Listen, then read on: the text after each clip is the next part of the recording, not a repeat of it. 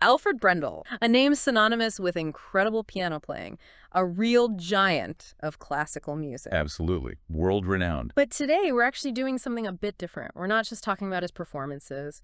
We want to get inside his head a bit. Explore his perspective. Exactly.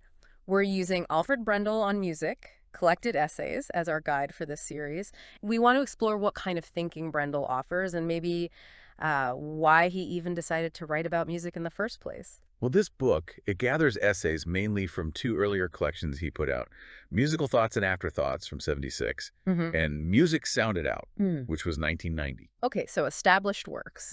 Yeah, plus some newer pieces too. And it's worth remembering, a lot of this started out in German. Brendel himself translated some, others did too. Which brings us to that question, why? I mean, here's a top-tier performer, incredibly busy schedule. Why take the time to, write books about it all?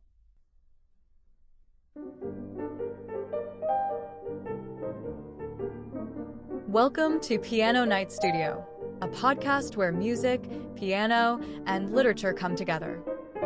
Here, we explore the stories behind the notes, the lives of composers and performers, and the books that have shaped the musical world. Whether you're a pianist, a passionate listener, or simply someone who finds beauty in the sound of a single note, this space is for you. In each episode, we go through ideas, emotions, and the timeless connection between music and words. Thank you for joining us.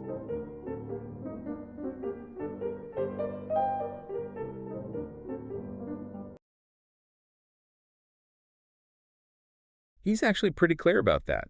He says his main reason was really to clarify his own thoughts, to sort of articulate what he perceived primarily for himself. For his own benefit first. That's interesting. Yes, but he also framed it as giving advice.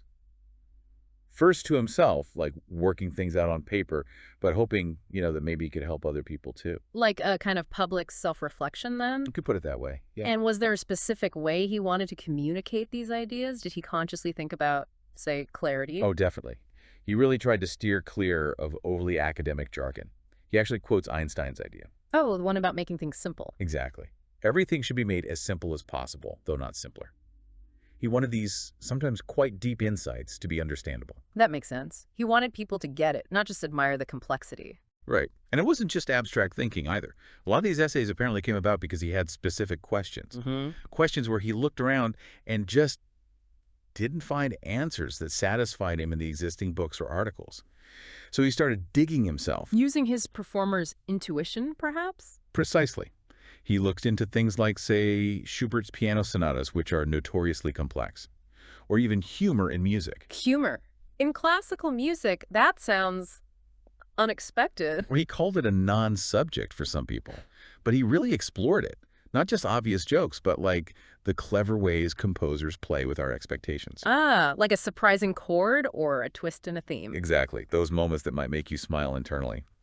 He also looked at how character and structure work together, or Beethoven's late style. He felt there wasn't a good, concise summary of that. So quite specific investigations, but the book covers more ground, too. Oh, yes. The range is pretty broad. You get deep dives into composers like Mozart, Beethoven, Liszt, Schubert, Schumann, Busoni, but then also these wider topics. Like? Well, things like a Mozart player gives himself advice, which is fascinating, or asking, must classical music be entirely serious? Practical things, too, like coping with pianos. Every pianist can relate to that one, I bet. No doubt. And also thinking about programming recitals, on recitals and programs. Let's pause on that Mozart advice one. A Mozart player gives himself advice. Can you give us a taste? What's one nugget he offers himself there? One really key thing he stresses is the idea of singing on the piano for Mozart. Singing? Yeah. He argues that even with all its clarity and structure, Mozart's piano music needs a kind of vocal quality. Like thinking in terms of breath, lyrical lines, not just hitting the right notes perfectly, bringing the voice to the keyboard. Wow. Okay. That's a really concrete, insightful piece of advice, not just play musically. Not at all. Very specific. And this whole approach, this constant questioning and clarifying, it really defines how he sees music itself. How so? He talks about his essays and even his performances as being kind of open-ended, like works in progress. Not definitive statement. No. He saw it as a process of trying to understand these masterpieces better, constantly seeking improvement, rather than saying, this is the way it must be. So it encourages this ongoing dialogue with the music. Exactly. A dynamic thing. It shows that even for someone at his level, understanding music is never finished. It's always a journey. So as we start digging into these essays, what's the takeaway for you listening?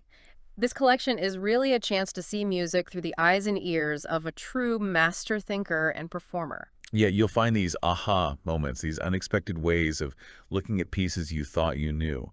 It can genuinely change how you listen. It really helps you hear with, well, new ears. And connecting it to the bigger picture. Brendel just demonstrates so clearly that learning about music, truly understanding it, it's always ongoing. Even for the absolute best, it keeps evolving.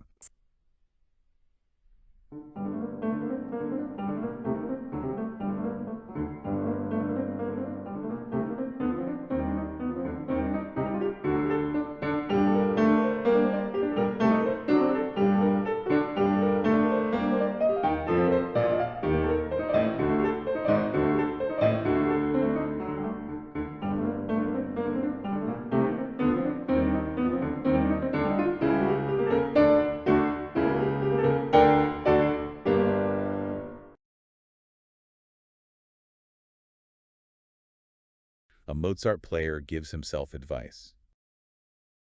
Brendel makes this powerful case that performers aren't just, playing the notes accurately. Not just technicians. No, not at all. They're interpreters, vital ones, who have to bring Mozart's vision to life. And often, that means going way beyond what's written on the page. That really challenges the idea of the score being the absolute final word, doesn't it? He does. Brendel starts with this amazing quote from Busoni about Mozart's uninterrupted melodiousness. Like a form seen through a thin dress. It's beautiful imagery. It is lovely. But then Brendel immediately hits us with this warning. Just playing the piano perfectly. That's not enough for Mozart. Not enough. How so? Well, he says Mozart's piano works are like containers, holding all these hidden musical ideas, possibilities that go far beyond just piano playing. So pianists need to think bigger. Exactly. They need to draw on opera, on singing, even on how an orchestra sounds and works. Thinking like a singer or a conductor while playing piano. Okay, can you give an example from the text? Sure. Brendel takes Mozart's A minor sonata, K310, a really intense piece. Yeah. He hears the first movement almost like a symphony. Yeah. The second, like a dramatic aria, a vocal scene, and the finale, like a wind ensemble, a divertimento. Wow. So pianists have to, learn from other musicians. Learn how singers speak the music, how they characterize, how string players use their bows to shape a line, how wind players use breath and articulation to make fast passages interesting, not just smooth and boring. Precisely. Avoiding that sort of monotonous legato pianists can sometimes fall into. It's so easy to just think of Mozart as, I don't know, simple perfection. Floating Greek gracefulness is a phrase you sometimes hear. Or genius of light and love. And Brendel really pushes back against these overly simple views. So it's more complex. Much more. He insists Mozart isn't just one thing.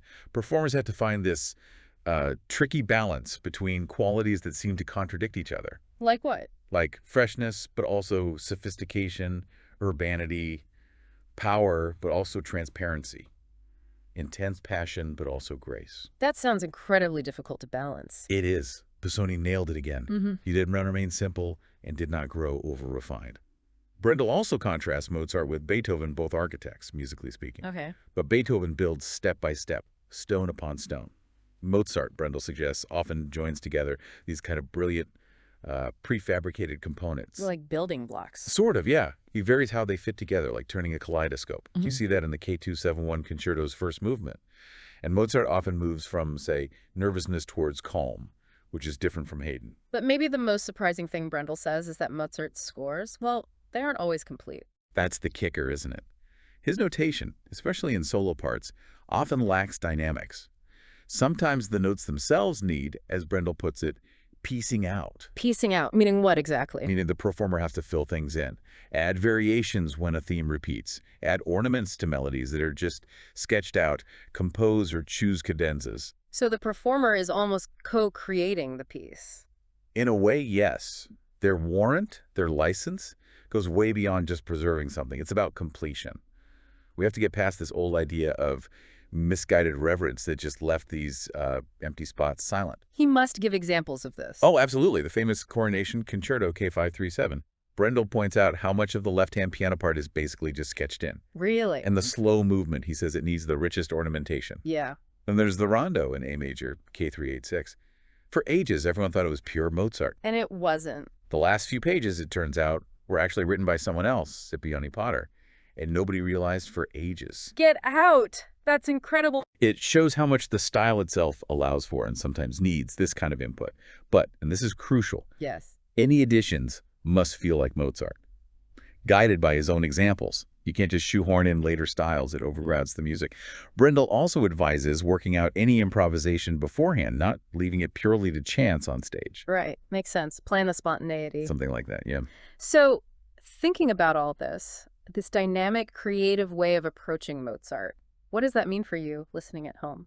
Well, it means a great Mozart performance is this living thing. It's a collaboration across centuries, really, between composer and performer.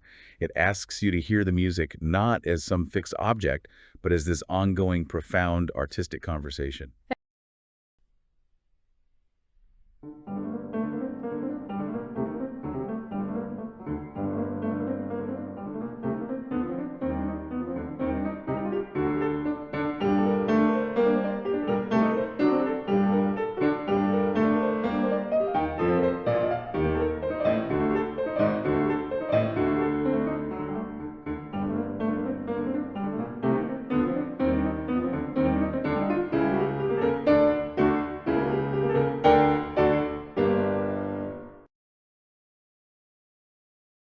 When you think of Mozart's solo piano works, what often comes to mind? Maybe something light, charming, even just simple practice material for beginners, perhaps. Well, yeah, that's a common take. But what's really fascinating is how Alfred Brendel, in his essay Minor Mozart, in defense of his solo works, he immediately challenges that right from the start. Challenges it how? He argues these pieces have been, well, long neglected and, his words, received less than their due. So he's pushing back hard against that overly simplified image of Mozart's piano music. Okay, interesting. And here's where it gets really interesting for me. Yeah. Even the Sonata facile, K.545, I mean, it's literally named a little piano sonata for beginners. Exactly. But as Brendel helps us see, drawing on other perspectives too, it's really anything but simple. So how does that square with, his name? Well, think about Arthur Schnabel's famous quip. He said Mozart's sonatas are too simple for children, too difficult for artists. Oh, right. I know that one. And Anton Rubinstein had a similar thought, didn't he? Something like, one should give his music to the big, fully grown children. It points to a different kind of difficulty. So it's less about just, technical fireworks and more about the interpretation, filling in the gaps Mozart leaves. Precisely. I mean, imagine sitting there alone with just, bare notes to be infused with dynamic life. That's the pianist's challenge. Especially in the sonatas. Yes, especially there. Often minimal or even no dynamic indications. Brendel points out that in Mozart's solo works, every note counts. The performer carries this huge weight. It's quite different from the concertos, where you have the orchestra providing context and support. So it's demanding in a completely different way. Absolutely. And Brendel mentions pieces like the A minor and C minor sonatas, saying they reveal a care and even obsession for detail that drives many Mozart players to a brink of despair. That doesn't exactly sound like the sweet, tender, pampered Mozart some people expect, does it? No, definitely not. And it seems that other image, the sort of pure, simple, demurely virginal wax figures Mozart, has been weirdly persistent. It really has, and you see it reflected even in criticism. Ernst Bloch found the sonatas still uncharacteristic somehow, and Paul Klee, the painter, thought Mozart was not too rich in contrast, especially in moods of darkness. Huh. So where did that idea come from? Well, if you connect the dots, Brendel suggests these views often come from judging the music based on, the limitations of early instruments, the spinet, maybe, and this idea of a prim, artificially intricate Rococo aesthetic. Right, judging it by the wrong standards. Kind of, because Brendel emphasizes that Mozart's piano music, like most great composers, it transcends by far the limits of the most advanced pianos of the age. It asks for much more. And you could almost hear that transcendence in how operatic his instrumental stuff feels sometimes, can't you? Like characters singing on the piano. Oh, definitely, which really underlines how important singing and speaking are in playing Mozart. There's that great story, the singer Schaldapin telling the violinist Sandor Weil. Oh, yeah. He apparently said, "You sing beautifully, but you speak too little." That mix, the melody and the drama, it's so key. Okay, so this brings us to a side of Mozart that maybe gets less airtime. The darker Mozart. Exactly. We often just expect joy, crispness, grace, maybe, and we forget the really powerful minor key works. Like the Requiem or the G minor symphony. Right, or the C minor Mass.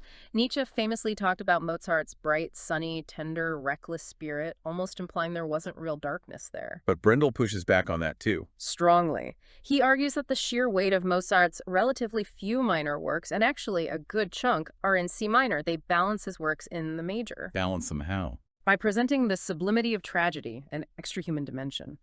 Brendel uses this incredibly striking phrase, describing these works as being immovable before us, not as consoling best friend, but as the sublime, implacable other before which we are mute and powerless. Wow. That's intense. Yeah. So you can see how maybe to his contemporaries, this other side might have felt jarring. Oh, for sure. Apparently, his music often seemed unnatural, teeming with unnecessary difficulties and uncalled-for contrasts to people back then. Do you see that in later pieces? Absolutely. Take the F major sonata, K.533. It's amazing how it weaves together complex, counterpoint, multiple independent melodies with this really operatic feeling. And isn't there a moment? Yes. Yeah. The andante movement, it just sort of collapses into dissonant inner turbulence. It really destabilizes the beautiful surface.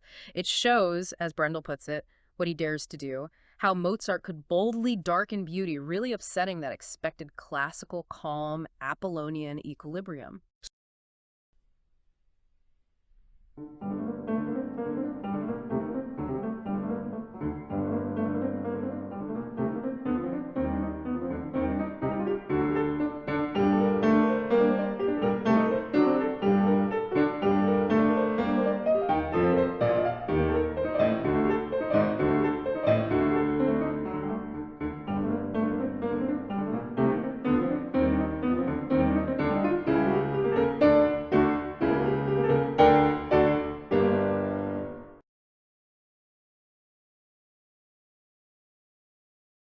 Digging into his notes on a complete recording of Beethoven's piano works. That's right. And the first thing that jumps out, maybe surprisingly, is that his supposedly complete recording from the late 50s, early 60s, well, it wasn't actually complete. No, not at all. And it was very much intentional on his part. Intentional. So why leave pieces out of a complete set? Well, Brendel was quite firm about it. He basically said there's little virtue in recording works that show, zero trace of Beethoven's real mastery. Okay. Pieces he felt were, frankly, deplorable, or maybe just interesting for historians, not for listeners. Uh-huh. Like what kind of pieces are we talking about? Things like the Hebel variations, some student exercise, pretty much the whole Bond period output, actually, and the Easy Sonata in C major, Wu 51. Ooh, that means work without opus number, right? Exactly. So stuff Beethoven didn't formally publish. Brendel prioritized, let's say, artistic value over just ticking every single box. That's a really strong stance for such a huge project. He called it an adventure himself, didn't he? Not aiming for the final word. Precisely. An adventure he finished when he was only, 34? After 5.5 years. Incredible. And the recording process itself, I've heard it wasn't exactly state-of-the-art studio conditions. Oh, far from it. Yeah. He tells this story about recording in a rather dilapidated Baroque mansion in Vienna. Okay. And it was freezing, logs crackling in the fireplace so loudly they had to, chuck them out the window into the snow to get a clean take. You're kidding. Just threw burning logs out the window. Apparently so. It gives you a sense of the practical realities back then. Beyond rogue fireplaces, what were the sort of baked-in technical issues? Well, the technology was evolving constantly. Brendel points out that you couldn't avoid changes in recording techniques or the room sound, even the pianos themselves. Right. Instruments change over time. Exactly. A concert grand wouldn't sound identical month after month. Then you had inconsistencies with microphones, and the actual disc pressing could mess things up. How so? He noticed things like the dynamic range, the difference between loud and soft getting squashed, almost flat. Oh, wow. Yeah, totally changing the music's impact. And get this, sometimes they'd add silent grooves between movements just because customers liked it. Seriously? Just for looks? Apparently. Yeah. Regardless of what the music needed, it shows how much wasn't purely about the music back then. So, thinking about those technical limits, how did that connect with Beethoven's own instruments? They were vastly different, weren't they? Hugely different. Brendel actually got to play Beethoven's own Erard Grand from 1803. No way. What was that like? He said the sound, the dynamics, the whole feel of the keys. It had surprisingly little in common with modern pianos. Oh, so. Well, the treble, for instance, was quite thin, didn't sustain long, and didn't respond much to playing louder or softer. He compared playing it to being a watchmaker, needing real finesse, whereas a modern Steinway demands the power of a removal man. A watchmaker versus a removal man. That's quite an image. Isn't it?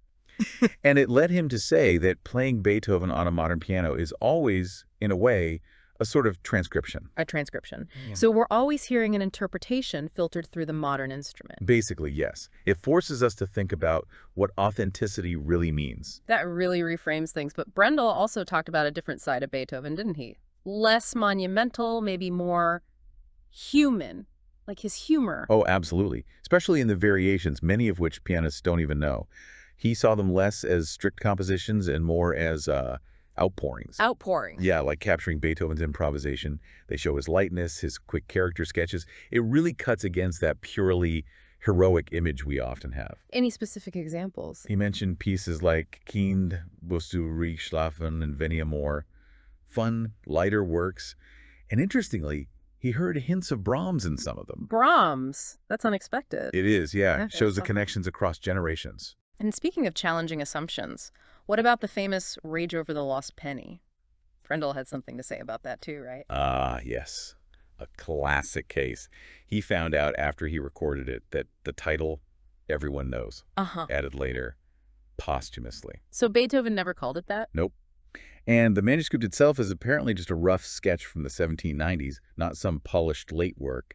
It's missing vital instructions from Beethoven, like dynamics. Wow. So it probably wasn't even meant to be published like that. Likely not. It really makes you question how much we think we know about even famous pieces. Which leads perfectly into Brendel's ideas on interpretation itself. He had some, let's say, controversial thoughts on sticking strictly to the score. Controversial is putting it mildly. He basically proposed we should banish terms like work true and text true. Banish fidelity to the work and the text. That sounds radical for a classical musician. It does. But his point was that these ideas can lead to a kind of blind trust in the written notes, Yeah. stifling the performer's own engagement and, well, personality. And he felt the rise of recordings made it worse. This obsession with no perfect, definitive versions that discourage risk-taking. So he wasn't saying ignore the composer, but Yeah, engage differently. exactly. He saw the interpreter's job as twofold. First, really understand the composer's intentions, but actively using your own engaged emotions, senses, intellect, and refined ears. Right. Your own faculties. Yes. And second, the goal is to give the music the strongest possible effect for the listener today. For today's listener, not just recreating the past. Precisely. He believed a truly great interpretation connects the multiple energies of the masterpiece with modern man. It's about making it live now, not just being historically correct.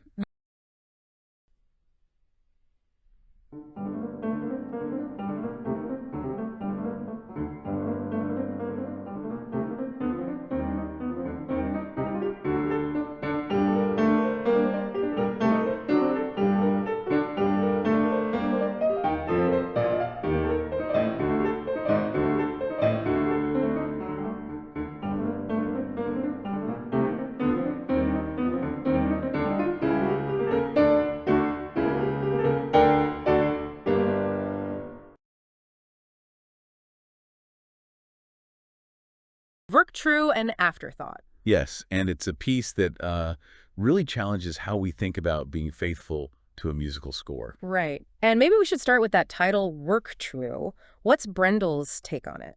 Well, the key thing right from the start is that he wasn't arguing against being loyal to the composer. Not at all. His problem was with the word itself, Werktreue. Okay. He found it sort of pedantic, maybe even misleading. He much preferred a different term, text true. Fidelity to the text, not this broader, maybe vaguer idea of fidelity to the work. That's a really interesting distinction. And you mentioned there's a pretty deep personal and historical reason behind this preference. Absolutely. His aversion to Werktreue really stems from his experiences growing up under the Nazi regime. Yeah, he saw how words like fidelity or loyalty were twisted and abused. So for him, Werktreue carried this uncomfortable echo of what he called credulous parade ground solemnity, like a kind of blind obedience he just couldn't stomach. Wow. Okay, so it's not just an academic point. It's deeply felt. And wasn't there something about the post-war Vienna scene, too? How did that fit? Right. So after the war, Vienna had, these amazing orchestral performances, really rich. But in music teaching, particularly for piano, there was often this very strict, almost literal-minded approach to classicism. It's sort of rigid. Kind of, yeah.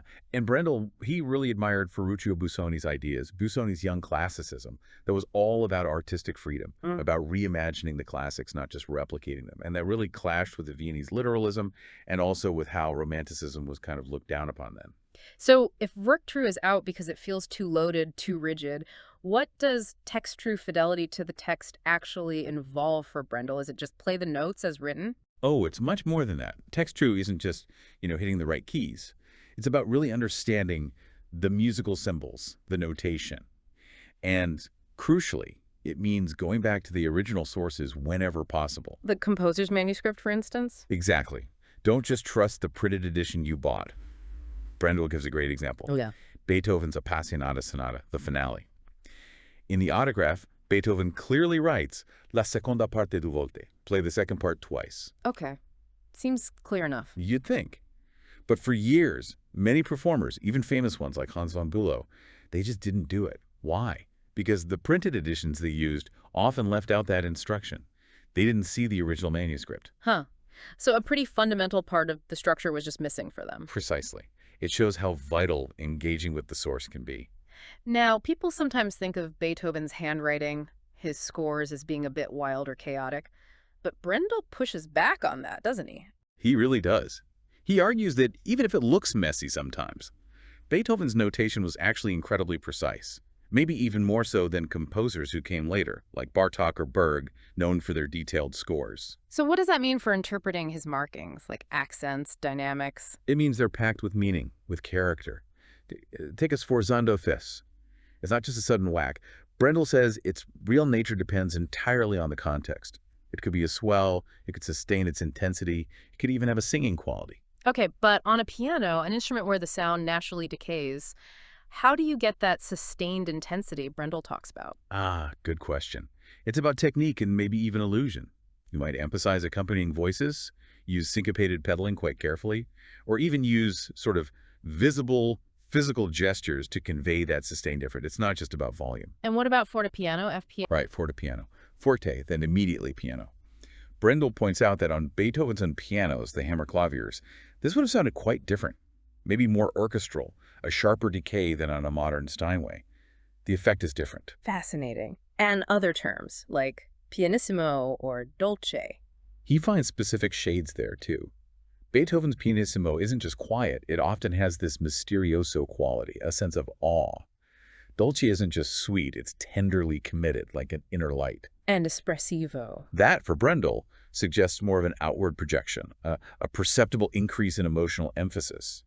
And he notes things like espressivo semplice, simple and expressive, aren't opposites for Beethoven. Each marking has its own specific feeling. And the pedal. Beethoven was apparently quite specific about marking pedal sometimes. Very, which was unusual for his time. He usually only wrote pedal marks when he really needed to clarify something, or for a special effect, maybe to create a blur, a veiled sound, or to sustain notes the hands couldn't hold. It shows real deliberation. There's also the question of tempo, slowing down, ritardando.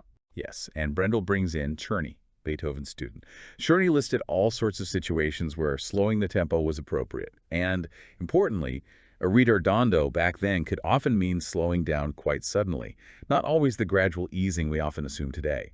It blurred the lines with a ritnudo. So bringing all this together, Brendel's focus on text-true, on the precise notation, on the historical context. What's the bigger picture for actually performing Beethoven? Well, it leads him to advocate for what he calls a psychological tempo, not a strictly metronomic one. It's about letting the music breathe naturally, finding a flow that feels right for the musical moment, like a great conductor does with an orchestra. So it's not about rigidity, even with all this focus on the text. Not at all. In fact, achieving what might sound like musical simplicity is incredibly complex. Right. It sounds paradoxical. It really is. Brendel says it requires this exceptional reservoir of nuances, real sensitivity, and actually a lot of inner freedom from the performer, to make the music speak without just sounding plain or boring. So really understanding the score, the history, the composer's specific language, it actually unlocks more freedom in a way. That's exactly the point. Mastering the letter, as Brendel might say, the details of the score, the text doesn't restrict you. It enhances your understanding, your appreciation, your sense of wonder, and ultimately, it gives you a more informed basis for your interpretive freedom. You're working with the composer's intentions as best as you can grasp them.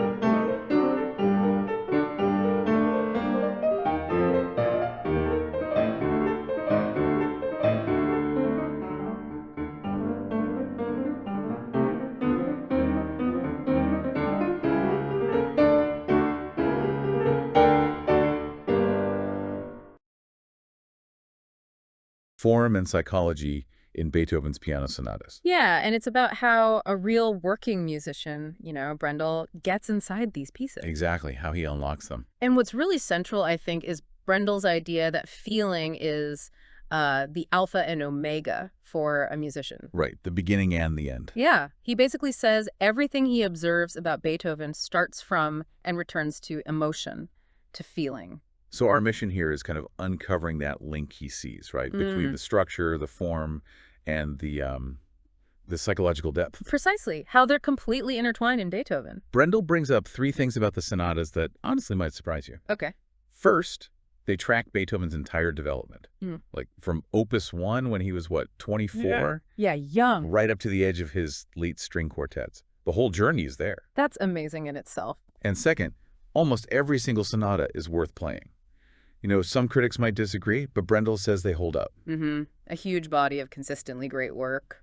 And the third thing, which is maybe the wildest, each piece, even each movement, is like a totally new creation. He just never repeats himself. Never. Which leads to a really important question, doesn't it? How do you even approach that? Exactly. How do you listen to something so original without just sticking it in a familiar box? Right. Brendel, and he's echoing others here, like Schmallenbach, the art curator, and Tovey, the musicologist. Donald Francis Tovey, yeah. They all insist you have to understand these masterpieces on their own terms. Don't force them into pigeonholes. Right. Tovey said it really well about Opus 54, I think.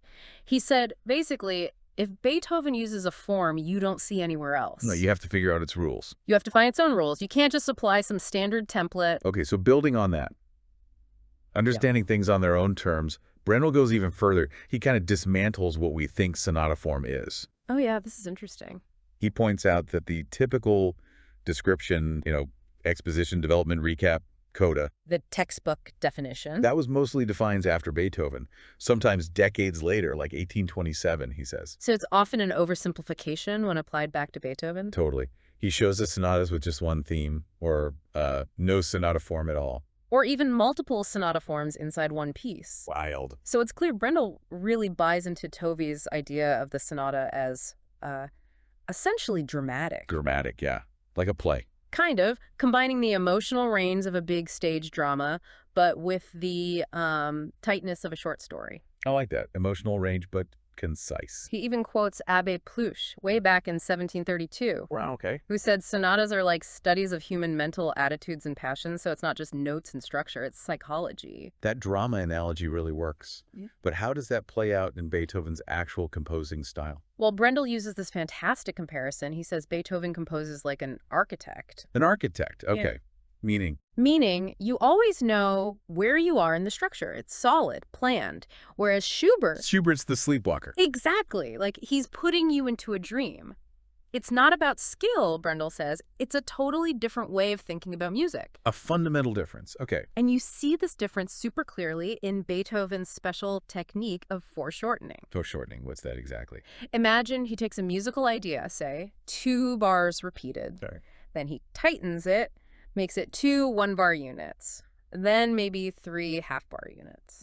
So it gets compressed, more urgent. Precisely. It builds this incredible tension, this inexorable forward drive. It's like a coiled spring getting tighter. Which is really different from Schubert's style, which can feel more wandering, episodic. Often, yes. More passive sometimes, compared to Beethoven's constant drive. And this focus on structure, this drive, it wasn't just technical for Beethoven, was it?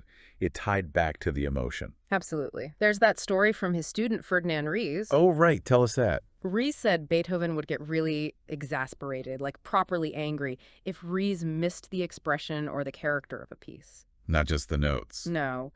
He called that a lack of judgment, feeling, or attentiveness.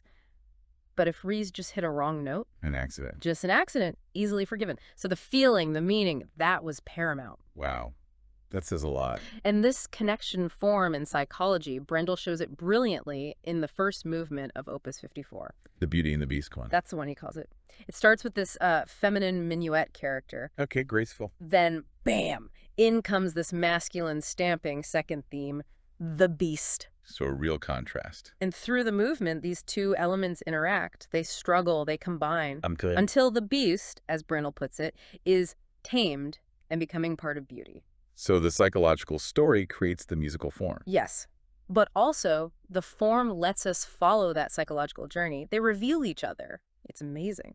And this isn't just early or middle Beethoven. You see it right to the end, like in Opus 111. Oh, definitely. The Adagio of Opus 111, Brendel talks about its progressive rhythmic foreshortening, that same tightening technique. Leading where? Leading to this inner climax, he calls it, and then this shift into almost a mystical space. And the ending isn't really an ending? Not in the usual sense. That final chord, it arrives on a weak beat after all that compression. So it feels unresolved. It hardly permits an idea of finality, Brendel says. It doesn't close things down. What does it do instead? Instead, that chord opens up the silence that follows. Suddenly, the silence feels more important than the sound that just happened. Wow. It just shows how Beethoven builds this incredibly solid intellectual structure The architecture. so that the emotion, the deeper feeling, can just pour out unmistakably. The structure supports the feeling.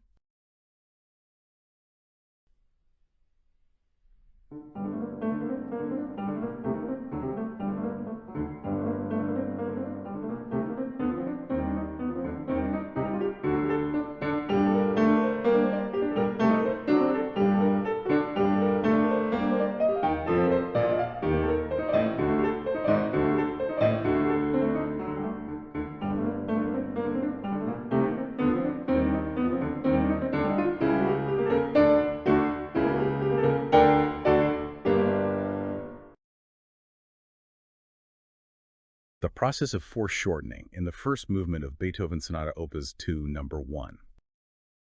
How Beethoven uses this technique, foreshortening, which is basically a way of condensing and intensifying musical ideas. You know, how he uses it to create tension, surprise, and this powerful emotional journey, even in such an early sonata. Exactly. And what's so striking in Brendel's analysis is how he points out the opening theme. It starts as this clear 8-bar idea, but almost immediately Beethoven starts messing with it, starts to foreshorten it. In the very next 6 bars or so, think of it like this. Phrases that sounded finished before, now they kind of push onwards. He builds intensity through repeating bits, changing them slightly, maybe adding an extra note that feels more insistent. It gets fragmented. Fragmented, yeah. So Brendel's showing it's not just about making things shorter, but it's a real transformation happening. He talks about a shift, right, from sort of crisp, separate notes in the main theme. The staccato bits. Right, the staccato, into something much smoother, more connected, more legato between bars 9 and 20. And then there's syncopation, that offbeat rhythm stuff. Yes, the syncopation gets introduced. And Brendel notes how it becomes less of a shock, less of a major event, as he puts it. It sort of takes over as the main rhythmic feel, the crotchet rhythm gains more and more emphasis. It drives things forward. So how does Beethoven actually do that, make such a dynamic shift? Well, this is where Brendel brings up what he calls the Dr. Jekyll. And Mr. Hyde quavers those faster notes starting around bar 20. These aren't just, simple runs up and down. It's actually quite clever. It's disguised 2-part writing, like 2 conversations happening at once, almost hidden.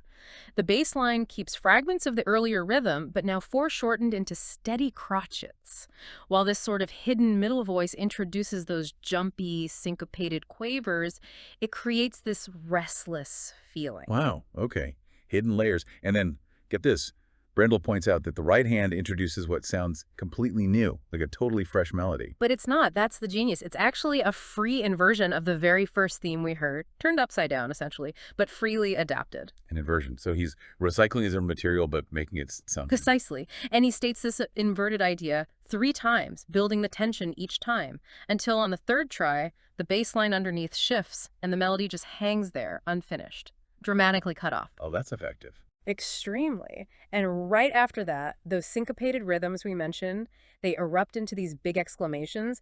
Suddenly, each individual note feels really important, melodic, really hammering home the dynamics. So pulling back a bit, Brendel's showing how these broken up bits of melody gradually morph into this continuous stream of faster notes, the quavers. Exactly. He meticulously maps it out. How Beethoven organizes this foreshortening, first through descending scale patterns, then single figures, then packing multiple figures into tight 4-bar phrases, and often emphasizing these syncopations with sforzandos, those sudden loud accents, you really feel them. Right, the sudden hits. And Brendel makes the point that Beethoven's dynamics, the louds and softs, aren't random. They're tied directly to these structural moments. Absolutely. He argues the whole movement can be seen broadly as 2 big waves of foreshortening. One wave goes from the very beginning up to the development section, and the second wave carries us from the development. You could say that.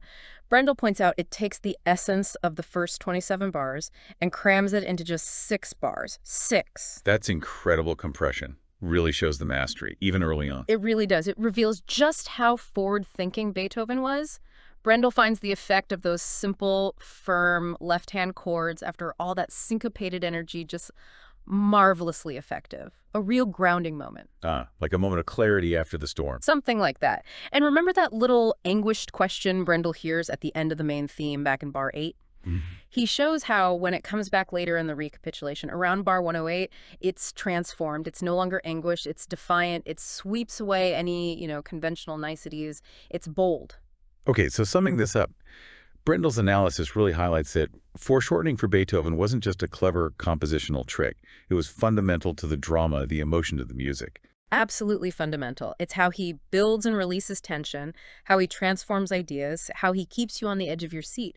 Understanding this helps you appreciate the layers, the intricate construction, the sheer genius packed into what might initially sound like a relatively simple early sonata. It shows how he was already planting the seeds for the huge, complex works to come. No doubt about it. The DNA is already there.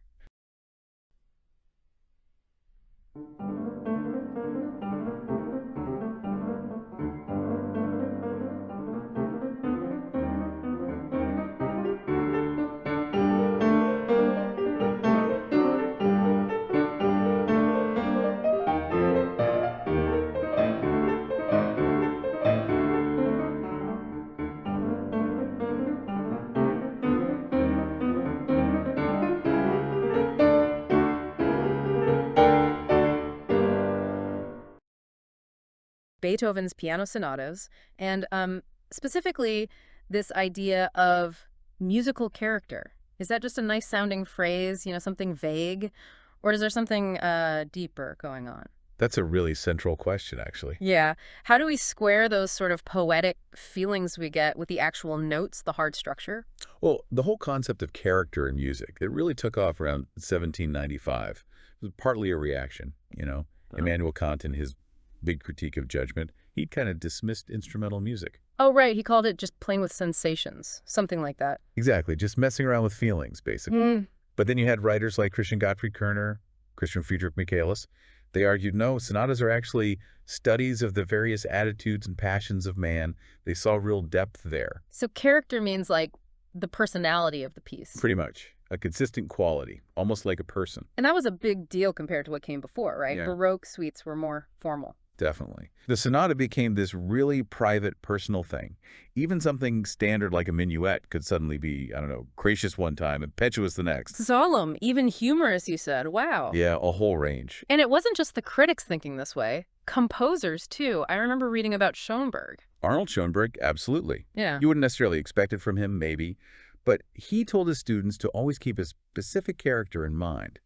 Even for small exercises, he'd say, get inspired by a poem, a story, express definite moods. That's fascinating. And that connects to Beethoven. Directly.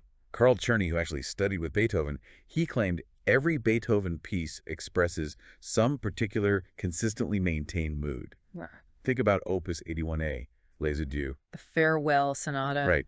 Farewell, Absence, Return. Those titles aren't just labels. They're huge clues. For the listener, sure, but maybe even more for the performer. Guiding the emotional interpretation. Exactly. Even if you want to appreciate it as pure music, those titles really shape how you experience its character. Okay, so let's dig into that connection. Character and structure. How do they actually work together? Or maybe pull against each other? Good question.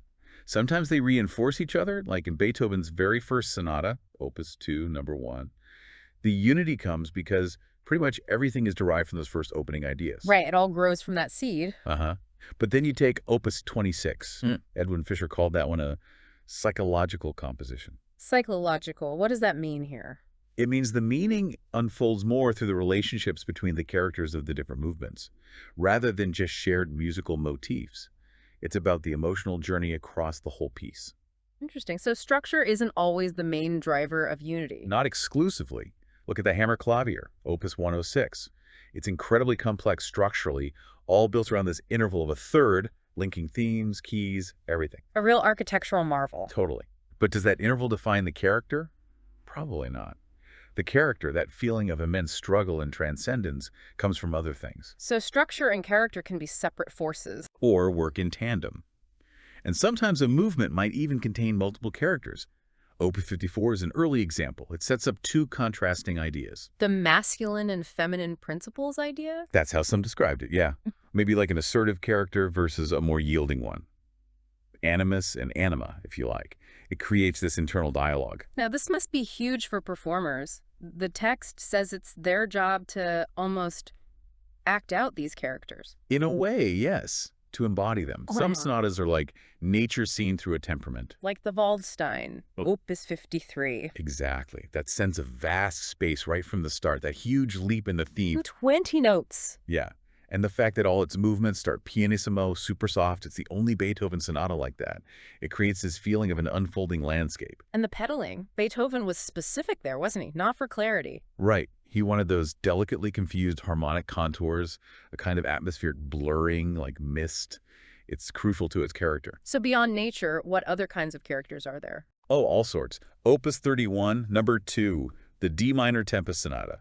You've got these really elemental, stormy outer movements, but then this incredibly serene, almost angelic adagio in the middle. A stark contrast. And Czerny had that story about the finale, Beethoven supposedly getting the idea from horses galloping past his window.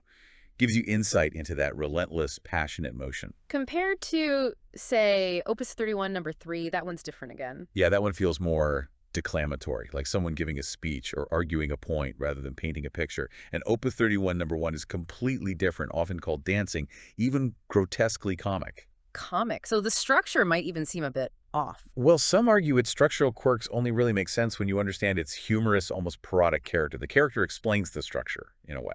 This brings us back to performance and tempo. Schubert had strong views, right? He did. He flat out said, tempo indications do not determine character. Which challenged people like Rudolf Kolisch, who thought certain tempos automatically meant certain kinds of expression. Exactly. And Theodor Adorno backed Schoenberg up.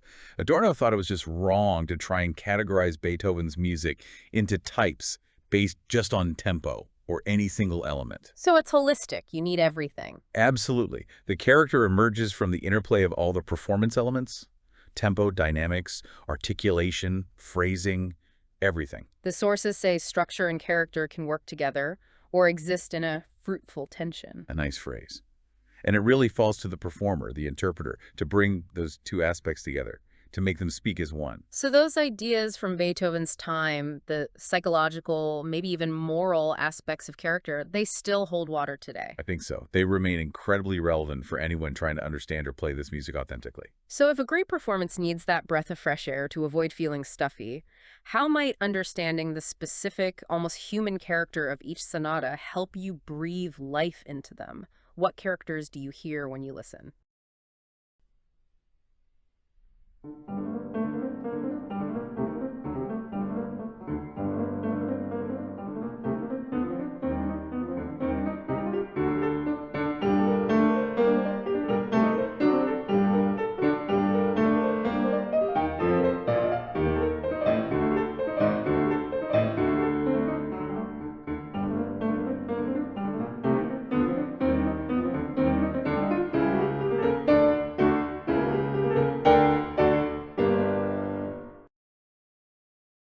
Beethoven's new style. Yeah, especially how it just explodes in his late piano sonata. Exactly. They're just packed with insights, aren't they? About what made this time so revolutionary for Beethoven. Oh, absolutely. And it's striking how Brendel describes the shift. He calls Beethoven's late style unexpected and prodigious. Quite strong words. Yeah. He notes it came as a violent shock to people listening at the time. So we're going to explore how Beethoven moved on from his middle period work. Right, after that sort of pause in his output. Exactly, through that pause and then into this realm of music that, frankly, still challenges and kind of astounds us today. And that really sets the scene for a dramatic change. You'll hear how he pushed boundaries, fused total opposites, and brought in elements that really paved the way for composers who came later. We're focusing in on Opus 101, the massive Opus 106 Hammerklavier. The big one. And that incredible final trilogy, Opus 109, 110, and 111. So, yeah, get ready for some amazing detail. Okay, so how did this new style actually start to, emerge? Well, after 1812, Beethoven's output, which was usually huge, it hits this noticeable pause. We got works like Wellington's Victory, popular stuff. And crowd pleasers. Very little of that intimate instrumental music he was known for. That's right. And, while biographical things were happening, his brother's death, a nephew situation, illness. A lot going on. A huge amount. But Brendel suggests the slowing down wasn't just that. It was more likely due to the sheer greater density and complexity of the new style he was developing. So it just took more time. It demanded more time, more planning. And Brendel points to the Cello Sonatas Opus 102 from 1815 as the sort of threshold painful to cross into that new, still undefined musical language. Wow. And what a language it turned into. Brendel really focuses on its defining features. He talks about a synthesis and expansion of resources, where complete opposites are like forced together. Yeah. Think intricate complexity right next to surprising naivete. Abruptness suddenly melting into this really relaxed lyricism. It's quite jarring. Yeah, this radical fusion, it just redefined musical expression. And what's also remarkable, Brendel notes, is this new delicacy and density of detail appearing alongside really rigorous polyphony, where multiple independent melodies weave together. Right, like Bach, but different. Exactly. Baroque influences like fugues or the bass line becoming a melody itself, they're more obvious than ever. Yeah. And this deeper polyphony makes the music not just refined, but truly radical and uncompromising. Uncompromising is the word. Brendel mentions even Hans von Bülow, who championed these sonatas. A great pianist and conductor. Felt he had to kind of dilute parts of the Hammerklavier fugue just to make it playable for audiences back then. It shows how tough it was. It really was. Brendel highlights things like Beethoven's liking for clashing seconds, those really jarring dissonances. Ooh, yeah. Or false relations, creating these unexpected, almost illogical harmonic twists. And another amazing feature is his use of really wide registers. The subterranean and stratospheric sound. Exactly. Like in the fourth variation of Opus 111. It makes you wonder, doesn't it, if maybe his deafness, his limitation, actually unlocked some of these new artistic paths. It's a fascinating thought. And there are other things too. Syncopations, these bold, leaping intervals, using church modes to expand tonality. So it wasn't just about harmony and melody structure. No, it was rhythm, texture, everything. And this leads to that interesting debate. Was Beethoven moving towards the universal, like in the Missa Solemnis? Or was he retreating into a more personal, subjective world, maybe caring less about the performers or listeners? What does Brendel think? Well, he kind of summarizes it by saying it's just this incredibly rich style that embraces everything, past, present, and future, the sublime and the profane. That's a great way to put it. Okay, let's see how this actually plays out in the sonatas, starting with Opus 101 in A major. Right. Dedicated to Dorothea Ertmann, one of his key interpreters. A standout feature here is how the opening theme returns later in the piece. Yeah, that cyclic idea. Exactly. Something the Romantics absolutely loved. You can see its influence on Schumann, maybe even Wagner's unending melody idea. Interesting. And structurally? It signals a fundamental change, as Brendel puts it, in sonata structure. The last movement often becomes the real climax. He starts ditching the traditional rondo finale, maybe shifts the scherzo around. Opus 101's finale, for example, has serious imitative polyphony, even a fugue. And the overall feel. Brendel describes it as reticent and clear-sighted. It conveys happiness and power, but with this supreme composure, not wild exuberance. Okay, now, The big one. Opus 106, the Hammerklavier. The Everest of piano sonatas. Yeah. Yeah, Brendel calls it the outer limits for the composer writing it, the pianist playing it, and frankly, us listening to it. It's just immense. What's the core tension there? It's largely this clash between the home key, B-flat major, and this unsettling B minor, the black key, as Brendel refers to it sometimes. It intrudes right into the first movement's recap. Disrupting everything. And it only really gets resolved or maybe wrestled into submission in that huge final fugue. And the fugue. Oh, it's turbulent and frenzied. It almost defies the rules of counterpoint. Yeah. And then you have the adagio. Ah, the slow movement. It's devastating. Brendel calls it a mausoleum of collective suffering, a depressive counterpart to the faster movements. The way Beethoven uses the una corda pedal, shifting between soft and full sound, it creates these distinct regions of sound and grief. It's incredibly powerful. Yeah. And technically demanding too, right? Brendel mentions issues. Yeah, things performers still debate, like a specific note before the first movement recap. And Beethoven's metronome marks for that first movement are often considered just unworkable, way too fast. Wow. Okay, moving to the final trilogy. Right. Opus 109, 110, and 111. Okay. Written alongside the Missa Solemnis, right? Yes, and they share what Brendel calls a new way of ending. Unlike the grand finale of Opus 106, these are different. Opus 109 sort of withdraws. Fades out almost. Opus 110 ends in this state of euphoric self-immolation, and Opus 111 just surrenders itself to silence. Let's touch on Opus 110. You mentioned its ending. Its third movement is incredible. Brendel sees it as actual passion music. It's this complex structure blending root, Baroque forms arioso, fugue.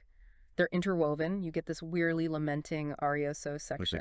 And then this fugue that starts inverted, gradually reviving. It depicts this whole journey from deep suffering to a kind of powerful revival, almost like it's throwing off the chains of music itself. Just extraordinary. And finally, Opus 111. The last one. Beethoven's final testimony may be a prelude to silence. Just two movements. Well, what movements? Complete thesis and antithesis, as Brendel says. You have the angry revolt of the first movement's Allegro con brio et appassionato So intense. against the sublime calm of the adagio's theme, marked semplice et cantabile, simple and song-like.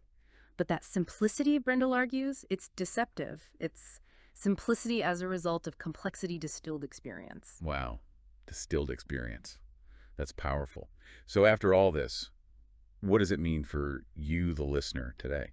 Well, it means that centuries later, these late works by Beethoven, they still challenge us, they surprise us, they move us really deeply. He wasn't just writing tunes, he was pushing the very edges of what music could even express, how it could be put together. Exactly. And if you think about the bigger picture, these sonatas aren't just technical exercises, obviously. They represent this profound evolution in how art can express things, moving maybe from personal struggle towards something universal. Or maybe, as we discussed, retreating into a really deep individual vision.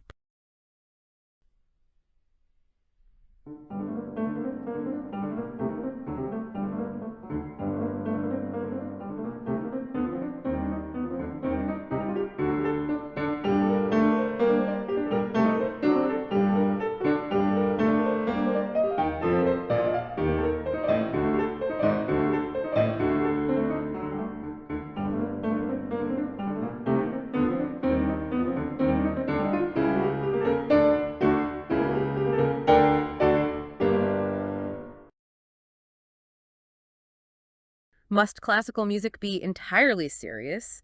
And his analysis of Beethoven's Diabelli variations. Yeah, Brendel makes a really strong case that challenges that whole classical music is only serious idea.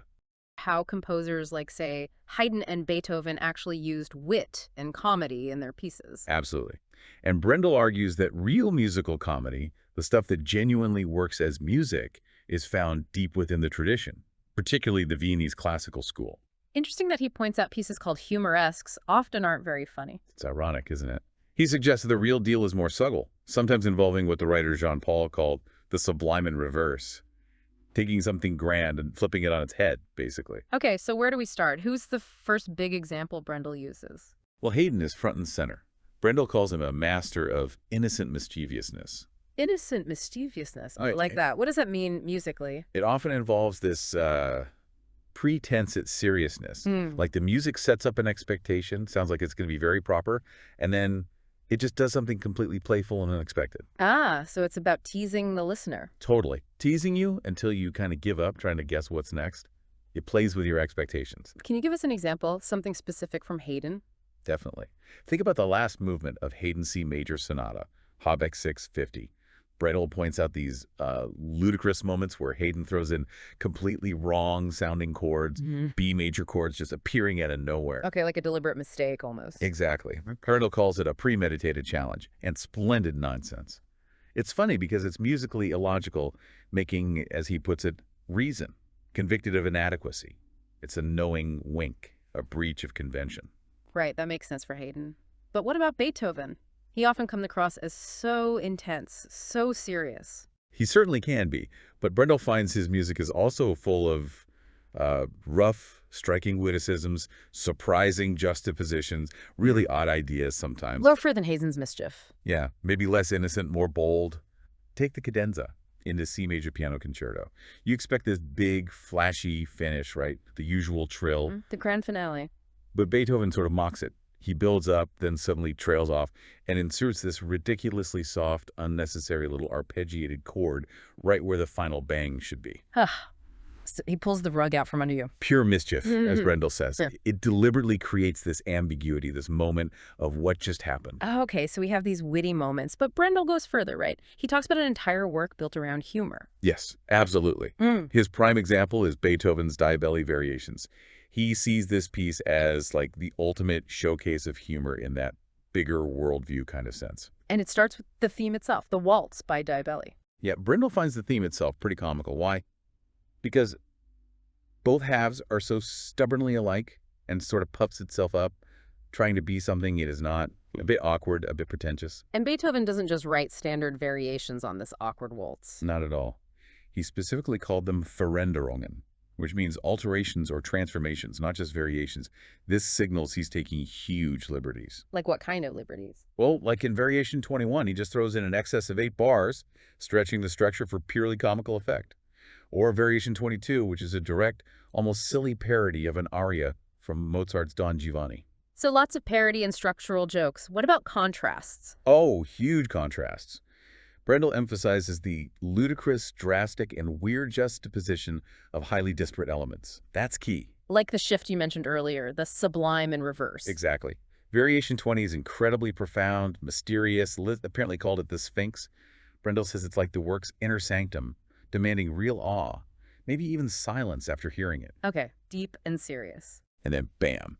Right after comes Variation 21, which Brendel describes as pure vaudeville. A complete, almost shocking shift from the sublime to the ridiculous. That juxtaposition is the humor. Wow, so the piece keeps playing with these extreme shifts. How does it finally wrap up? After these wild contrasts, there are some slow, serious C minor variations that act like a break. They lead into this incredibly powerful fugue, and then the final variation, number 33, it transforms the original slightly clumsy waltz theme. Transforms it how? It becomes this elegant, almost affectionate minuet. Brendel says the theme emerges reborn, but still with this deep sense of humor, looking back fondly perhaps at its own awkward origins. It's profound, but still witty. That's quite a journey. Now, for all this humor to actually work in performance, what does the musician need to do? That's crucial. Brendel insists the performer has to be willing to be less than awe-inspiring. You can't play this kind of music with just reverence. You need to embrace the mischief. Yes. You need what Kant called Laune, a kind of humorous disposition, a playful state of mind where you're signaling, okay, folks, we're having some fun here, we're breaking the rules a bit.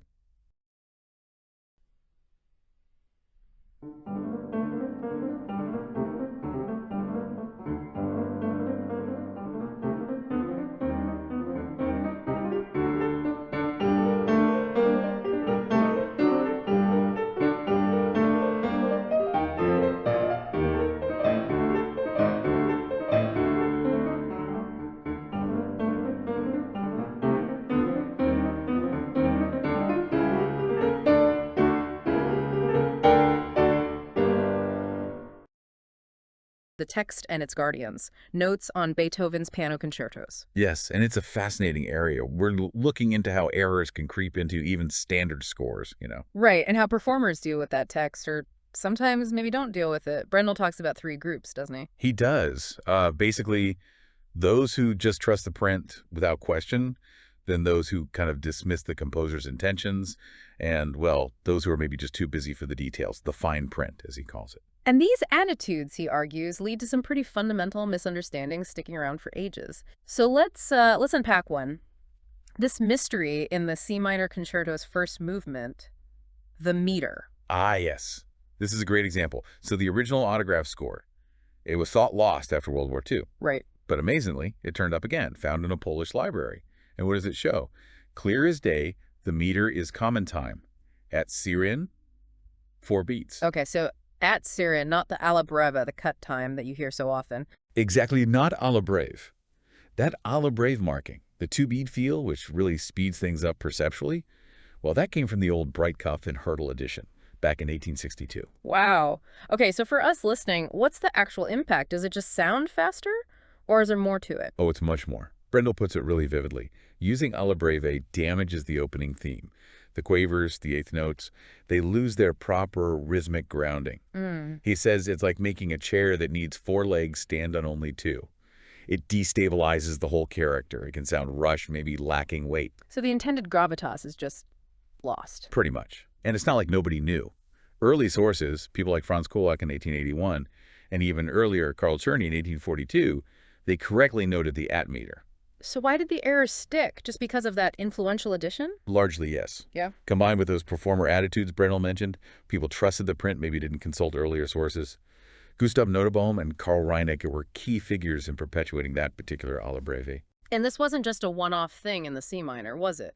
You mentioned the 5th concerto had a similar issue. Indeed. The Adagio un poco mosso in the 5th concerto, the Emperor, its authentic at common time also got switched to alla breve in those same widely used editions. Okay. And here's where Czerny becomes incredibly important. He actually performed the 5th concerto with Beethoven present in 1812. Wow, direct experience. Exactly. And Czerny specifically wrote, warning performers that the Adagio alla breve should not drag. Now, that parenthesis might seem confusing, but it shows he knew the correct feel, even if acknowledging the common printed error. His comments are gold for understanding performance practice back then. So he's giving us clues directly tied to Beethoven's time. Absolutely. Look at his metronome markings for the first movements of Opus 15, 19, and 37, the first 3 concertos, all marked Allegro con brio, right? But Czerny gives them really different speeds. Opus 15 is like J88 or 176, depending how you count it. Opus 19 is J152. Opus 37 is J144. It shows Allegro con brio wasn't just one speed. Each piece had its own character. That's fascinating. So beyond just, let's say, copying errors, Beethoven himself could be tricky, provocative in his writing. Oh, definitely. Look at the 4th concerto, the cadenza Beethoven himself wrote, the one marked cadenza ma senza cadere cadenza, but without falling down. Okay. Brendel calls it bizarre. He sees it as Beethoven, the careful architect, suddenly becoming this genius running amok. Running amok, how so? Breaking classical conventions, taking these incredibly daring harmonic turns. Brendel describes it as provoking madness. It's like Beethoven is deliberately pushing the boundaries, challenging the performer. And there are other spots like that, where the notation itself seems confusing. Yes. Take the C major concerto, Opus 15, first movement. Right before the recapitulation, there's this octave passage. Brendel calls the notation doubly confusing. Doubly. Yeah.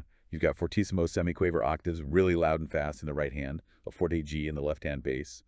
But then the strings enter on the same beat marked pianissimo, super soft. Okay, wait. Loud piano, soft strings, same time. How does that even work? That sounds almost impossible to balance. Exactly. So what did Beethoven mean? Well, typically Beethoven didn't write fast, non-legato octaves like that. His fast octaves were usually glissando sliding. Ah, sliding across the keys. Right. And this passage is slurred, which strongly suggests glissando. Czerny actually referred to passages like this as glissando passages. So maybe it's not about hitting every note perfectly separated. Perhaps not in the way we often think. Edwin Fischer, the pianist, came up with what Brendel calls a better solution, though it's less literal. Fischer started the passage an octave higher and played a double glissando down. A double glissando, wow. Yeah, sliding down with both hands, essentially. Brendel argues this actually fits the psychological idea of that moment perfectly, that sudden shift. It shows how performer imagination, when informed, can serve the composer better than just robotic accuracy. So interpreting the spirit, not just the letter. Precisely. Brendel even suggests Beethoven might have been secretly amused watching performers puzzle over notations like that. What a fantastic journey into these scores. It really underscores this tension, doesn't it, between sticking rigidly to the text and using performer insight to bring the music alive.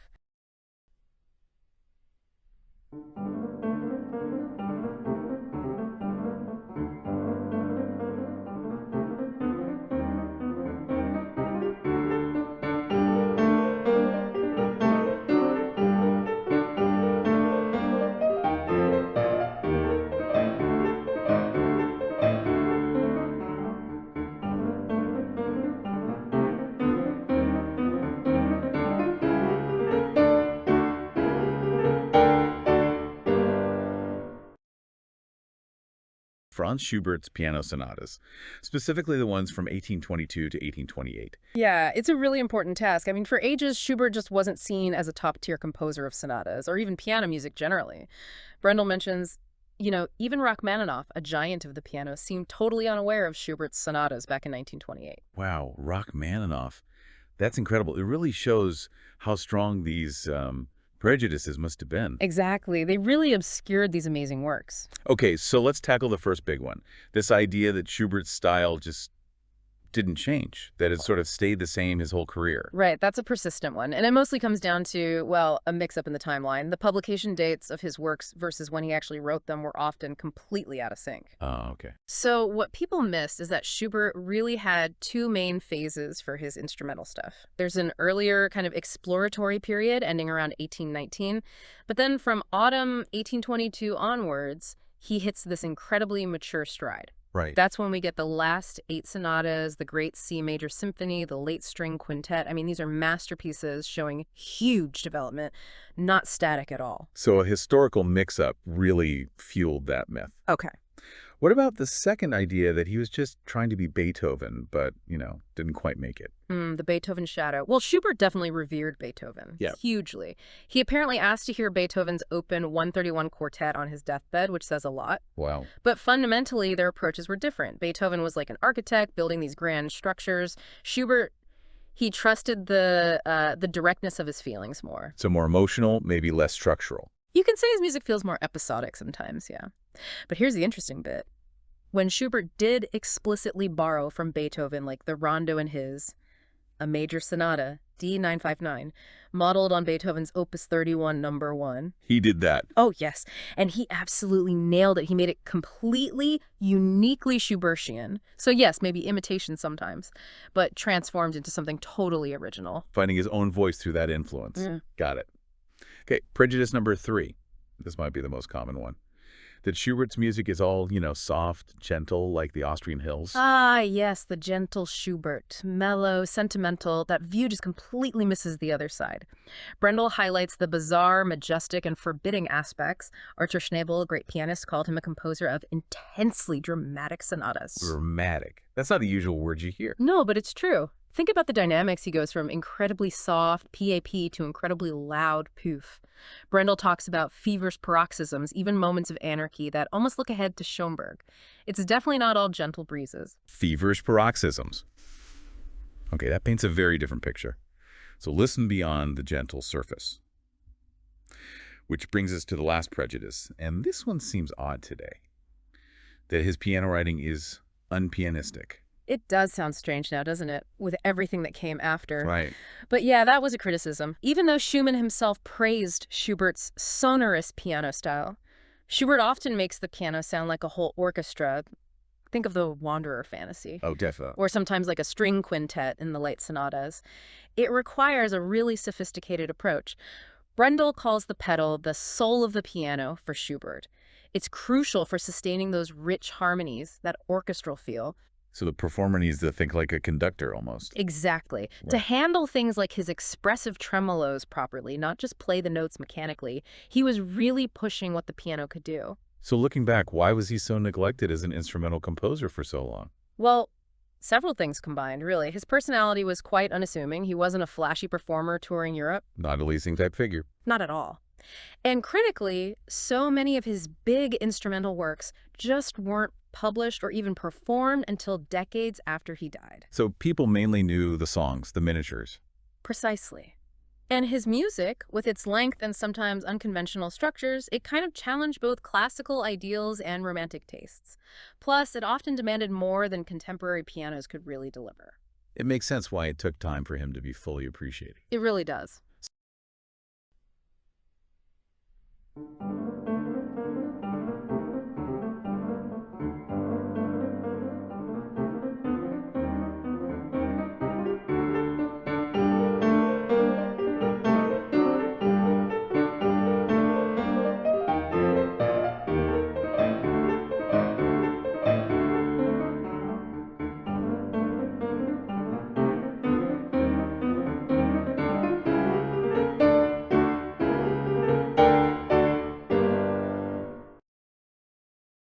Franz Schubert's last three piano sonatas. Well, he makes a strong case that these aren't merely three separate works composed right at the end of Schubert's life. Instead, he reveals them as a true family of pieces, with these deep underlying connections just waiting to be explored. So Brendel starts by sort of reframing the whole context. Exactly. He contends these sonatas, all written in that incredibly intense period, May to September 1828. Well, they weren't some somber final message anticipating death, even though Schubert's health was fragile. Right, that's the common assumption. But Brendel says, on the contrary, they actually represent a remarkable burst of productivity. They introduce something new, a gentle, serene, hymnic facet to his style. And what's truly fascinating there, I think, is how Brendel highlights specific musical elements, like plagal harmonies. Plagal harmonies. Explain those quickly. Yeah, they're those distinctive, sort of church-like chord progressions. Think Amen at the end of a hymn. He points out how they appear directly in these instrumental works, which is usually territory for, say, Schubert's Mass in E-flat. Interesting. So sacred sounds in secular sonatas. Precisely. And he goes further. He views the C minor sonata's opening as this foundational, large quarry. A quarry, like for material? Yeah, exactly. A rich source providing core melodic building blocks. He talks about simple sixth and fifth motivic formulas, short signature melodic phrases built on those musical intervals that then subtly reappear. They echo and evolve across the entire trilogy. Ah, okay. So Brendel isn't just seeing like superficial resemblances. Yeah, not at all. He's showing us the actual musical DNA connecting these works. That's a great way to put it. It reveals, as he says, a freely communicating common property of motivic, thematic, and harmonic elements, which is precisely why Brendel's assessment of them as a family of pieces isn't just, a clever phrase. It's deeper than that. It's a profound observation about their shared musical heritage. It's like discovering these hidden threads, tying them all together. It gives his argument real weight. And beyond these structural threads, Brendel also takes on the stereotypes, right? How Schubert's been pigeonholed. Oh, absolutely. Fiercely. He challenges how Schubert has been stereotyped for so long, often dismissed as merely lyrical or perhaps gently melancholic. That's really powerful reframing. What other sort of long-held ideas does Brendel tackle about Schubert's music? Well, take the whole debate over Schubert's supposed length. Schumann, famously criticized it back in the day. A heavenly length, yeah. Right. But Brendel argues that very length resonates differently now, especially with modern audiences used to composers like Mahler. He suggests it often expresses something like an obsessive state of mind, not just rambling. An obsessive state, wow. Yeah. And this also informs why Brendel advises maybe being selective with repeats in performance. Sometimes the expositions, the opening sections are extensive and pretty much identical when repeated. That makes sense. It's incredible to think of length suggesting obsession. And Brendel also pushes back hard against reading just fatigue or simple optimism into these pieces, doesn't he? He does. He uncovers a far more, disturbing and menacing side. He reveals moments that feel like fever and delusion, even hints of demons lurking within the music. Demons? How does he suggest we actually hear that? Is it in the harmony, the rhythm? It's often in sudden shifts, jarring contrasts, obsessive repetitions, unsettling harmonic turns. Yet, even with all that darkness, Brendel believes Schubert used composition as a kind of lever to lift himself, to conjure moments of well-being, teasing, excitement, euphoria, even when facing despair. Think of the C minor finale. Brendel calls it torturous in its intensity. But then you get the A major scherzo, which he says can be pure, unadulterated laughter. It's this incredible emotional range. So how did Schubert manage that range? Did Brendel look at his process? Yes, his deep dive into Schubert's own sketches is fascinating. It shows a really self-critical process. He found that Schubert often expanded his initial ideas, which were sometimes quite condensed when he wrote out the final fair copies. So he didn't simplify, he expanded. Exactly. It wasn't indecision. Brendel sees it as a deliberate act to give those profound musical thoughts the space they deserved. That really paints a picture of his unique genius. You mentioned contrasts. Unlike Beethoven's forms, often seen as this triumph of order over chaos, Yeah. Brendel uses that Novalis quote that Schubert's structures are more like a veil of order, barely concealing the most beautiful chaos music has ever seen. What does that chaos feel like for us, the listeners? Well, it often means the music feels restless, maybe unpredictable. There's this profound sense of wandering, of moving through different emotional landscapes, sometimes quite abruptly, other times more gently. It's maybe less about clear-cut architectural logic and more about a deeply human, sometimes quite unsettling emotional journey. And connecting this to the bigger picture, Brendel is very clear. Schubert was no mere follower of Beethoven. He wasn't just Beethoven light. Not at all. He absorbed Beethoven's influence, sure, but then radically diverged. He developed what Brendel calls an inconceivably great originality, marked by this unsettled energy and a kind of pathos steeped in fear, which is a really powerful contrast to Beethoven's more defiant kind of heroism.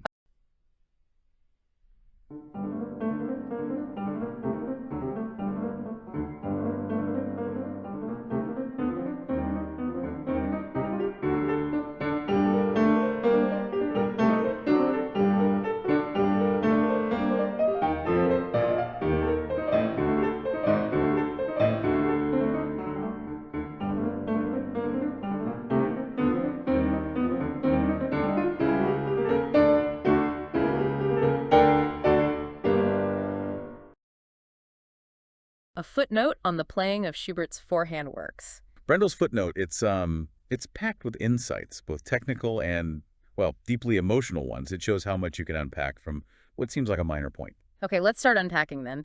Brendel kicks off with the purely physical side of things, doesn't he? He does. It's quite amusing, actually. Yeah, he mentions getting, quote, entangled in the evening suit of his partner because they'd rehearsed in shirt sleeves. Right. You're literally shoulder to shoulder, sometimes arms crossing.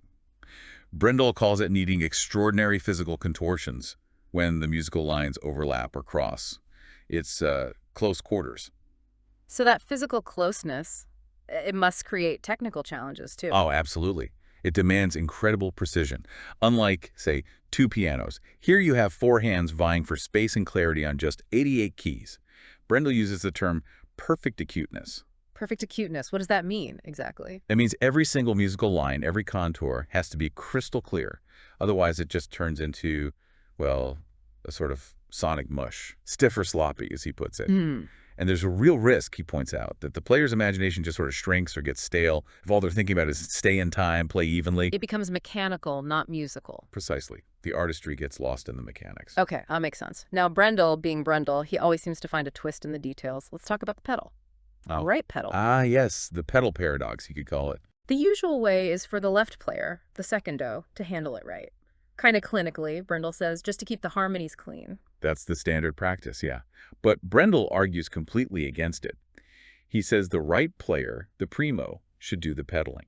Really? Why?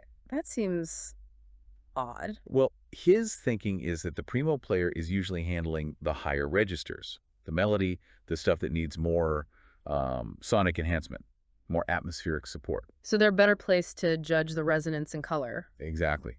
They can use the pedal to enrich the sound up top. He even brings in Busoni, who apparently accused some players of using the pedal like they were trying to force air and water into geometric shapes. Chuckles slightly. That's quite an image. Misusing the tool. A very vivid image of just stomping on it without nuance.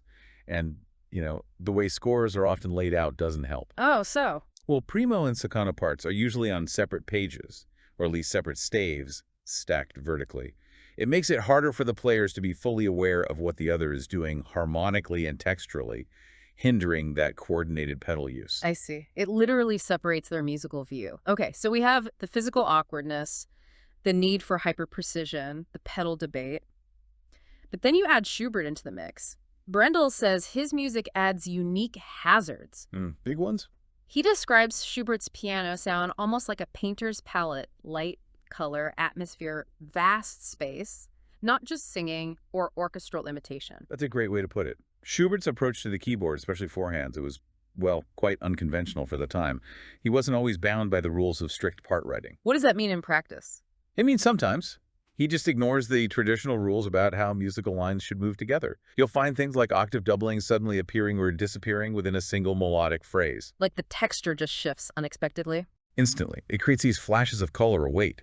Brendel says a true Schubert player has to be constantly alert, almost literally on the edge of his or her seat. Reacting constantly. Reacting to mood shifts, balancing chords for their own unique sound, not just their function, and pushing dynamics to the absolute extremes from barely audible whispers to, huge fortissimos. And the emotional range Brendel describes, it sounds incredibly intense. He talks about the music testing the limits of intensity, disintegrating into silence, but also exploding into violence, feverish nightmares leading to the brink of madness. That's powerful language. It is, and it connects to Schubert's own persona, perhaps. Yeah. Brendel draws a parallel with the painter Goya, another sort of dark visionary who actually died the same year as Schubert, 1828. Huh. Interesting connection. And there's that famous, possibly apocryphal remark attributed to Schubert. Do you know any jolly music? I don't. While not all his music is dark, Brendel suggests this points to a kind of depressive core. So for Schubert and for the people playing him faithfully, it feels like music is, as Brendel puts it, a matter of life and death, in a rather literal sense. Those extremes of emotion are baked right into the notes, life and death merging in the sound.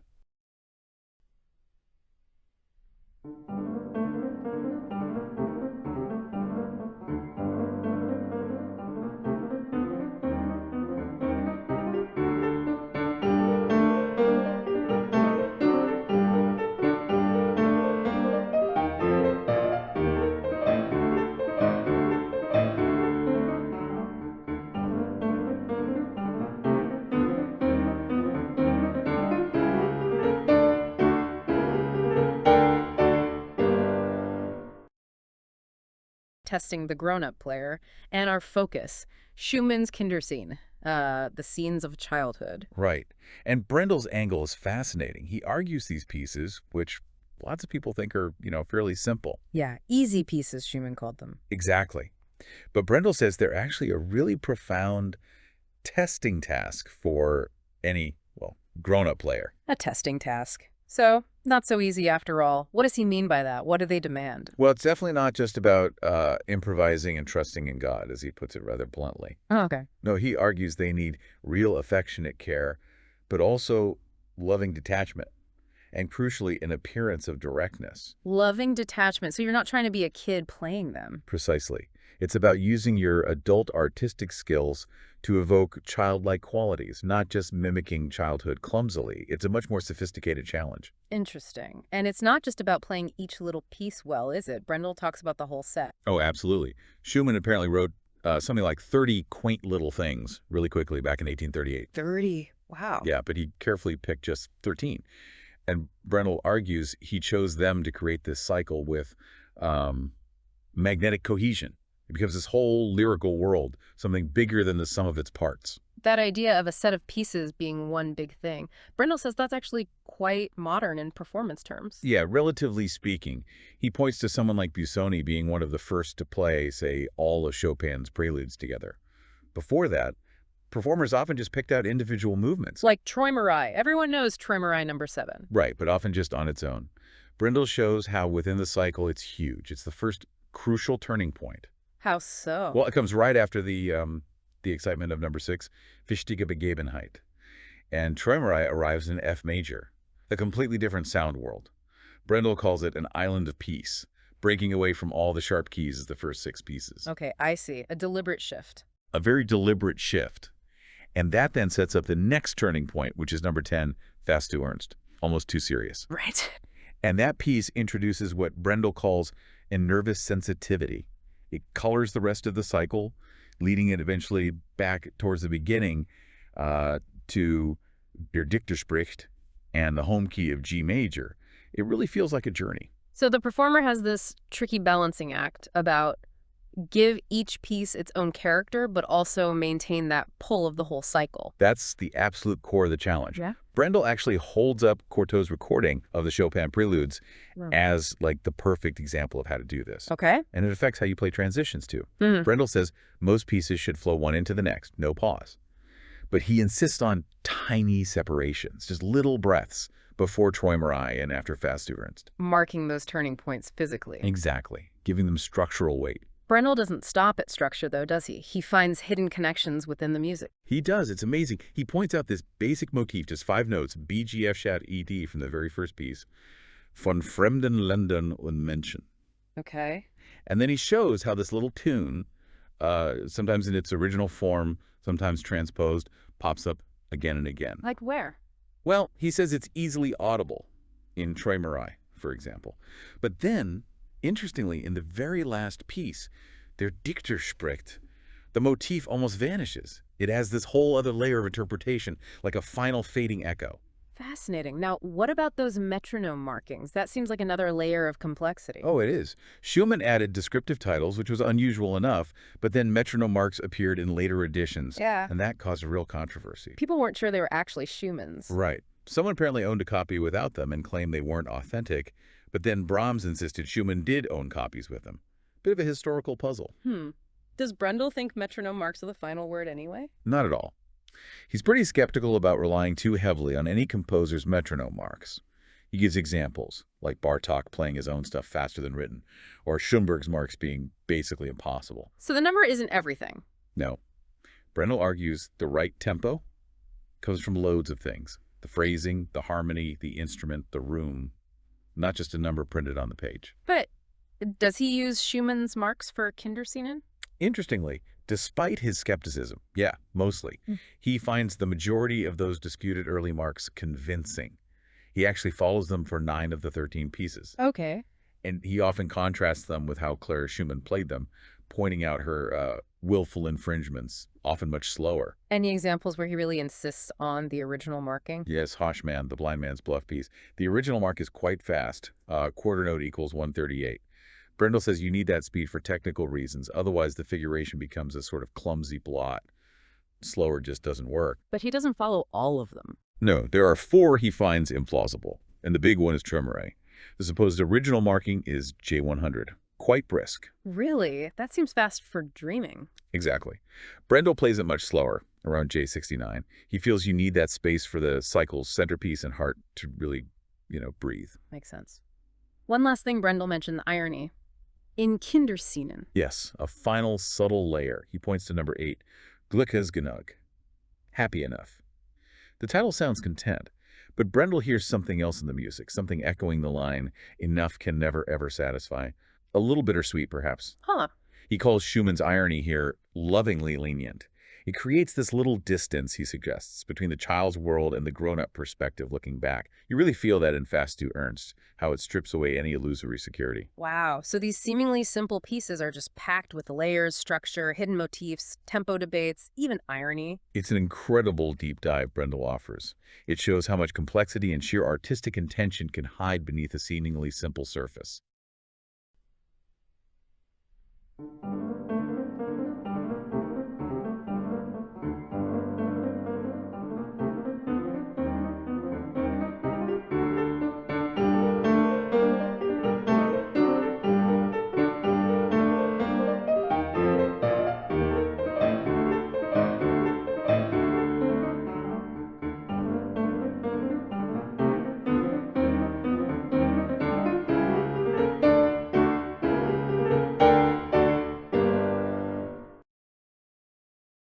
Theme and variations. Okay, let's get into it. Schumann first. The Symphonic Etudes, Opus 13. Yeah. Brendel flags that title right away. Symphonic Etude calls it a contradiction in terms. Right. It signals Schumann's ambition, doesn't it? He wasn't happy with just technical exercises or sort of mindless variations. He even called his own Claravic variations impromptus, almost trying to avoid the variation label. And the history of Opus 13 itself is fascinatingly complex. Brendel talks about different manuscript versions and these 5 amazing pieces that were cut. The posthumously published ones?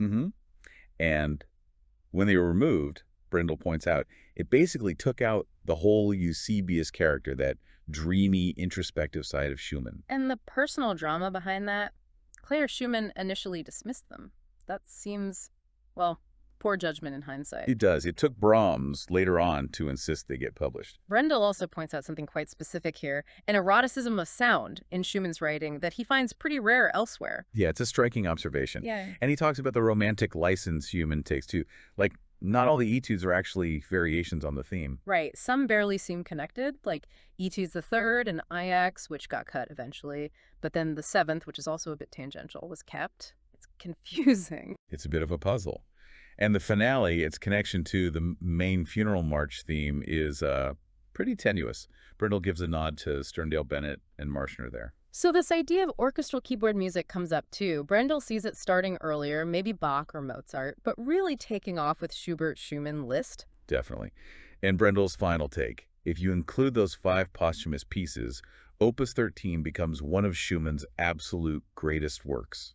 Okay, so moving from Schumann, Beethoven. He was obviously a huge innovator with variations. Oh, absolutely. Brendel looks at Opus 34 and the Nel Cor Più non mi sento variations too. These are great examples of melodic variations where you really keep the whole tune intact. But Opus 34 was something else entirely. Beethoven himself called it entirely new. And it was. The way the variations aren't just different tempos or rhythms, but different keys. Always changing keys. Yeah, consistently shifting by a third, then a fifth. It's just, well, delightful, as Brendel says. Yeah. A real exception. Then there's the Rule Britannia variations. Brendel calls them provocatively masculine. Yes, there's definitely a sense of maybe mockery. Beethoven changes the meter right in the first variation. Which was pretty radical. Totally. And the famous melody, it sort of disappears. It's only there subliminally. Brendel mentions Jürgen Use's idea here, too, that the variations depict the sea, rule the waves, you know. Right, the theme slowly building up. Culminating in that fierce B minor. Brendel's image is amazing. Admiral Nelson swathed in gunsmoke. Vivid. And then the funny coda where the admiral sort of loses control of his sailors. So Beethoven shows, and Brendel emphasizes this, that variations can be driven by the character of the theme itself. It's not just about clever counterpoint like, say, Bach's Goldberg variations. Exactly. It's about exploring the theme's personality. Which maybe leads us to Mozart, his 1789 Minuet variations. Brendel notes the tricky situation with the scores there. No autographs survived, and the early copies were apparently quite flawed. Thankfully, a better source turned up more recently. Okay, and Mendelssohn, the variation series. Yes. In D minor and peevish, as Mendelssohn himself apparently joked. So these weren't meant to be just light entertainment. Not at all. Brendel sees them fusing bravura, technical brilliance with really deep personal expression. It builds and builds to that intense finale, the Witch's Sabbath. Wow. And Liszt. His variations on a Bach theme sound incredibly powerful. They really are. Based on a Bach basso ostinato written after his daughter Blandine died. Brendel analyzes them on 3 levels, basically. Okay. There's the experimental side, Bowles harmonies, chromaticism, really free association. Then the psychological, grief, terror, despair. You feel it all. And the third? Religious, suffering versus faith. The Bach chorale tune eventually appears like something from heaven, as Brendel puts it. It's profound stuff. Finally, Brahms, the variations from his first string sextet. Yeah, the ones he arranged for piano, for Clara Schumann. Brendel notes the sort of neo-Baroque feel, but also this very romantic balladesque D minor mood. And there's a shift in mood there too, right? A magical one. It goes from this defiant intensity through the variations and then just melts into tenderness at the end. Really beautiful. It's incredible, really. When you look at it through Brendel's eyes, the theme and variations form is just so much more than a technical exercise. Absolutely. It's a stage for intense personal stories, bold experiments, deep psychological exploration. Stretching across centuries of music.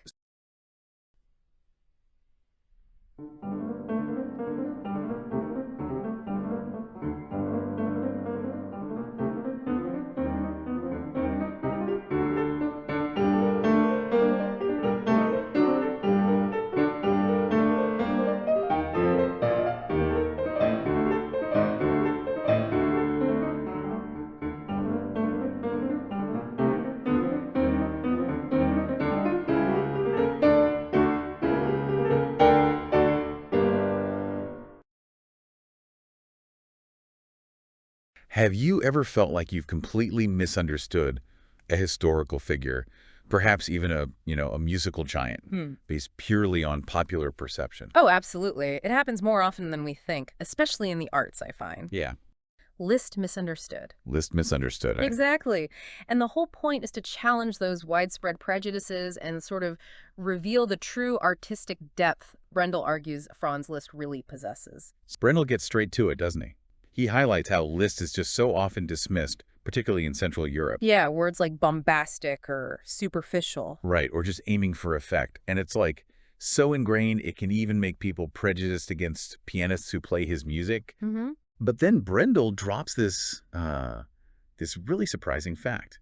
Liszt was the foremost Beethoven interpreter of his century. I know. It kind of stops you in your tracks, right? It does. What does that fundamentally tell us about what a profound Lisztian performance should actually sound like, according to Brendel? Well, it completely flips the script, doesn't it? Brendel's essentially saying, look, if you can't play Beethoven with real depth and classical understanding, you can't truly play Liszt either. It suggests that mastery of structure, emotional weight, a respect for tradition, that's the foundation. It's not just about the fireworks. So not just a technician. Exactly. The text just dismantles that idea.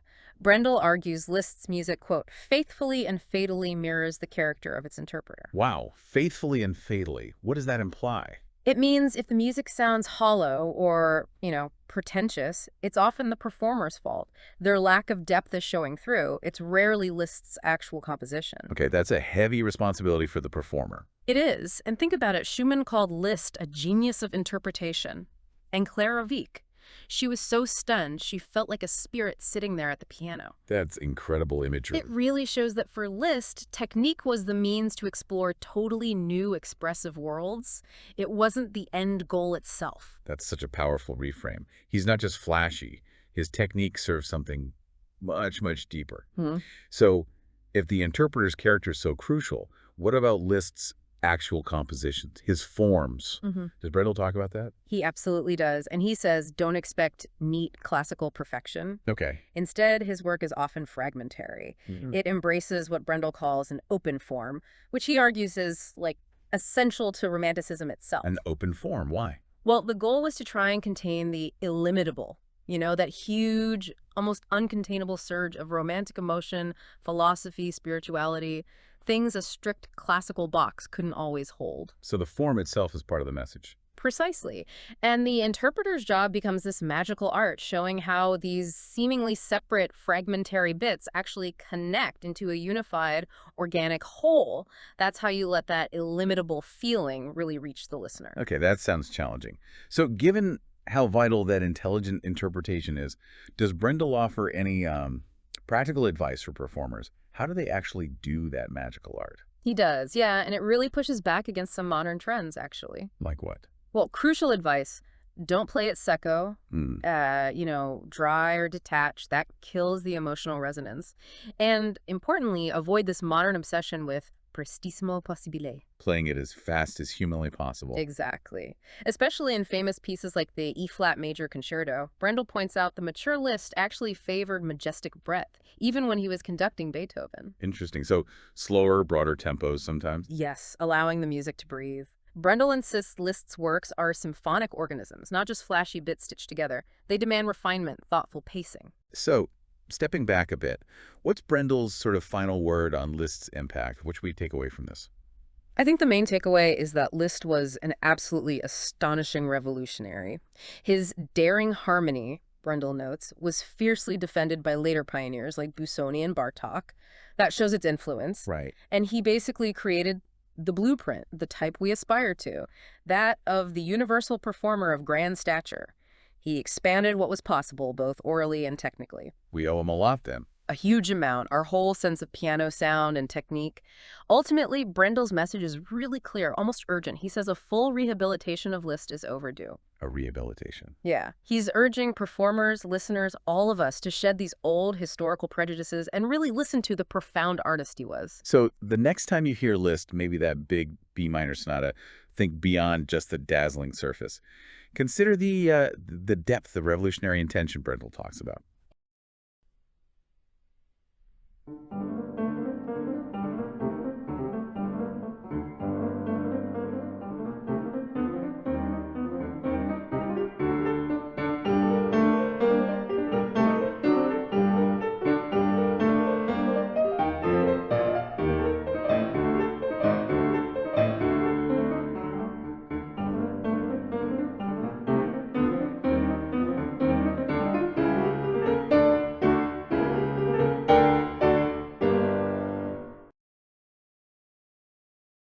Liszt and the Piano Circus and Afterthought. Piano Circus. What did Brendel mean? Well, he basically observed that, look, the outright bashing of Liszt has mostly stopped, thankfully. But he says, we shouldn't underestimate how much that circus element of piano concerts still exists. He pictures the pianist as a juggler, a tightrope walker. A trapeze artist of the keyboard. That's the one. And it's interesting because Brendel points out Liszt himself actually played into this pianistic spectacular. Oh, really? He wasn't just a victim of it. Apparently not entirely. Yeah. I mean, Brendel mentions the title page of Liszt's paraphrase of Hölleby's Le Juif shows exactly that kind of imagery. And Brendel's point extends to today.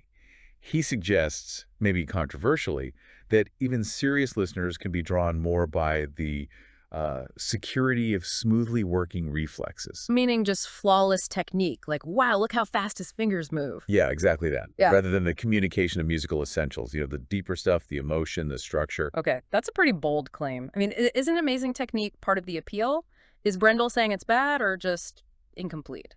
I think it's more about balance. Yeah. He's not dismissing virtuosity itself, but he stresses that Liszt's own musical daring, even with all the fireworks, was just miles away from the antics of what he calls the musical lightweights of the time. Lightweights? Like who?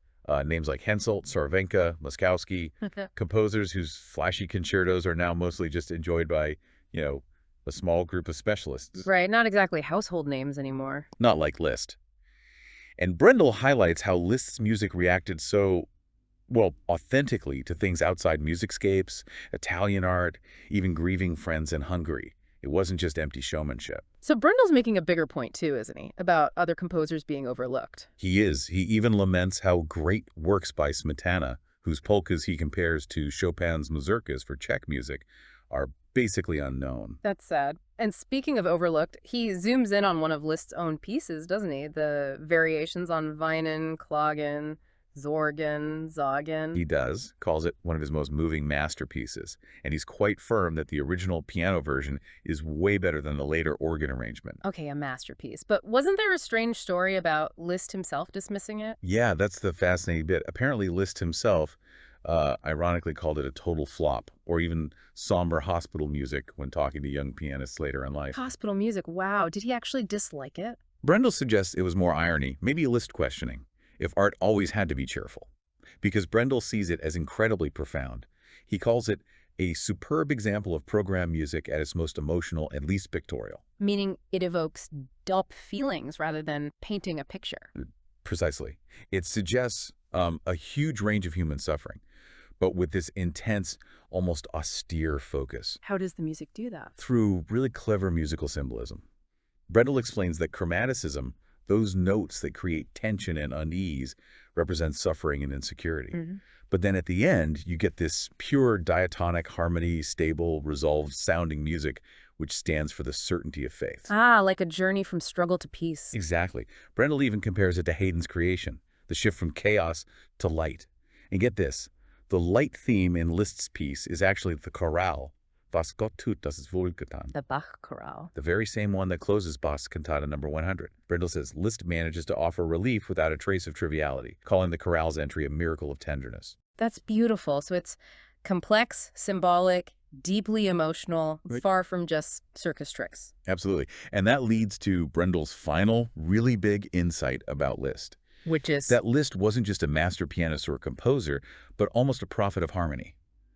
Brendel argues Liszt realized sooner than anyone where the development of musical harmony would lead. Wow. How did that show up in his music? He stuck to that vision with admirable integrity. His later pieces often leave traditional tonality, that sense of a stable home key, behind. They don't offer easy consolation. Why? Why move away from that? Brendel suggests it's because the old link between religious faith and, faith in the power of the basic triad chord, stopped feeling true for Liszt. He was pushing boundaries, heading into new harmonic worlds before almost anyone else. So wrapping this up, the big takeaway from Brendel is Liszt wasn't just the piano circus showman. Not at all. He was profound, innovative, maybe even, prophetic, a musical thinker who saw the future of harmony.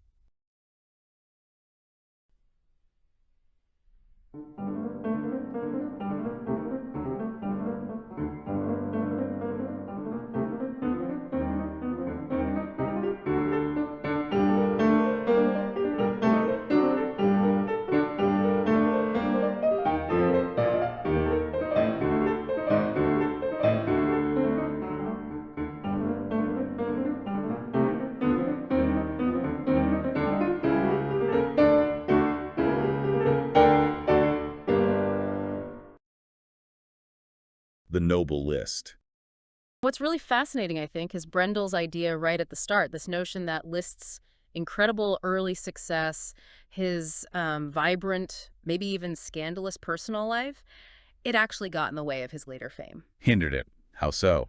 Well, Brendel argues that unlike composers, we tend to romanticize, think Mozart, Beethoven, who's suffering, poverty, deafness, whatever. It makes their genius feel, I don't know, more gratifying. Right, there's a story there, a struggle we connect with. Exactly. But Liszt's life, Brendel says it offered little food for pity. It's almost like, well, he was too successful, too glamorous, maybe too scandalous. Huh. So people looked for reasons not to just embrace the art, even brilliant art. That seems to be the suggestion. So Brendel sees this huge success as a kind of burden. But I'm still trying to grasp how exactly that, plus the scandals, made him less relatable than, say, a suffering Mozart. Because his early success wasn't just big, it was legendary. As a virtuoso, an improviser, Schumann called it genius of expression. Absolutely. His piano skills were seen as, well, beyond even Chopin or Mendelssohn at the time. But Brendel points out that mix the sharp mind, the charisma, the looks, and that very public, scandalous love life, it was all barely forgivable for some people back then. It's a key point. It seems the 19th century, in a way, punished Liszt for just being so dominant as a performer. They labeled him a poseur, a charlatan. Brendel even compares it to how Haydn faced resistance despite his own musical dominance earlier. So sheer brilliance without a sad story could actually breed suspicion, resentment even. It looks that way, like they couldn't accept someone having it all, the talent and the lifestyle. Okay, that brings us to something else crucial Brendel discusses. The performer's role in Liszt's music. This is really interesting. He quotes Lina Raman, Liszt's biographer, saying his compositions are uniquely dependent on performances that make sense. Makes sense, meaning more than just hitting the notes. Exactly. She apparently said it's a to be or not to be of a work. That implies, that many performances maybe didn't capture the essence. And despite his huge influence, Brendel argues no truly convincing tradition of Liszt playing really took hold. If we connect this to the bigger picture, Brendel calls Liszt a lyrical tone poet. He talks about his gross still, the grand style. It wasn't just about playing notes beautifully individually. It was about these big, sweeping, expressive musical lines. Standing across bar lines, right? Yes, creating this pervasive mellow, a deep underlying melodic flow. It aimed for profundity, passion, and that very German idea of innerlichkeit. Like profound inwardness, soulfulness. That's a good way to put it. His piano style was about expressive sound, almost orchestral, not just the kind of beautiful sound people maybe associate more with, say, Chopin. And this focus on interpretation, it makes me think of the B minor sonata. Brendel insists even that piece, which doesn't have a title or a program, needs its poetic core. Right, otherwise, he says, it just becomes effect without cause, as Wagner apparently defined it. That inner life seems vital. It's absolutely central, and it leads right into this whole issue of truth versus calumny, the truth versus the nasty attacks, because despite doing revolutionary things like huge concerts for thousands, inventing the solo recital, he still got tagged as just a showman. Yeah, that label stuck, didn't it? It did, and Brendel points fingers at accounts like Ernest Newman's book, The Man List, calling it basically defamatory, perpetuating this distorted view. But then you look at Liszt's own words. His letters, like to Baroness Meyendorff. Exactly. They show someone genuinely modest, sincere, thoughtful, wise even. So Brendel completely rejects that idea from Charles Rosen. The whole suspension of distaste needed to get Liszt. He really pushes back on that. No, Brendel says we need to cultivate scruples. We need to actively work to distill the essence of Liszt's nobility. Which means focusing on his best original work. Things Brendel puts right up there with the best of Chopin or Schumann. He highlights the B minor sonata, calls it the most satisfying sonata after Beethoven and Schubert, which is huge praise. Wow. And the Années de pélerinage. Yes, those. And the Weinen-Klagen variations. It's about judging the artist by the art, the best of it, not the gossip or the image.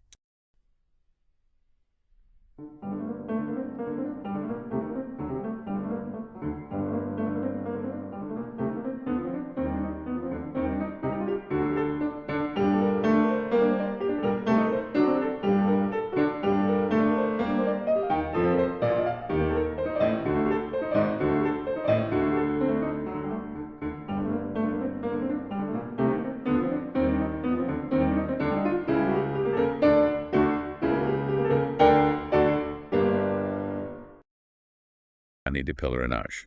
Specifically the first and second years, right? The Swiss and Italian journeys. Exactly. These are huge achievements, often put right up there with the B minor sonata, but, well, they feel very different. They're totally different. They really lean into Liszt the improviser, you know? Brendel mentions he composed at, quote, awesome speed. Yeah, but he didn't just leave it there, did he? He kept coming back. Constantly. Revising, refining. Brendel calls it organizing and purifying. It wasn't just tinkering either. Right, like Chapelle de Guillaume Tell you mentioned, barely a theme survived from the original. Pretty much, yeah. It shows how much the poetic idea, as Brendel puts it, drove him. That was the constant fire. Did Brendel think something was lost in translation, so to speak? He notes some early versions, like parts of the Cloche de Genève, had more seductive piano writing. He does acknowledge that, yeah. But the trade-off for Liszt, it seems, was gaining clarity, fluency. Brendel says monstrosities are purged or reduced to human scale. I see. So polishing the core idea. Exactly. And it's interesting, Brendel points out there's basically no trace of Beethoven here. It's much more aligned with, say, Berlioz or Italian opera. That dramatic romantic spirit, striving for ultimate simplicity outside of the old forms. Right. And the whole idea of the wanderer, the pilgrim, that was huge in Romanticism. You think of Byron, George Sand. And Liszt was literally doing that, wasn't he? Following in their footsteps through Switzerland and Italy. Which brings us perfectly to the premiere Années, Swiss, the Swiss year. This one explores nature, but Brendel says it's nature around us and within us. Yeah, and you even see Liszt's kind of revolutionary side. There was that discarded piece, Lyon, about the textile workers. And that spirit's definitely in Chapelle de Guillaume Tell, inspired by Swiss liberation. Schiller's motto, one for all for one. Then you get pieces like Au Lac de Wallenstadt. Such a contrast. Capturing the stillness of the lake against Byron's wild world. Exactly. The opening is almost Schubert-like, just distilling the essence ores, twilight, before this sort of yodeling melody comes in. Brendel calls it elegant, Mendelssohnian even, the high art of being natural. And au bord d'une source. That's all shimmering water effects, isn't it? Totally. Delicate, clashing seconds creating that watery texture. Schiller's words about murmuring coolness are key there. Then there's the storm, orage, pure tempest. Oh, yeah. Torrential octaves, C minor fury. Very Byronic again, thinking about inner storms. But maybe the centerpiece of the Swiss year is Vallée d'Obermann. You could argue that. Brendel calls it a superb fantasy, a vehicle for grandiose introspection and personal confession. Based on Senancour's novel, right? The one Liszt called The Monochord of the Relentless Solitude of Human Pain. Wow. Heavy stuff. But the piece moves, from that despair towards Senancour's idea that just to feel, to exist is the only truth. It's quite a journey. Okay, so moving from Switzerland to Italy, the Deuxième Année. How does the focus shift? It becomes much more about specific responses to art and literature, less about nature itself, more about human creations. Like Sposalizio, inspired by Raphael's painting. Exactly, the betrothal of the Virgin. Brendel notes the highly sophisticated harmony creating this feeling of elated innocence. And there's a pentatonic bit that, amazingly, looks forward to Debussy. Wow. And Il Pensieroso, that's the Michelangelo one. Yeah, the sculpture and the poem, the speech of night. It's incredibly forward-looking harmonically, almost Wagnerian. Brendel says Liszt wanted it for his own funeral. Goodness, that really says something. It does. Then you have the Canzonetta del Salvatore Rosa, which is much lighter, a sort of carefree march. Based on a tune by someone else, actually. Yeah, Giovanni Bononcini. It's the only real arrangement in the set. It nods to Salvatore Rosa, the painter-adventurer Liszt apparently resembled. And the Petrarch sonnets. Those were song transcriptions. 3 transcriptions, Okay. yeah.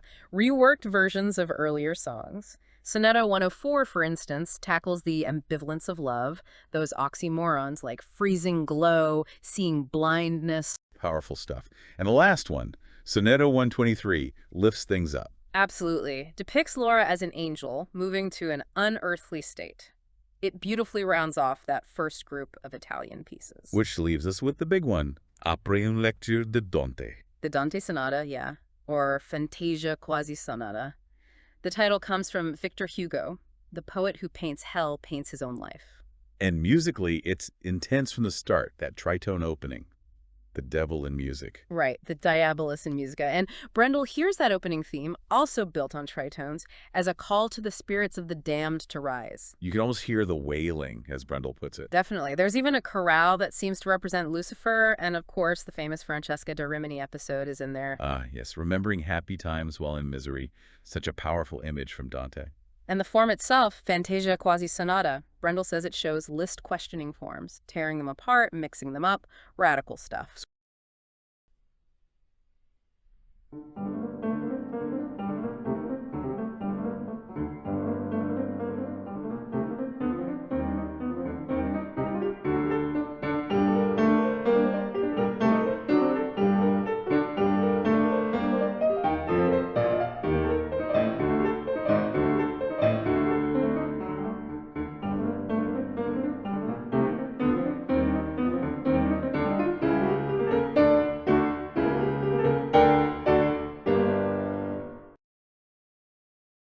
Liszt's B minor sonata. Such high praise on it, calling it, the most original, powerful, and intelligent sonata composed after Beethoven and Schubert. Quite a statement. It really is. Yeah. Especially for Liszt. I mean, we often think of his shorter pieces, maybe more overtly programmatic, or his revolutionary piano techniques. Right. But this is different. Totally different. Brendel stresses it's absolute music. It stands on its own, no story needed. And it shows Liszt's, well, total control of large form, which is something we don't always associate with him on this scale. That blend Brendel mentions, deliberation and white heat, sounds fascinating within one single movement. It is. And Brendel gives us a way in, thankfully. He identifies these 6 strongly individual characters or themes. Which you really need as a listener to get your bearings in this piece. It's dense. No kidding. So the first 3 themes arrive together, like an introductory group. Theme 1 is marked lento, sotto voce. Slow, hushed. Yeah, and Brendel says it relates sound to silence. It's syncopated, like thinking, he says, not really speech. Short, muted notes, these descending scales, Phrygian and Gypsy scales. Evocative, posing questions, maybe doubts. Exactly. And Brendel tells this amazing story. He found recordings, commercial ones, that just cut the very first bar. No. Why? They must have thought it was silence or something unimportant, but that bar has the seeds of the whole piece. Repeated notes, the intervals of the 7th and 2nd. It's all there. Wow. That's negligent, almost, missing the DNA right at the start. It really underlines how every detail matters. Okay, then boom, the second theme, Allegro energico. Energetic. Brendel paints a picture. An actor storms onto the stage. Defiance, despair, contempt. He even cheekily suggests calling this theme Faust. The Faust connection starting early. And this is where B minor, the home key, really hits you with these angry octave triplets. Then, hot on its heels, the third theme, Marcato. Accented, forceful. And Brendel labels this one Mephistophelian, like Mephisto countering Faust causing trouble. Later, these 2 themes actually combine into a main symphonic idea. So we've got Faust and Mephisto established in these minor keys, but then things shift, right? The later themes move to major keys. Correct. A big shift in feeling.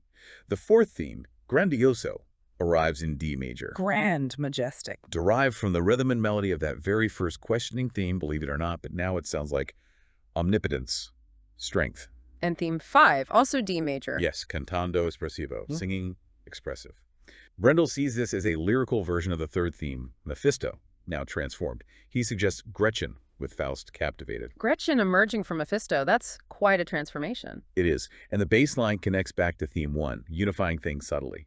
Finally, the 6th theme, Andante sostenuto, in F-sharp major. A different key again. Right. Brendel says this is less a character, more an idea. Maybe like Goethe's eternal feminine. It sounds independent, but it still relates back, especially to the Grandioso in the first theme. That ascending major 7th interval is key here, very expressive. So all these characters, these themes, how does Liszt hold it all together? Brendel mentions it's not just theme transformation. Exactly. This is where Brendel draws a line to Beethoven. Liszt uses common motivic denominators, tiny shared musical fragments, to link all these diverse themes. It creates unity across this huge expanse of tension. Like a hidden thread running through. Precisely. And he mentions another technique, saying everything twice, which Liszt might have picked up from Beethoven too, to help clarify the structure for the listener. Which brings us to the form itself. It's famously innovative, right? A single movement acting like multiple movements. Yeah, Brendel argues Liszt brilliantly merges a first-movement sonata form with the arc of a full multi-movement sonata. He sees echoes of Beethoven's Ninth Finale and Schubert's Wanderer Fantasy. So how does that structure actually work? Well, the F-sharp and Dante section we mentioned, that serves as the slow movement, but also part of the development. Then there's the fugato section. Like a complex chase scene? Kinda, yeah. Brendel calls it the scherzo, but notes it's in B-flat minor, the wrong key. It creates this feeling of dislocation, a bit jarring. A sarcastic whisper from Faust and Mephisto, as Brendel puts it. Exactly, a spirit of negation undermining the home key. Brendel even calls this a second false recapitulation. It feels like a return, but it's not quite right yet. A musical head fake. Pretty much. The real recapitulation comes later, bringing back the second and third themes properly in B minor. And here, Brendel says, light, B major, and darkness, B minor, fight, with the light eventually triumphant. And that ending, it's not the huge bang you might expect from Liszt. No, and Brendel loves that Liszt decided against a planned fortissimo ending. Instead, you get those incredibly powerful, resolving final 7 lines, he calls them, and the quiet return of the 6th theme in B major. Leading to peace. A profound sense of peace. Brendel insists the sonata does not need a program, no explicit story. But he admits that Faust-Mephisto-Gretchen idea is a useful way to think about its drama. It's helpful framework, even if not strictly necessary. Right. And it's funny thinking about how it was received initially. Schumann, Clara, Brahms not fans. Really? Titans of the era? Yep. But Wagner apparently loved it immediately.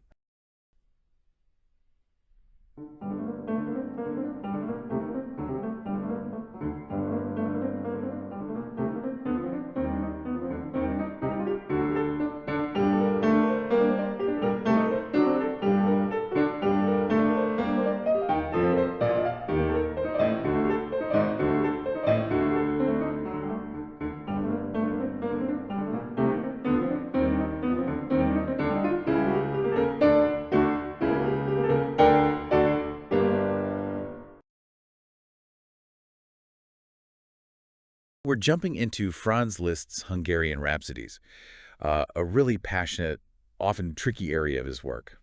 You know, Brendel talks about Liszt, and there's these 2 main ways in. First, his experimental side, right? Yeah. Pushing towards the disintegration of tonality. Yeah, really forward-looking stuff, breaking down traditional harmony. And then the other path is through his sort of poetic, religious romanticism. Sure, the more spiritual side. But the Hungarian Rhapsodies, Brendel says they need restitution, they need defending. Defending? From who? Well, 2 groups, really. First, the serious breed of musicians who just dismiss them as, you know, flashy showpieces. Okay. Too much virtuosity, not enough substance, they'd say. Exactly. And then, maybe just as bad, the pianomaniacs, who actually treat them that way, just abusing them for technical display. Right, so they miss the point from both directions. Totally. Brendel says their special quality is how they only really ignite through the interpreter's own fire and improvisatory spirit. They're like wax in his hands. That's a great image. And key to this, I think, is sorting out the confusion around Hungarian music itself back then. It wasn't simple. No. Not at all. Brendel points out 3 strands all tangled up. There's the actual gypsy musical style itself. Okay. Then there are the popular folk melodies from the 18th, 19th centuries, mostly liked by the aristocracy, the middle class, sort of urban folk music, you could say. Right, not ancient peasant songs yet. Not yet, no. That's the 3rd strand. The actual deep folklore that people like Bartók and Kodaly unearthed much later. I see. So in the 19th century, when Liszt was writing, Hungarian music mostly meant a mix of that gypsy style and the urban folk tunes. Okay. And the gypsies themselves played a huge role. They'd hear tunes by composers like Elmer Saint-Germain or Kaler Bella and just absorb them, improvise on them. Oh, interesting. Yeah, Brendel compares it a bit to how jazz later influenced classical or art music, that kind of spontaneous assimilation. So given that complex picture, Liszt, he didn't quite get it all right at first. Well, he made what Brendel calls a significant mistake. And apparently Hungary didn't forgive him for it for ages. What was it? He basically gave the gypsies credit for, well, pretty much all of Hungarian national music. Ah, so he overlooked the other strands. Essentially, yeah. Now, Bartók and Kodály, they came along later and corrected this, identifying the true peasant sources. Writing the historical record. Yes, but Brendel adds a nuance. Maybe they went a little too far the other way, almost stigmatizing the gypsies as just performers, denying their creative input entirely. Okay. It's complicated. It is. And that famous so-called gypsy scale, the minor with the raised fourth or major with the altered second and sixth, probably brought by the gypsies from the Orient, so they definitely contributed something unique stylistically. So the Rhapsodies themselves, where do they fit in Liszt's work? Strictly speaking, Brendel classifies them with Liszt's paraphrases. Meaning they're built on existing tunes. Exactly. He used those urban folk melodies we mentioned, much like Brahms did in his Hungarian dances. Okay. So not the deep peasant folklore Bartók championed. No, but Brendel insists these melodies Liszt used, they have retained a freshness and charm in their own right. Even Bartók had to admit something, didn't he? Despite not liking the material. He did. It's a great quote Brendel includes. Bartók apparently said the Rhapsodies, especially the Hungarian ones, are perfect creations of their own kind. High praise indeed. Wow, perfect creations. What did Liszt do with that material then? He really captured the essence of that gypsy performance style Brendel talks about. That roving freedom, the romantic exaltation, the curious modulations, the sudden changes, ignoring strict rhythm. That improvisatory feel again. Exactly. But Brendel also points to deeper things we might miss, beyond just the flashiness, things like Mephistophelian humor. Like a devilish wit. Yeah, a kind of dark playfulness, an inclination to grotesqueness, even being ironic about his own intensity, mocking his own intoxication, as Brendel puts it.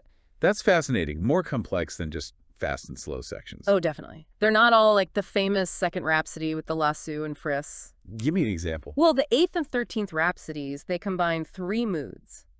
A sort of defiant or sad introduction, then a playful, almost flirtatious allegretto, and finally a wild, whirling presto. 3 parts, okay. And the 13th even starts with what Brendel calls a somewhat Hebrew strain and builds to this amazing climax that sounds like Bellini opera. Wow. Any others? The 3rd is interesting. No fast frisca section at all, just this poetic contrast, Brendel says, between B-flat minor, representing closeness maybe, and G minor for distance. And you can really hear the cymbalum, the Hungarian dulcimer, in that one. Ah, the cymbalum sound. And the 15th is the Rakoczy March, right? That's one of Liszt's takes on it, yes. Big heroic piece. So this improvisatory spirit, this almost toying with chance, as Brendel says, how did that sit with someone like Chopin? Yeah, it's a stark contrast. Chopin built these incredibly tight organisms in his Polonaise and mazurkas, very structured. And Liszt had thoughts on that. He did, quite critical ones. In 1851, he wrote about Chopin's Polonaise fantasy. What did he say? He described elegiac sadness, confused gestures, melancholy smiles, unexpected tremors, even groaning cramps of agony. Goodness. Not exactly a rave review. Not at all. He basically concluded it was all images of little convenience of art, lamentable aspects. Ouch. So he preferred raw drama over refined structure, it seems like. It appears so. Though Brendel does mention Princess St. Wittgenstein, Liszt's partner then. Ah, she might have influenced those comments. It's possible, yeah. Adds another layer. This leads us towards his later work, doesn't it? Where things get darker. Absolutely. The last 4 Hungarian Rhapsodies, numbers 16 to 19, are part of this late phase. Brendel groups them with pieces exploring the blackest sides of Romanticism. Like which ones? Works like La Lugubre Gondola. The mournful gondola, he actually wrote 2 versions. Unstern, which means disaster or evil star. The Sardas Obstiné, the Sardas Macabre. Dark titles. Very. And Liszt himself said his late music related to his earlier work as bitterness of heart is to exuberance of heart. Wow. Quite a shift. How were these received at the time? Not well, generally. Often dismissed as products of senility, sadly. Seriously? Why? What's different about them? Tonality gets really stretched, sometimes disappears. The sounds are often bleak, sparse, glary. Brendel says only that which is indispensable remains, and sometimes less. Stripped back. Very much so. And he uses these repeating patterns, ostinato figures, that just heighten the feeling of, well, torment or monotony. So completely different from the earlier Rhapsodies' energy. Worlds apart. Brendel concludes that real understanding for these death sighs and dances macabres only really emerged in our time. Why now? Because, he suggests, our era has become more accustomed to seeing the macabre with open eyes. We're perhaps less afraid of looking into that darkness. That's a powerful thought. Well, this has been quite the deep dive. Brendel's perspective really does open up these pieces, and Liszt himself in a new way. It certainly does. It challenges those easy dismissals. Yeah, it makes you listen differently. And what's fascinating here really is how our collective understanding, our cultural comfort level with certain kinds of expression, like the macabre, can shift over generations. We can finally appreciate things that were once completely baffling or rejected. That's true.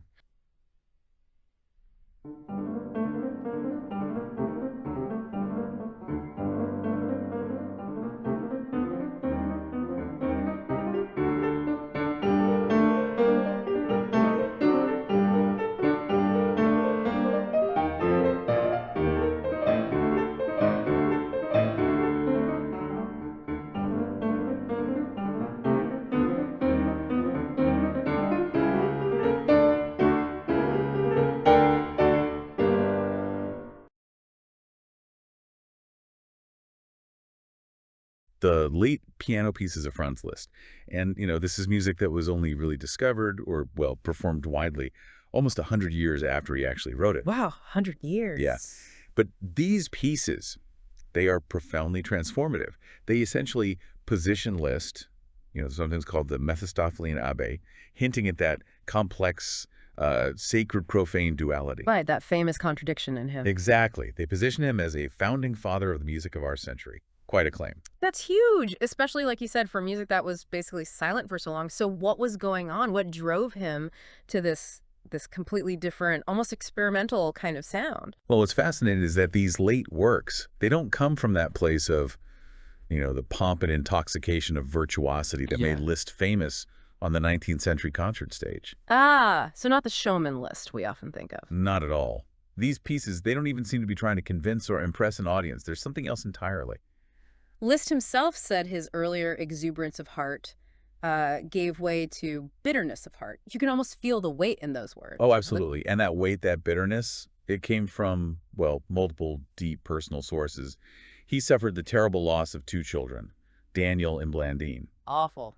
Then there was his inability to marry Caroline St. Wittgenstein, which was a huge personal blow. And, a growing sense of disillusionment with friendships. Think Wagner, think Bülow. Relationship souring. Right. And on top of all that, just a general lack of appreciation for these very pieces during his own lifetime. People just didn't get them. He even had a sort of a dark, wry name for some of them, didn't he? Infirmary music? He did. Infirmary music. And get this.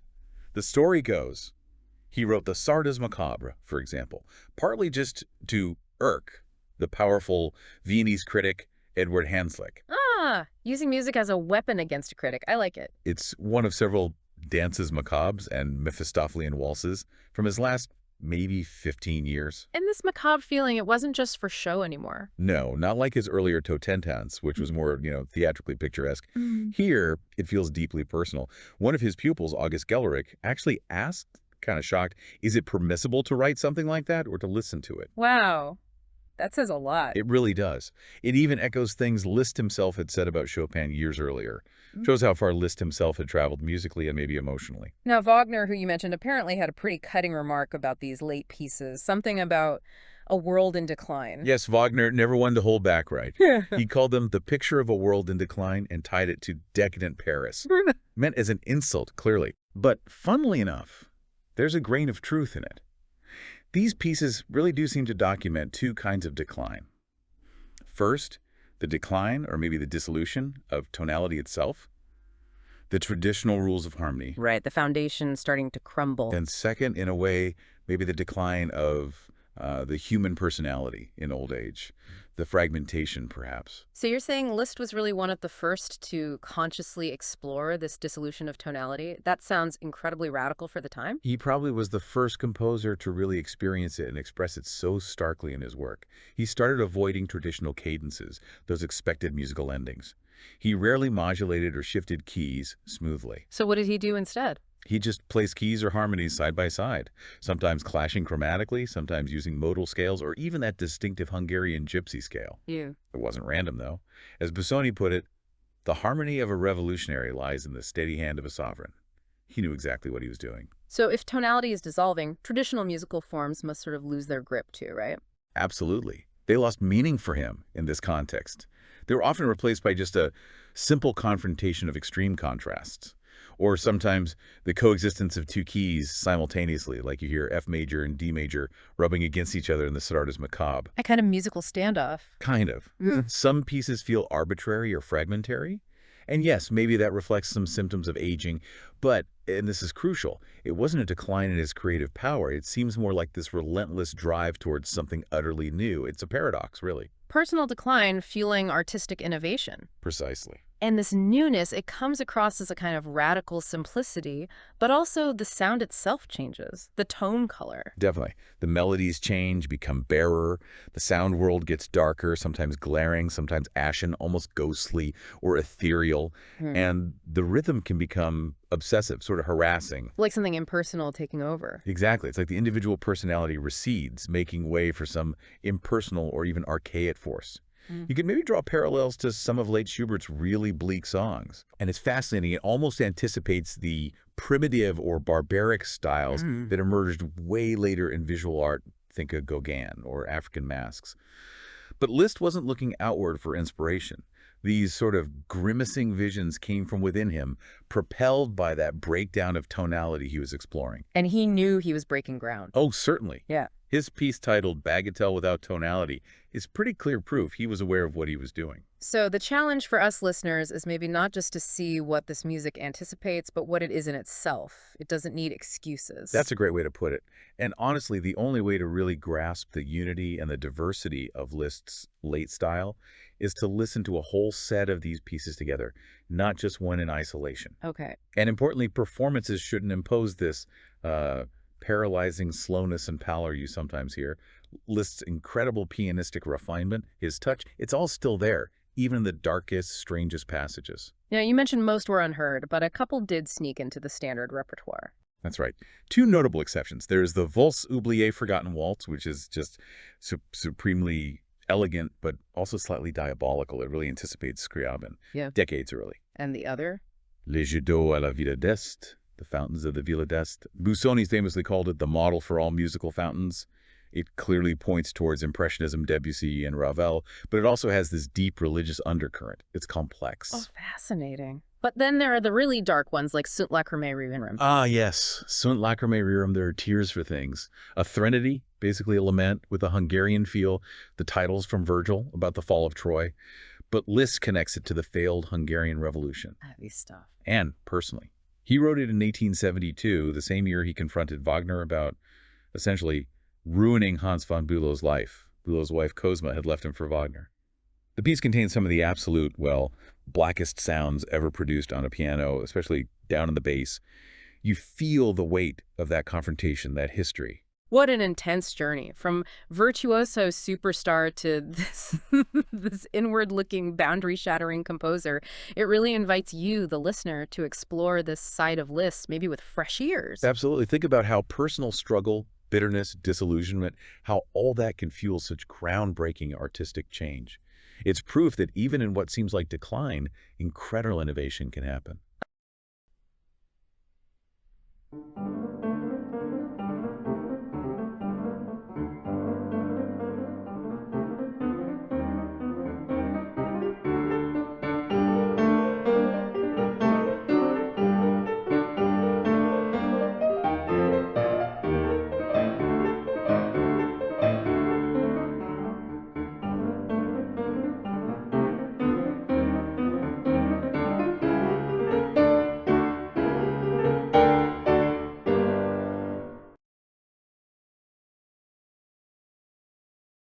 Liszt's piano playing. Brendel brings up that famous, rather nasty quip from Nietzsche. Oh, yeah. Liszt. Yeah. Or the school of running after women. Exactly. It really kind of bottles up the popular prejudice, doesn't it? It does. And what's striking is how Brendel points out that it completely misses the mark. It focuses on the trivial, the physical. Right, ignores the music. Totally. You almost feel the envy behind it, you know? Jealousy about his looks, maybe, but definitely about his incredible skill. So linking Liszt, the virtuoso, with something like Czerny's School of Velocity. It's just slander, as Brendel says. Pure technical drills versus, well, Liszt. But then you look at how his contemporaries actually reacted. It's a whole different story. Robert Schumann, for instance. He wrote to Clara, his wife, saying Liszt's playing was quite extraordinary. He talked about genius, tenderness, boldness of emotion, things maybe even Liszt couldn't summon every day. And Clara Schumann herself. Brendel notes she wrote that the first time she heard him. She just sobbed, couldn't control it, pure emotion. Wow. That level of admiration explains a lot. It led to huge things. Schumann dedicated his Fantasy, Opus 17, a really profound piece, to Liszt. And Liszt returned the favor, dedicating his absolute masterpiece, the B minor sonata, to Schumann. That speaks volumes. It really does. Mutual respect at the highest level. Okay, so moving beyond the Schumanns. What about his relationship with Brahms? That's often portrayed as, well, prickly. It was complex, definitely no great love lost sometimes. But Brendel argues the common narrative isn't quite right. Like that story about Brahms falling asleep during the B minor sonata. Yeah, at Weimar, Brendel points out it's completely unauthenticated. And kind of unlikely, given Liszt saw Brahms off cordially afterwards, even gave him a silver cigarette case. Doesn't sound like someone who just got slipped through. Good point. So there was respect there, too. Oh, absolutely. Clear mutual esteem. Later on, Brahms actually sent Liszt his B-flat major concerto. Liszt's reaction. He called it a masterpiece. Said it was one of Brahms's very best works. High praise. That's significant. And Liszt had a sense of humor about it, too. He apparently nicknamed one of Brahms's Paganini variations a rustle of cockchafers for his students. A rustle of cockchafers. Like beetles. Exactly. Sort of whimsical, capturing this specific sound. And even Edward Hanslick. The big critic. Famously anti-Liszt's music. The very same. Even Hanslick, Brendel notes, respected Liszt, the man and the pianist. He even asked Liszt to write a preface for his own book, The Beautiful in Music. That's actually quite surprising. So, okay, we have this picture of immense respect from his peers. How did this translate into his teaching? Brendel says he didn't talk much about pure technique. Surprisingly little, yeah. It seems he just expected his students to arrive with the necessary mechanical abilities. It was a given. And if they did... Well, Brendel mentions you might get a rare flash of anger from Liszt himself, or maybe some biting sarcasm from his assistant, Hans von Bülow. Like that infamous comment. The one to the lady playing Mazeppa. The only qualification you have for playing this piece is your horsiness. Ouch. Yeah, brutal. So, if not mechanics, what was the focus? Interpretation. Overwhelmingly. He demanded, and this is key, a technique created by the spirit, not derived from the mechanism of the piano. Spirit over mechanics. Exactly. Though, Brendel points out, Liszt himself had drilled exercises so intensely as a kid, he could still play them perfectly as an old man. Yeah. He laid the groundwork. Interesting. So he had the foundation, but taught the spirit. Right, and later in life he complained about piano playing becoming all thumping and pounding. And Clara Schumann, ironically, kind of blamed Liszt for that trend. She did. Which is fascinating because Amy Fay, one of his students, wrote, "Everybody else sounds heavy beside him. Liszt apparently had this lightness." Which contradicts the caricatures, right? Often shown with arms flailing, wild expressions. Totally. But Brendel highlights that, especially later on, Liszt emphasized restraint. He told one student, famously, "Don't make an omelet," when she was being too flamboyant. Don't make an omelet. I love that. So the sound, the physical approach. It wasn't about exaggerated arm movements, even though his music demanded unprecedented finger dexterity. So how did he get that power? Arthur Friedheim, another virtuoso who knew him, said Liszt was unequaled in producing powerful sound and huge climaxes right to the end. And Friedheim adds, "Such things are not done with the little finger." Implying a deeper source of power and control. Precisely. It's that unique blend. Immense power, yes, but combined with incredible precision and, crucially, that spiritual depth and interpretation that's often lost in the showman image. So, wrapping this up, it seems the popular idea of Liszt, the flashy virtuoso, really misses a huge part of the picture. It really does. Brendel shows us a master not just of technique, but of profound emotions, spiritual insight. Someone who truly earned the deep respect, even awe, of his peers. He was far more complex and arguably deeper than the caricature suggests. Definitely.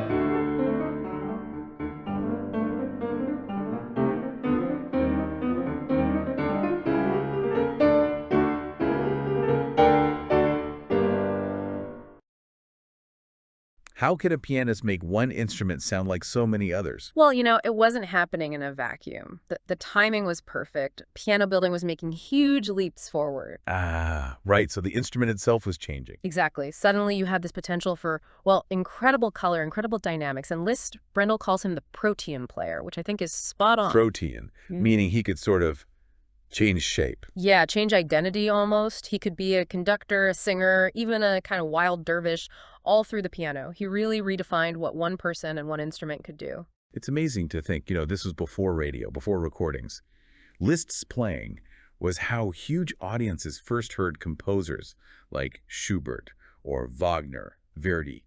Imagine hearing a whole opera condensed onto the piano. It must have been completely electrifying. But Brendel mentions this transcription addiction almost. It wasn't just Liszt, right? No, lots of virtuosi got into it, sometimes maybe a bit too much, like Stavenhagen apparently puffing up Liszt's own pieces, or Bülow famously correcting Beethoven. Correcting Beethoven, wow. Yeah, but Liszt's motivation, it's interesting. Brendel points out that Liszt's own orchestral works, often seen as, well, maybe not his strongest suit compared to his piano music. Really? Yeah, but his orchestration on the piano, that was incredibly subtle, much more varied, Brendel argues, than his actual scoring for orchestra. It shows where his genius really lay. Huh. Like Chopin, maybe? Brendel draws that parallel, right? Admired singers but couldn't quite write truly great songs himself. Exactly. It tells you something about an artist's primary medium. So Liszt's transcriptions, they weren't all the same, were they? Brendel lays out categories. Right. 4 main types. First, the really literal transcriptions, taking, say, Bach organ works or Beethoven symphonies and just making them playable on piano.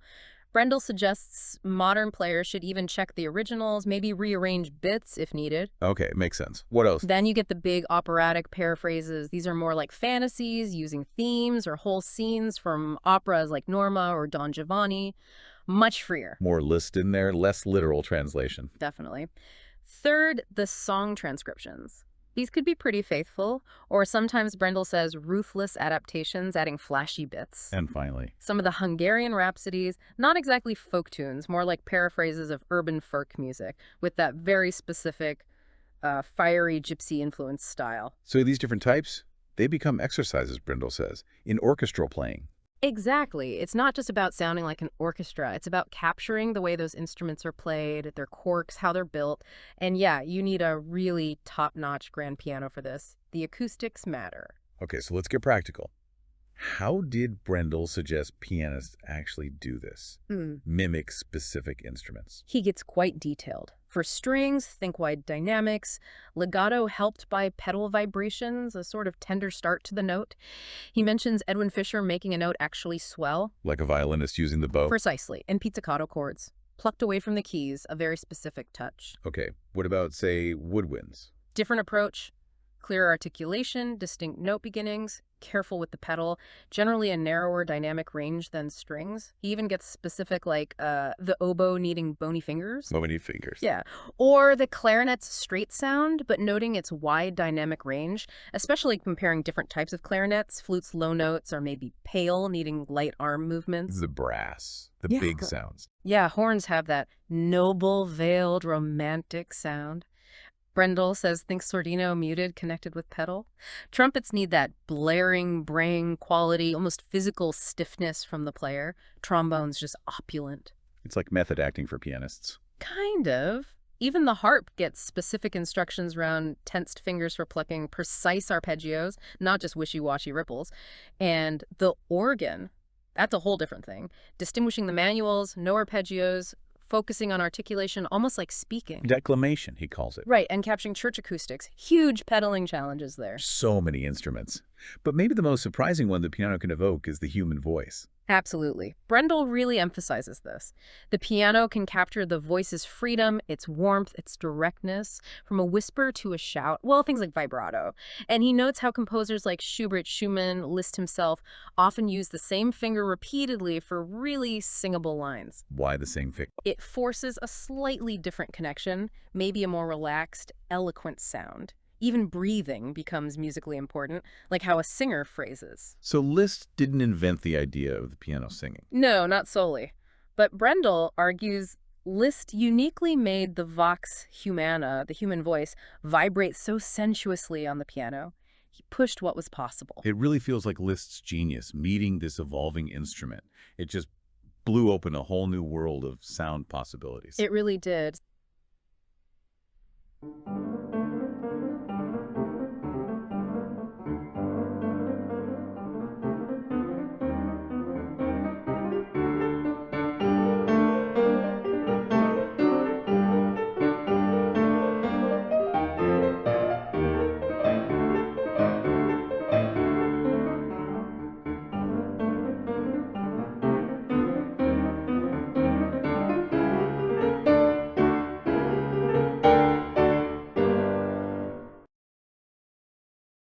Fidelity to Liszt's letter. So the big question is about following the score.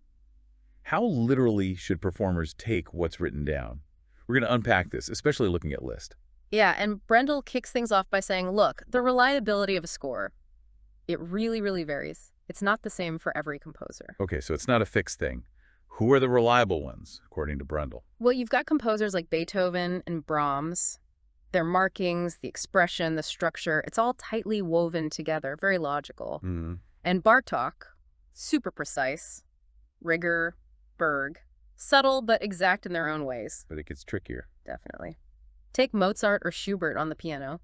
Brendel says pianists often need to sort of translate vocal ideas, vocal accents onto the keyboard. Ah, like making the piano sing in a specific way. Exactly. And Schubert, particularly when he was younger, while his scores sometimes show he maybe didn't have tons of practical performance experience himself, the notation isn't always perfectly pianistic. Interesting. And then there's Schumann. You mentioned him being a special case. Oh, absolutely. Brendel has this fantastic description for Schumann, a mix of pedantry and inexactness. Pedantry and inexactness. How does that work? Well, the pedantry might be tiny, almost unnoticeable changes in repeated sections, things that just make memorization harder without really adding much musically. Okay, fiddly details and the inexactness. That's things like marking a slowdown, a ritardando, but then never writing a tempo to tell you when to speed back up. Huh, you're left hanging. You are. Or, humorous markings like telling the performer to play quietly throughout a passage that clearly builds to a huge climax. Right, like in the fantasy, Opus 17. Precisely. Or the classic example in the G minor sonata, as fast as possible, immediately followed by even faster. Which sounds impossible. Literally? Maybe. But Brendel argues it makes musical sense if you read it as fast as musically possible, pushing the intensity, not just the metronome speed. Got it. It's about the feeling. And Chopin, Brendel calls his manuscripts the greatest riddle. Yeah, it's this strange paradox. You have this unbelievable compositional genius, right? But then the actual manuscripts can seem, well, Brendel uses words like clumsiness and irresolution. Which explains why pianists and editors often feel the need to tweak things in Chopin. It does. It sort of gives them permission, in a way. All of this really sets the stage for Liszt, who's a whole different level of complexity. Okay, so Liszt. Brendel divides his works into two basic groups, yeah. First, there are the pieces that are fully worked out, really polished compositions. Think the B minor sonata, the legends, the Weinen, Klagen variations. And for those? For those, Brendel says, follow the text precisely. Stick to the score. Okay. But there's another group. A much, much larger group, actually. And here, Brendel suggests that performer intervention isn't just okay. Sometimes it's actually desirable. The performer needs to step in. Why is that? What's going on with those pieces? It often comes down to how Liszt composed. Brendel talks about this white heat style. He'd start with these incredible ideas, these really original, powerful openings. With huge gestures or moments of intense emotion. Exactly. Think of the rhetorical drama in Vallet d'Obermann or the Dante Sonata, the pure ecstasy in Sposalizio, the grief in Pensée de Mort. Amazing beginnings. But there's a but, isn't there? There often is, yeah. Brendel notes that in many large-scale pieces, except the B minor sonata, the initial promise isn't always fully developed structurally, especially in the last part of the piece. So what happens instead of development? You might get variations on the theme or repeats that are just orchestrated more lavishly. Think Mazeppa the Poor Horse gallops by 4 times, or Sposalizio gets presented 3 times. It's less about building an argument, more about presenting facets. So it suggests maybe Liszt wasn't always confident in traditional forms. That's Brendel's interpretation. He sees a lack of confidence in pre-established large-scale forms. Liszt even suggested optional cuts ad libitum cuts in printed scores like the A major concerto or the Norma Fantasy. It's like he's saying, maybe this bit is too long, feel free to trim it. Which most composers wouldn't dream of doing. Right. Brendel feels these works, again, B minor sonata aside, are kind of built on doubts, almost hoping a brilliant performer will find a new order in them. He calls it a coincidental form. How does that compare to someone like Schubert, who also has long pieces? It's different. Brendel says Schubert or Mahler might also question traditional order with their expansive forms, but their structures still feel inherently valid, complete in themselves. Liszt's feels more provisional sometimes. But this changes later in Liszt's life. Absolutely.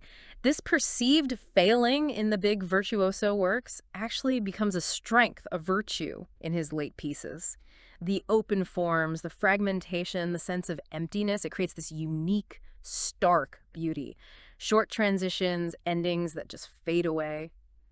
It's incredible. Okay, so if intervention is sometimes desirable, when exactly does Brendel think a performer should step in? He gives a few key reasons. One is just a superfluity of notes, especially in their really virtuosic stuff from his middle period. Too many notes, like technically awkward or just unnecessary? Both, sometimes. Think of the second version of the Transcendental Study as totally overblown compared to the later, more playable third version. Brendel even points to similar spots in Brahms, like the B-flat concerto, where some double stops are just not practical or needed. Yeah. You adapt. Makes sense. What else? Pieces that feel more like a sketch than a finished work, like Pensée des Morts, or the late works where the notation is sparse and you really have to intuit Liszt's intentions. Right, divining the meaning behind the notes. And then there are pieces that just have a history of performers creating their own versions, like the first Mephisto waltz. Think of the famous Des Barres or Busoni takes. It's part of the tradition. And finally, the obvious invitations. Exactly. The ad libitum cadenzas, like in the second Hungarian Rhapsody. Liszt is practically shouting, okay, pianist, show me what you've got. Rachmaninoff, Cortot, they all wrote amazing ones. Beyond the big structural stuff, what about smaller details? Notes, phrasing. Well, first off, even Liszt's scores aren't immune to plain wrong notes that survive editing. Brendel mentions a specific bass note in the A major concerto, and then there's the whole arpeggio thing. Ah, breaking chords, Liszt like that. He had a mania for harp-like sounds, as Brendel puts it. Now, you shouldn't just arpeggiate everything randomly, but Brendel insists that completely banning broken chords is a huge mistake. Why that? He compares it to banning portamento, that smooth slide in singing. It leads to an impoverishment of expression. Arpeggios were vital for getting a beautiful singing tone, a kind of spatial 3D sound on the piano. So why did they fall out of fashion? Probably because some players, like Paderewski, maybe overdid it, but getting rid of them entirely throws the baby out with the bathwater. And the pedal. Liszt's pedal markings. Brendel sees them purely as suggestions. You have to adapt to the specific piano, the specific hall. Just following the markings blindly ignores the tiny vibrations, the coloristic possibilities. It flattens out Liszt's amazing three-dimensional sound imagination. Think of the long pedals in the Dante Sonata, they create atmosphere. So if you do add things or make changes, what's the rule? The golden rule is it must be in Liszt's style. No modernizing harmonies or textures. It has to sound like something Liszt himself might have done. So, wrapping this up, what's the takeaway for you, the listener? This dive into Brendel shows that fidelity isn't simple. Especially with Liszt, it's not just about hitting the right notes. Right. It's more about understanding the spirit, the intention behind the notes, even when the score itself feels incomplete or ambiguous. It's about bringing that unique spirit to life.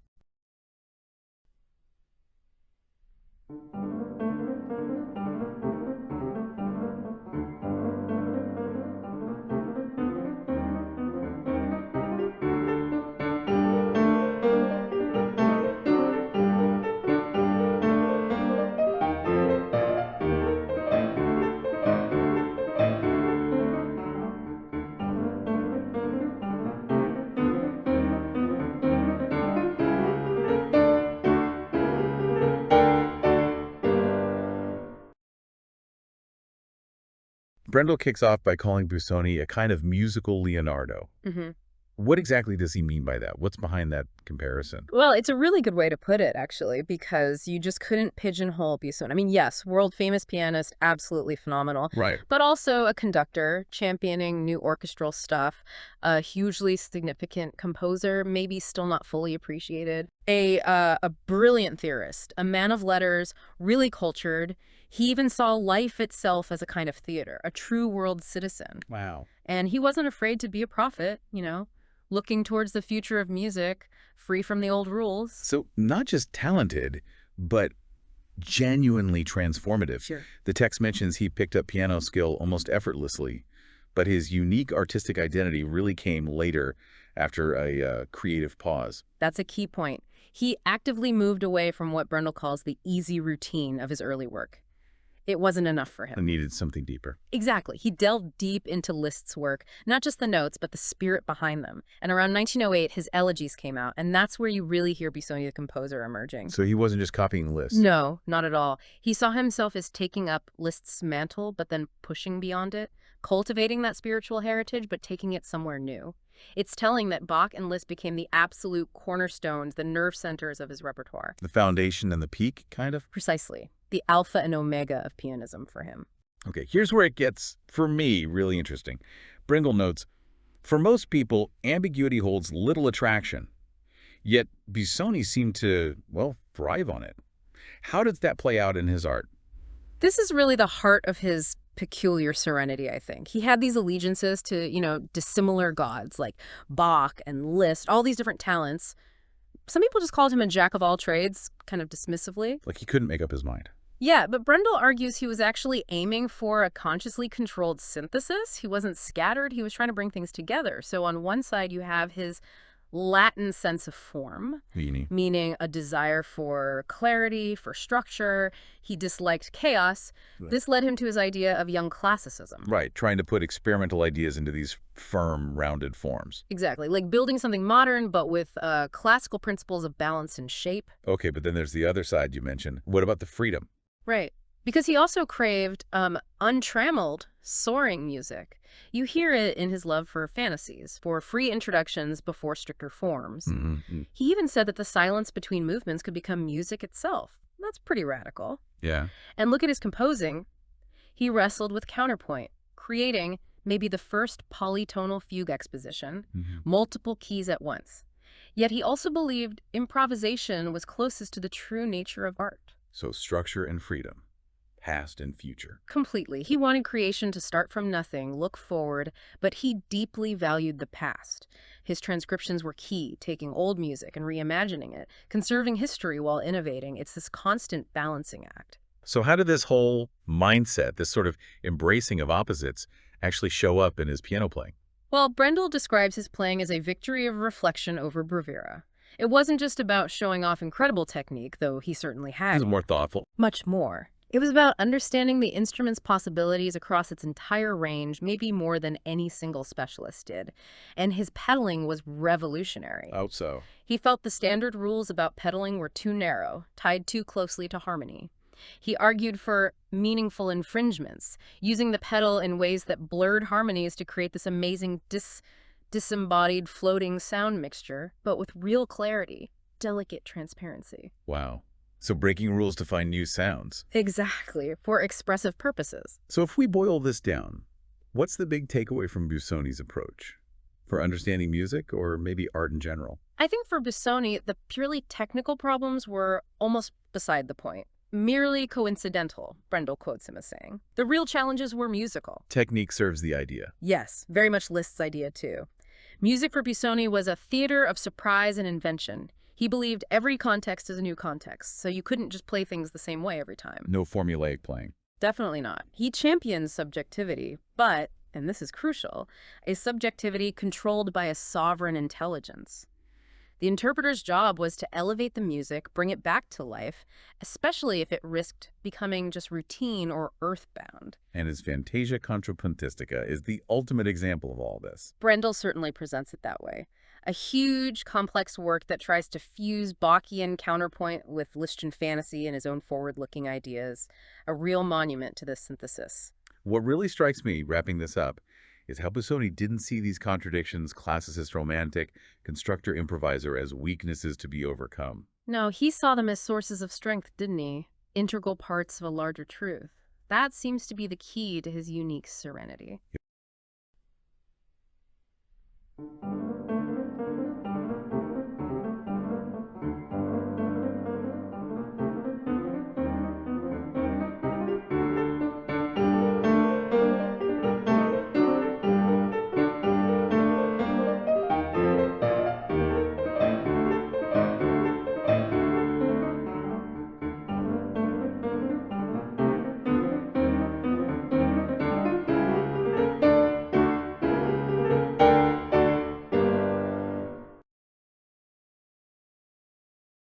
What made Busoni so magnetic to younger musicians, even years after he died? We'll look at his universality, his unique artistic vision, and those paradoxes that really defined him. Get ready for some, frankly, surprising stuff about a true polymath. Yeah, it's fascinating. The sources jump right into the universality of his mind. That's what really set him apart, kind of like Liszt, maybe 50 years earlier. And it wasn't just music, it was his whole way of thinking. That is an incredible breadth. So, for someone listening, what's like one solid example? Something that shows how that huge intellectual range actually shaped his music differently. Okay, well, think about all the things he did. He was deeply read, literary education, could write letters in 4 languages. The sources even mentioned he was a witty caricaturist, which is amazing. All this curiosity fed straight into his art. So as a composer, his later stuff is seen as among the most significant of his age. Yeah. But then he was also this incredible pianist, a model to the succeeding generation in Europe. Right. And there's proof. His recording of Liszt's 13th Hungarian Rhapsody, it totally backs up why people like Schnabel and Fischer admired him so much. It shows that rare mix, the great musician and artist with the great bravura player. Real polymath in action, definitely. But beyond his own playing and writing, what about that forward thinking, especially that outline you mentioned? How did that play into him being a teacher or, a champion for new music? The Entwurf einer neuen Ästhetik der Tonkunst from 1906. Yeah, that was incredibly prescient. That's the one, described as really foresighted. It really was. That Entwurf wasn't just academic talk. It apparently foreshadowed not only dodecaphonic, that's 12-tone systems, totally breaking from traditional harmony and microtone systems, using intervals smaller than we normally do, but even electronic music. Wow, electronic music, back in 1906. Imagine thinking about music breaking free from scales, from instruments, hinting at totally new sounds way back then. And he didn't just write about it. He taught important figures like Kurt Weill in Berlin, and he conducted premieres of new pieces. Truly ahead of his time. So how did these, pretty radical ideas show up in his actual operas, especially the ones our sources focus on, Arlecchino and Dr. Faust? Right, those two, Arlecchino and Dr. Faust. They're key because they really capture his speculative and playful elements. And they show his vision for where opera could go. It was a real stand against both Wagner and that gritty Italian style Verismo. He wasn't just reacting, he was proposing something different. So he wasn't just writing new music, he was kind of building entirely new worlds on stage. Exactly. He pushed for supernatural subject matter. Right. Übernatürlicher Stoff. You see that clearly in Dr. Faust, obviously, but also in things linked to puppet plays or the fantasy world of E.T.A. Hoffmann, like in his opera Die Brautwahl. Okay, the supernatural side. But then on the other hand, he also loved downright playfulness, absolutes, spiel, and that connects directly to the Commedia dell'arte, the Italian masked comedy. Ah, right. And he had this fantastic quote, I think it sums it up perfectly. Opera should create an illusory world which reflects life in either a magic mirror or a distorting mirror. A magic mirror or a distorting mirror. That's a really powerful image. And it fits with how the sources describe him as someone activated by its contradictions. Can you give another example, one of those sort of paradoxes that defined him? Oh, absolutely. He was always aiming for lucidity and lightness in his art. Yet, kind of strangely, near the end of his life in 1924, he apparently sought out the company of the deformed. It's quite a contrast. And then there's his whole idea of young classicism, young Klassizität. He was really clear this is not neoclassicism.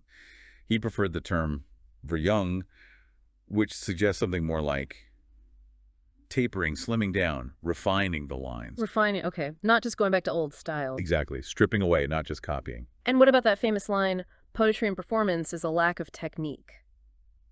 That one's a bit of a head-scratcher. What was he getting at? Yeah, it makes you stop and think. Yeah. He apparently said it thinking about a specific late Romantic virtuoso. Was he saying focus purely on skill?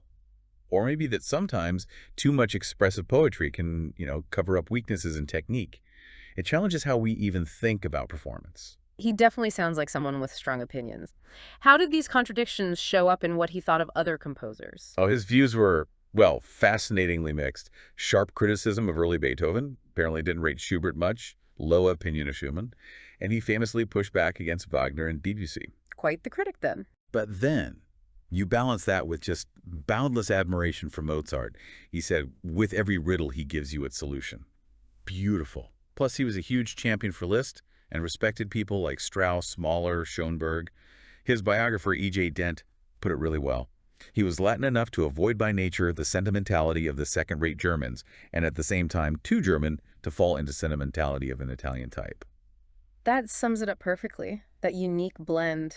Still, despite all this brilliance, the sources mention a kind of reserve in his best music, something that kept it from getting, massive acclaim right away. That's right. His fame as a composer was definitely a slowly growing thing.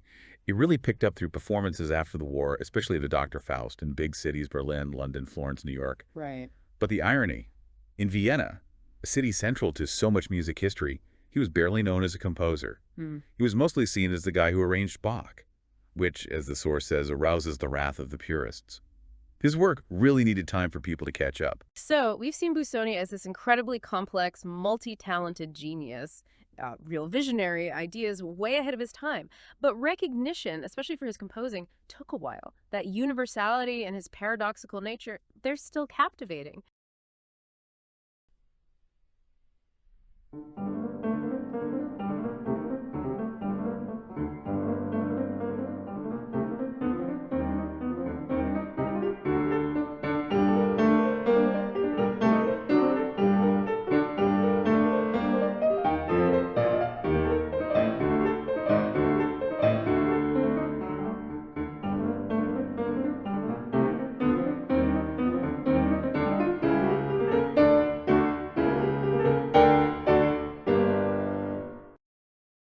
Brendel, looking back at his own, earlier writings on Fruccio Busoni, it reveals his own kind of journey of understanding. And the core of this whole discussion really is that deep responsibility, the kind of multi-layered job it is to bring music to life, especially older music. Right. Brendel mentions his early essay on Busoni was really shaped by Busoni's own very specific language. He even talks about Busoni's idea of pianistic Darwinism. Okay, so what on earth did Busoni mean by that? Well, Busoni wrote about this in his essay, The Pianist of Genius. He called pianistic Darwinism this sort of surprising thing where something which until recently could be done only by one man should now also be done by another. But when there are hordes of others, it becomes Darwinism. So basically, it's how these, incredible musical skills that were once rare become, well, common. It's almost like artistic evolution losing that initial wow factor.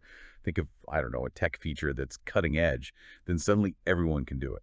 And he also mentioned these lawgivers, people who cared more for the musical symbols, the notation, than the actual spirit of the music, which, points to that classic tension, following the rules versus individual feeling. And that tension, it sounds like other big names felt it too, right? It wasn't just Busoni. Oh, absolutely. You look at someone like Arnold Schoenberg, a major composer himself. He was pretty adamant, actually, repudiating, as Brendel puts it, the right of the interpreter to encroach upon the creator. Very strong words. Yet, interestingly, Schoenberg admired Franz Liszt, the big romantic virtuoso, even though Liszt famously said the musical work was basically a stage, a tragic and stirring mise en scène for the interpreter's own feelings. So, yeah, it really throws that core conflict into sharp relief score versus soul, you could say. Okay, but then Brendel himself changes his tune a bit, doesn't he? He says his own ideas moved away from Busoni's, and he comes up with this idea of the interpreter having, 3 different roles, 3 capacities. Can you walk us through those? Yes, exactly. And this really gets to the heart of how we should approach older works today. Brendel proposes these 3 functions. First up, he says, is the curator of a museum. This is the historical work. The curator digs into the original sources, compares texts, gets familiar with how things were actually written and played back then, and they find out pretty quickly it's often not enough just to observe the letter of the score. Take Mozart piano concertos. Brendel points out, they often have almost no dynamic markings, like loud or soft. And sometimes there are bits left unfinished that the player literally has to fill in. Okay, so the curator does the historical homework, sets the stage, but then someone else takes over. Is that the idea? Precisely. That's where the second role comes in, the executor of a will. The executor understands that it's their own breath which revives the breath of the composer, a powerful image. They know that, well, everything's changed our emotions, how we hear the instruments themselves, the concert halls. So their job isn't just about, replicating the past. It's about reopening the gates of the past, trying to make what felt new back then feel new again for us. He gives a great example. The diminished seventh chord. We hear it all the time now. Maybe it feels a bit standard. But the executor's job, when the music calls for it, is to give it back its former ominous, demonic, tonality-denying tension, to make it shock us again, like it might have originally. Wow, yeah, making the old feel new, not just preserving it. So how would that apply outside music? Maybe to something like, I don't know, classic literature? Exactly the same principle. Think about reading Shakespeare today. It's not just about understanding the Elizabethan English. It's finding the human drama, the political intrigue, whatever it is, that resonates now. Breathing contemporary life into those centuries-old words. It's bridging time. And then Brendel says, if things go really well, this sort of moral job of the executor gets elevated by a magical one, the obstetrician. This is the interpreter who kind of protects the performance from the cold touch of finality. They lead the music back to its origin. It's as if the music is being born right there, in that moment, through the performer's hands. It creates this sense of immediacy, of spontaneity, that makes debates about tradition almost irrelevant because it feels so alive, so fresh, even though it's built on all that careful work. So with all that in mind, what does this mean for Busoni's own music today? How does Brendel see it faring? Well, Brendel notes that, some of Busoni's pieces have maybe caught a wave recently with this interest in, like, Victorian or Edwardian curiosities or Art Nouveau. But he also argues that some of the really massive, maybe monstrously overwritten works, like the famous Piano Concerto, can actually overshadow Busoni's truly superlative late piano music. He points to works he thinks are still incredibly relevant, still sort of undiscovered in a way. Things like the first two sonatinas, the elegies, the toccata from 1921. He talks about their unyielding surface, meaning they haven't got that comfortable patina of familiarity yet. And Busoni's opera, Dr. Faust, Brendel feels, really awaits its day. He sees it standing tall alongside huge works by composers like Berg and Schoenberg. What a fascinating journey, really, into the mind of the interpreter. From Busoni's pianistic Darwinism right through to Brendel's really layered idea of curator, executor, obstetrician, it makes it so clear that bringing any art form from the past to life is so much more than just, playing the notes or reading the words off the page. Absolutely. It really forces you to consider the immense responsibility involved in interpretation. Doesn't matter if it's music or literature, or even how we understand historical events. How do you stay true to the creator, to the original context, but also make sure that creation can still breathe, can speak powerfully to people now?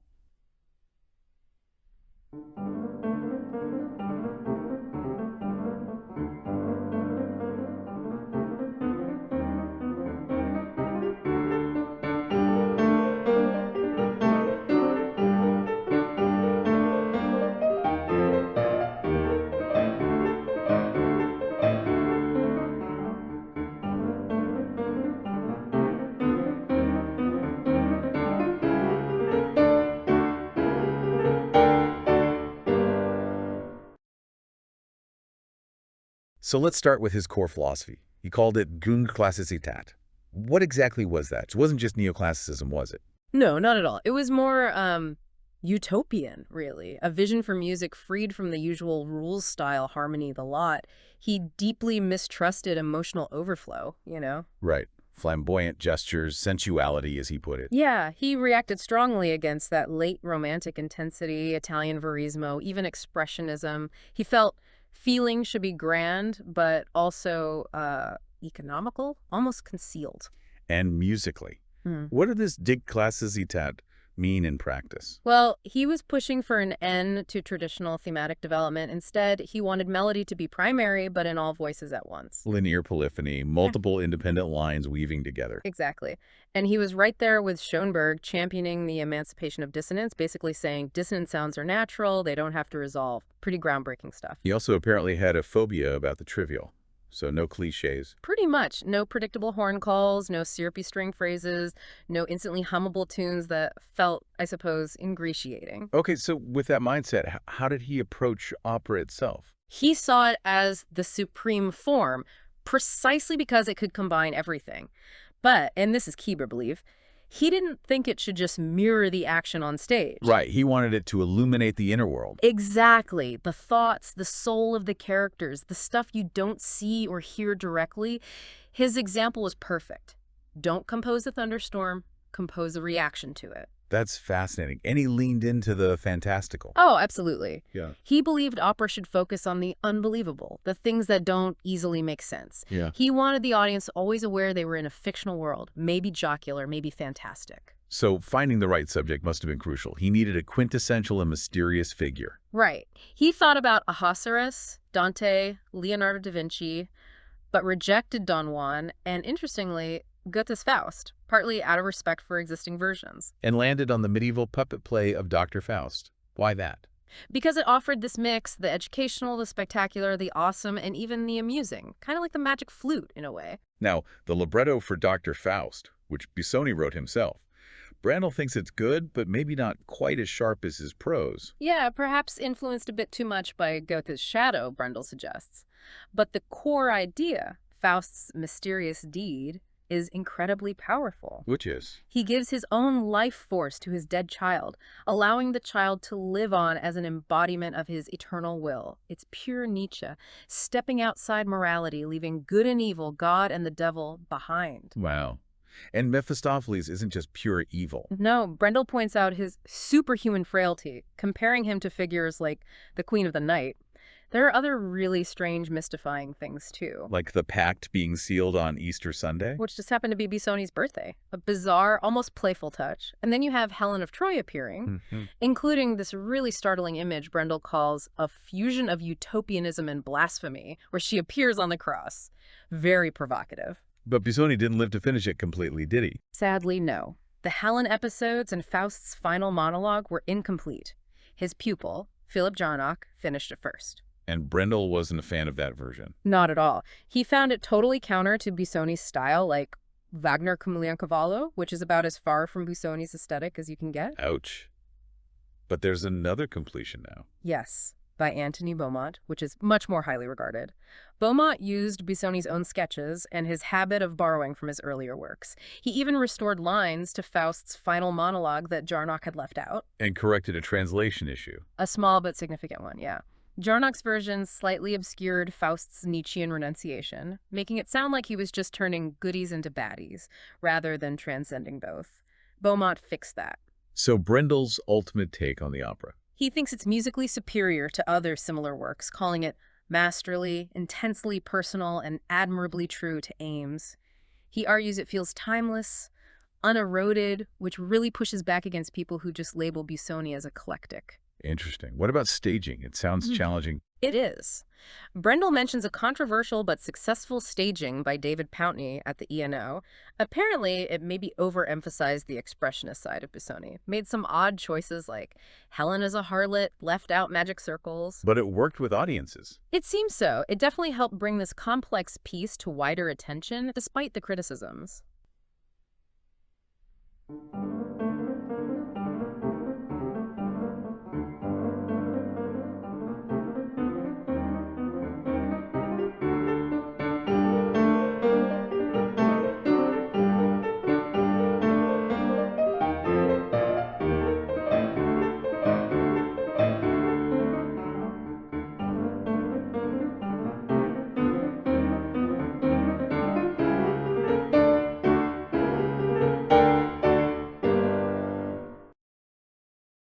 We're digging into Alfred Brendel's thoughts on playing Schoenberg's Piano Concerto. Yes, it's a really rich source. Absolutely. Our goal here is to pull out the key insights, maybe some surprising details, about this piece, which, let's face it, has often been called a problem piece, all through Brendel's eyes, as a performer. And Brendel really kicks off by talking about the concerto's staying power. You know, after 50 years or so, it's properly cemented itself in the repertoire. Unlike others from that time. Exactly. He says many others just became, well, pleasant entertainment, but this one remains interesting. He even talks about re-recording it 36 years after his first time. Wow, 36 years. Yeah, and he felt it was like an act of regeneration, kind of pushing back against a world, maybe, that doesn't always value continuity. That's a powerful idea. Yeah. And the story of how it even got written is pretty fascinating, too, isn't it? It started back in 42. That's right. Oscar Levant, famous Gershwin player, and actually a former student of Schoenberg's, he commissioned a piano piece initially, just a piece. But Schoenberg, being Schoenberg, started writing a full-blown concerto. Right.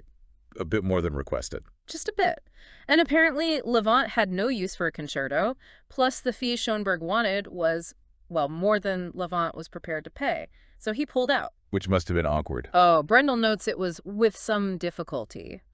But luckily, another student, Henry Clay Shriver, who was wealthy, stepped up and took over the commission. Ah, so it got finished. And the first performances? They happened pretty quickly. There was a private one first in L.A. with Edward Storeman playing, and then the public premieres in 1944, again with Storeman, but this time with the NBC Orchestra. Stokowski conducting. Stokowski, right. So, okay, beyond the sort of dramatic origin story, Brendel really focuses on the music itself, Schoenberg's 12-tone method. He does.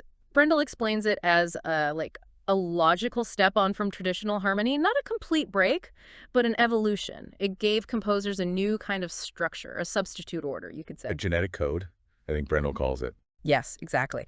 After tonality had dominated for centuries. And Schoenberg himself really disliked that term atonality. Right, he preferred, well, he just saw it as the next step. Precisely. And this 12-tone set, or row, it wasn't just for melodies. It shaped everything, themes, chords, the whole fabric, using variations like inversion, retrograde. It's complex stuff. But Brendel also points out Schoenberg's almost mystical side. His obsession with numbers. Yeah, the Kabbalistic side, as Brendel puts it. Apparently, from 1917, Schoenberg thought of himself as a six-tone composer. There's this link to ancient ideas about six being a perfect number. It adds another layer, doesn't it, beyond just the maths? It really does. And Brendel draws a line from that to Schoenberg's interest in the occult, mentioning Swedenborg's Theosophy and Balzac's novel Seraphita. That Balzac connection is wild. Schoenberg's apparently seriously considered setting Seraphita to music. A huge piece. Oh, huge. Monumental. Brendel quotes Schoenberg needing at least 2,000 singers for the Ascension scene alone. 2,000. Okay, that's ambitious. To say the least. But it shows that side of him. He even defended superstition, calling it a metaphysical urge. Brendel mentions Schoenberg's War Clouds diary. Where he read the clouds for war news. Back in 1914-15, interpreting cloud shapes daily. And Brendel suggests this deep personal connection to events, this kind of heightened sensitivity, feeds into the emotional world of the piano concerto, especially thinking about Schoenberg's flight from Nazi Germany. Which brings us to those secret movement titles Brendel reveals. Right. Life was so easy, then suddenly hatred broke out, a grave situation was created, and finally, but life goes on. And these weren't just added later. No, Brendel stresses they were guiding ideas right from the start. They really define the character of each section. You know, the Viennese waltz feel at the beginning. Life was so easy. Then the second movement, the scherzo, much more aggressive, suddenly hatred broke out. Brendel mentions its aggressive staccato. And the slow movement, the adagio, a grave situation, he compares its feeling of despair and terror to Picasso's Guernica. That's a powerful image. But Brendel also gets very practical about the difficulties, the vexing and worrying bits for anyone trying to play this. Oh, absolutely. He calls out Schoenberg's metronome markings, particularly in the stretto, that dense overlapping part in the scherzo. Brendel just says they're out of the question. Too fast. So performers just ignore them or adjust. They have to adjust.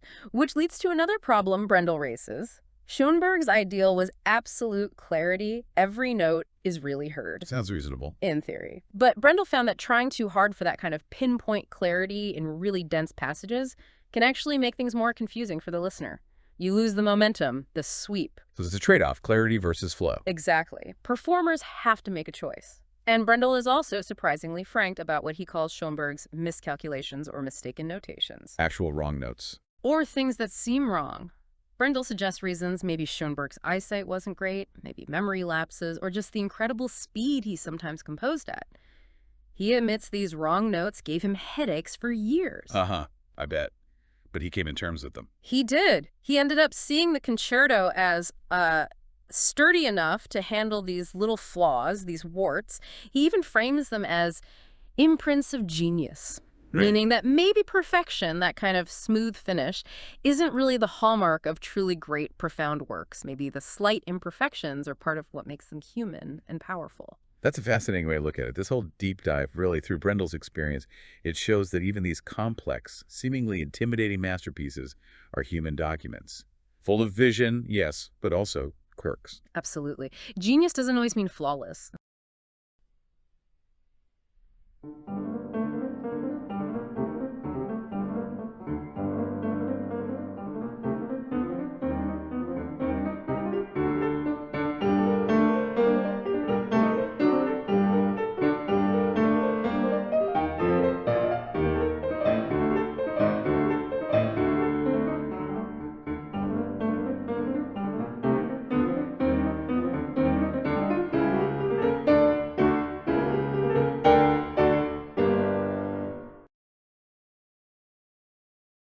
This one's called Wilhelm Furtwangler. He doesn't waste any time setting a boundary, does he? No, straight away. He insists, really insists, that to get Furtwangler the conductor, you absolutely have to separate him from his character, his views, even his composing, which wasn't his main thing. It reminds me of that Alban Berg quote Brendel mentions. Exactly, to the young guy complaining about Wagner. For you, as a non-musician, nothing could be easier than to condemn him. It's a sharp point. So, okay, compartmentalize art from artists. But Brendel still points out some, well, problematic aspects of Furtwangler's thinking, right? He does. He has to. Yeah. He mentions Furtwangler's obsession with the overwhelming importance of German soul and spirit, which, as Neum Goldman apparently observed, was ironically something Germans and Jews sort of shared, that conviction. Interesting parallel. And it connects to other things, like Furtwangler believing the very great is never new.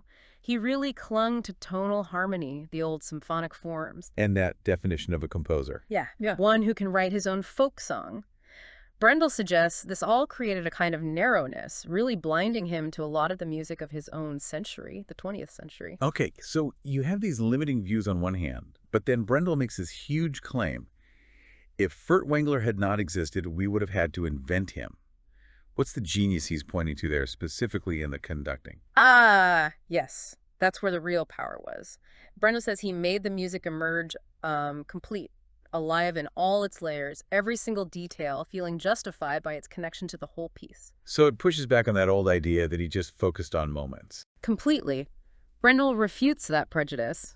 He says Furtwangler's freedom wasn't just being eccentric. It was about conveying the fate of the piece right from the first note. So for you listening, it's about hearing how everything just fits, how it all connects. Which leads to how Furtwangler thought about music. Brendel calls him a unique kind of thinker. How did that work? Yeah, a thinker, but crucially on musical grounds. Synthesizing things without needing words, which he found more satisfying than his actual writing. He stressed that both the detail and the whole picture had to pass through the performer's emotions. Not just technique. Exactly. He contrasted this with modern approaches he saw as too practical, maybe unemotional. For him, the art had to mirror the whole man, not just surface stuff. It encourages you, doesn't it, to listen for that real emotional commitment. And you could apparently see this on the podium. His physical style was very distinctive. Oh, definitely. Unforced, like Arthur Nickish, apparently, but unique movements. Brendel describes this tiny beat in pianissimo, or these outstretched, undulating arms, where the orchestra sometimes had to almost guess the beat. Guess the beat. Wow. Yeah, but it produced this elemental intensity. Brendel uses the phrase Jupiter tonans, Jupiter the Thunderer, these sort of lightning-shaped gestures. Okay. And what's fascinating is this often made the orchestra play slightly after the physical beat. The double basses and cellos had to discreetly, anticipate their entries just to keep it all together. Incredible.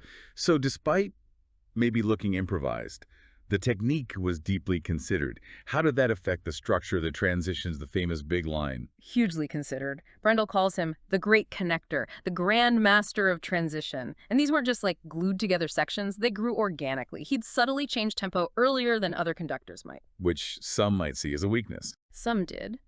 But Brendel argues it showed supreme rhythmical strength. And that big line wasn't just about seeing the end point. It meant every musical character, like, say, the cello tune in Schubert's Unfinished, was presented with total clarity within that larger vision. So when you listen, you feel that seamless flow, that inevitability. Now, here's something Brendel mentions that might surprise people. Yeah. Furtwangler's studio recordings. Why is that surprising, and what's the takeaway? It's surprising because the legend is all about his live performances, right? That fiery, spontaneous quality. People often think you couldn't capture his genius in a studio. Right. But Brendel strongly highlights recordings like Schubert's Unfinished in Great C Major, Beethoven's Leonore No. 3. He argues they often surpass the live versions, and even Furtwangler himself was apparently pleased with the Tristan recording they did. So it challenges that notion that studio means sterile. Absolutely. It suggests that for Furtwangler, the core musical ideas, that big line, the emotional depth, it could still come through powerfully, even in a controlled setting. Okay, so wrapping this up, what are the key takeaways for us, for you the listener, applying Brendel's perspective? Well, Brendel gives you some great things to listen for. Think about Furtwangler's pianissimo not just as quiet, but as color, as emotion. Notice how the openings really set the whole drama in motion. And the codas, like in Mozart's G minor or Beethoven's Ninth, how they feel like a kind of tragic summation. And Brendel says Furtwangler just makes nonsense of the idea that performers are good at either themes or transitions. He mastered both, utterly. A really comprehensive view.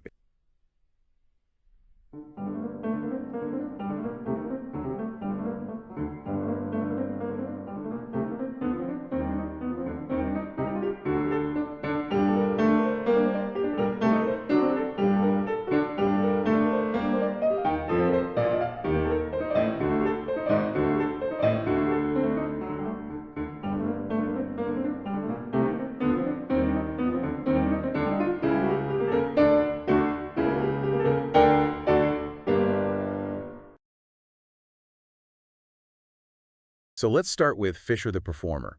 Brendel paints this picture of him on stage. A short, leonine, resilient figure. Yeah, someone who's playing just pulsed with this elemental musical power. In this contrast, Brendel talks about wildness and gentleness coexisting.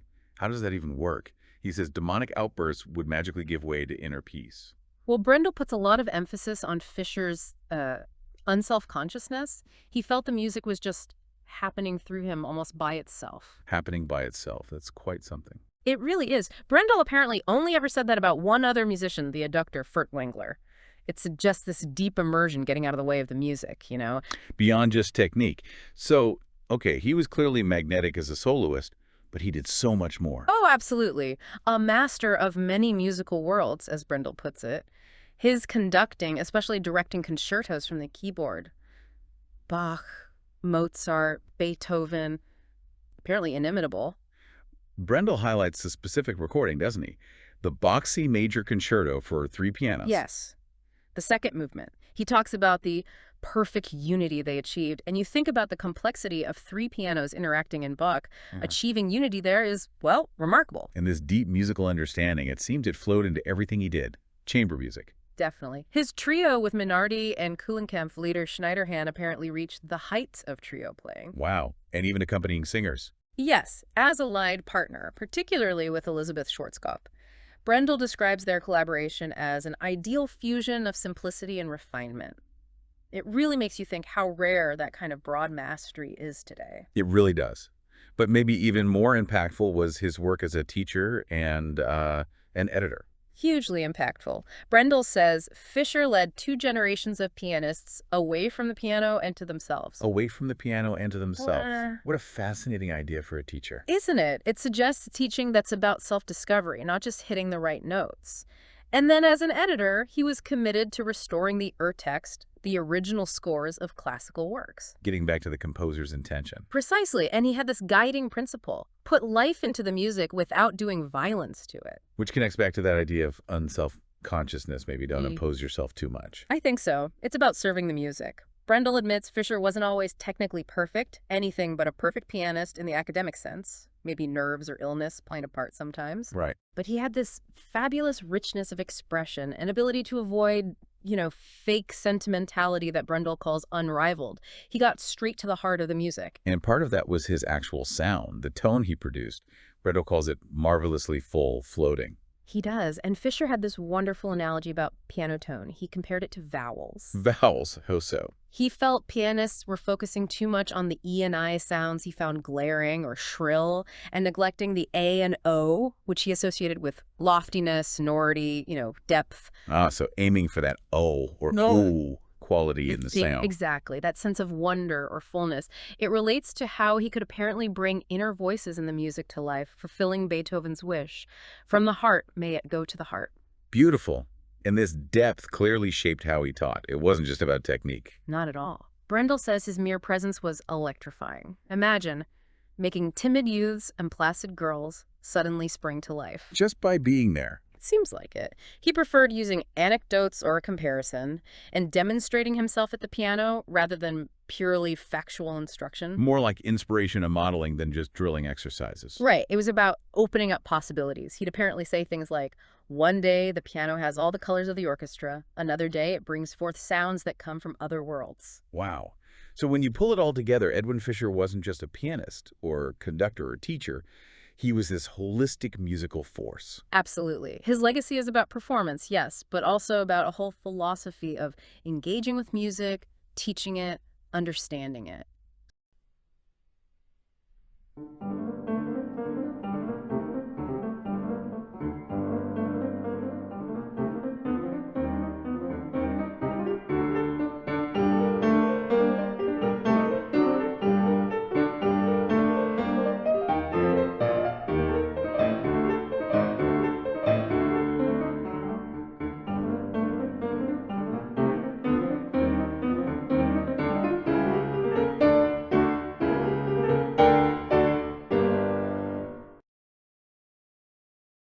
Afterthoughts on Edwin Fischer. Right. Brendel kicks off by defining Fischer's genius with this really striking phrase, playing that is at once correct and bold. What's going on there? How did Fischer pull that off? It's such a fascinating description, isn't it? Yeah. Brendel makes the point that, well, correctness can be learned, through expertise. Sure. But boldness, Yeah. that takes a real gift of projection. And for Fischer, it wasn't just having both. Brendel talks about his personal impossible element. Impossible element. Yeah, meaning it seems almost contradictory. It was this synergy between, on one hand, a childlike nature. Childlike, like naive. Not naive, more like Yeah. sincerity, spontaneity, a sense of wonder, real joy in playing. Brendel even says he could seem like he was romping through a Mozart allegro. Huh. I can almost picture that. Right. But then that was perfectly united with, quote, all the wisdom of the experienced master. Okay, so the depth, the structure. Exactly. Emotional differentiation, that incredible beauty of tone he had, the vision, the grasp of the grand design of the music. Brendel argues this union of the child and master was really the key. That tension, it's really interesting. How does a performer even manage that? Keeping the strict discipline you need for piano, but also having that wild spontaneity. That's the million-dollar question, I suppose.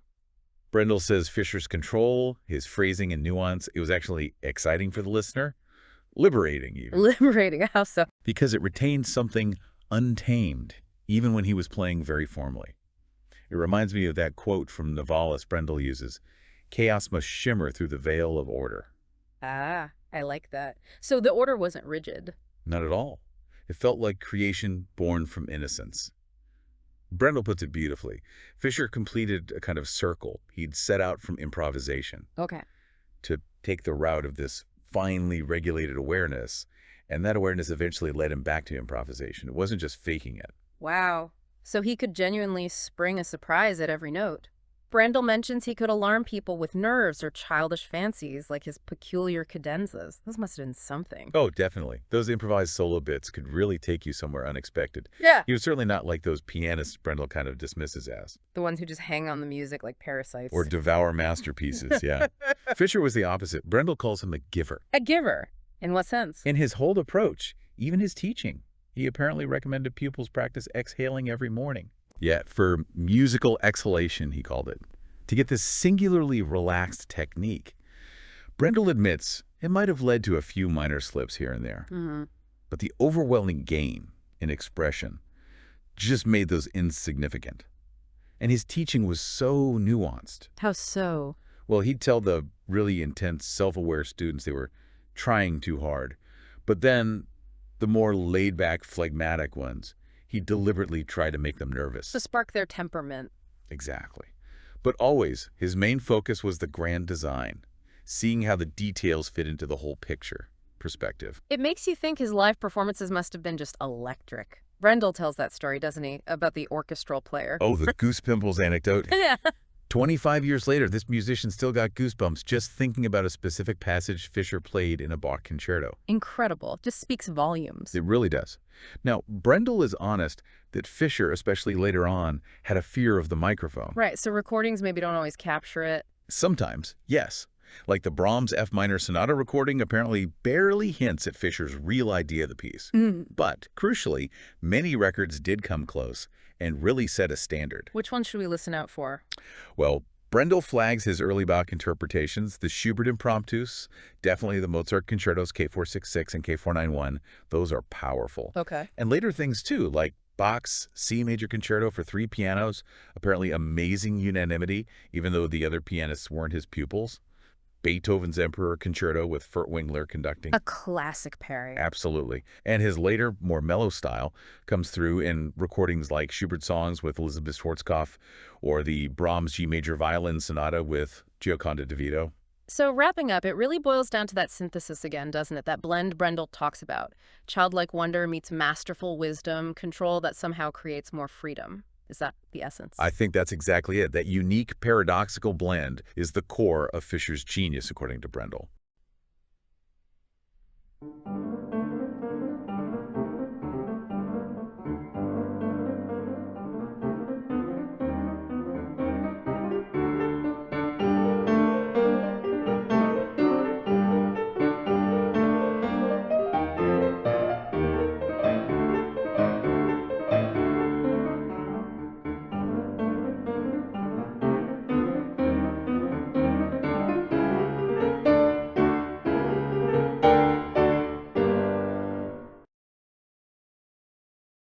Brendel pulls back the curtain on all the hidden complexities behind what we hear in a performance. It's not just about hitting the right notes. Definitely not. Let's start with that old saying. There are no bad pianos, only bad pianists. Sounds quite profound, doesn't it? It does, but Brendel calls it misleading. He argues pretty strongly against it. Oh, how so?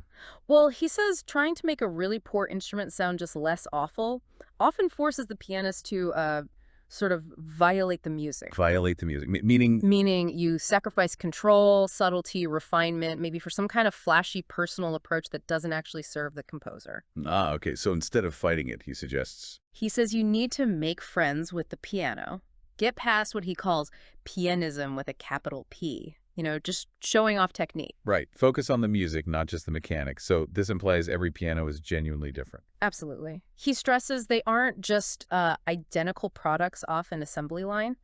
Each one has its own individuality. It's down to the materials, how it was made, its history. Yeah.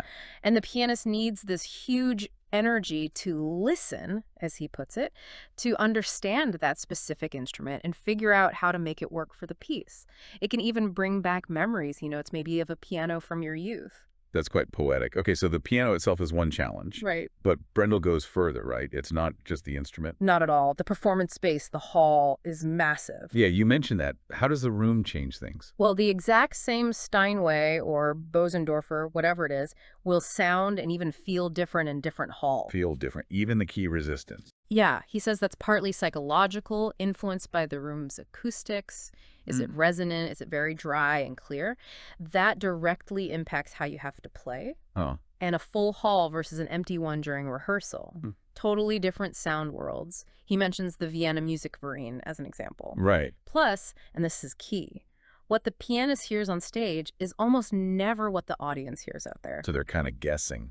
In a way, yes. Brendel calls it translating intentions into a presumed sound. It's like acoustic tea leaf reading. You have to anticipate how it will land. That sounds incredibly stressful. And then there's the pianist's own state. Exactly. We're not machines, are we? Brendel says we don't always function like clockwork. True. Being tired, anxious, or even feeling really fresh, it all changes your physical control, even how you perceive sound. So what can you do just hope for the best. Well, no, he emphasizes practical preparation helps manage these things, working closely with the tuner, getting the piano position just right in the hall. Little things like, Yeah, finding a stool that doesn't creak, getting the lighting right so there are no weird shadows on the keys, even warming up on some old upright backstage. It all contributes. okay, so given all these variables, the piano, the hall, the human element, what does Brendel actually think makes a good piano? Does he give guidelines? Oh, definitely. He gets quite specific. He has several key propositions. Like what? First, it has to be dynamically even. All registers, all volumes, no sudden weak spots or loud spots. Especially, he says, the upper middle range, the second stave, that shouldn't be dull. He contrasts some modern pianos with, like, pre-war Bechsteins there. Interesting. What else? The tone needs to be bright, radiant, but crucially without a harsh cutting edge. It needs warmth to allow for color and layering. Okay. Then, a huge volume range, from the softest whisper, that's sotto voce, right up to a real roar, and it needs to respond sensitively at the quiet end. And the pedals, I know they're critical. Absolutely. The sustaining pedal must dampen cleanly, precisely, no noise, good felt, correct lever adjustment. And the soft pedal, the una corda, shouldn't just make it quiet. It should give a different tone, color, lyrical, round, not thin or acidic. It needs to allow for dynamic shading within that softer sound.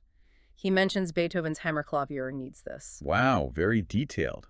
And he even suggests ways to test these things. Specific music. He does. He points to passages like the super soft repeated notes in a Schubert impromptu, or a high, delicate trill in Beethoven's Opus 111, or singing lines played mezzo forte with the soft pedal in Liszt. To really expose the piano's character. Exactly. And this all leads him to stress the importance of something called voicing. Voicing, what's that involved? It's about equalizing the volume and the sound quality across all the notes. It's done by carefully needling the felt on the hammers. Sounds specialized. Very. It's a real skill, requires a fantastic ear. Brendel notes it often needs close collaboration between an experienced pianist and a skilled tuner because not all tuners actually have deep voicing expertise. He insists it's a craft, not just subjective taste, and it can be done properly to unlock a piano's potential. So bringing it back to that initial phrase, no bad pianos, only bad pianists. Brendel sees it differently. Completely. He suggests it might even be a kind of dealer's motto, perhaps diverting attention if piano building standards slip, or downplaying how vital really skilled technicians are. So he wants more respect for the technicians. Yes, elevate their status, improve training. He even floats the idea that pianists should learn about voicing themselves. Interesting. And how does this connect to recordings versus live performance? Well, studios offer control, obviously, but Brendel feels the live setting has unique magic. That electric tension from a focused audience actually helps the pianist, helps them cope with the instrument in that specific moment.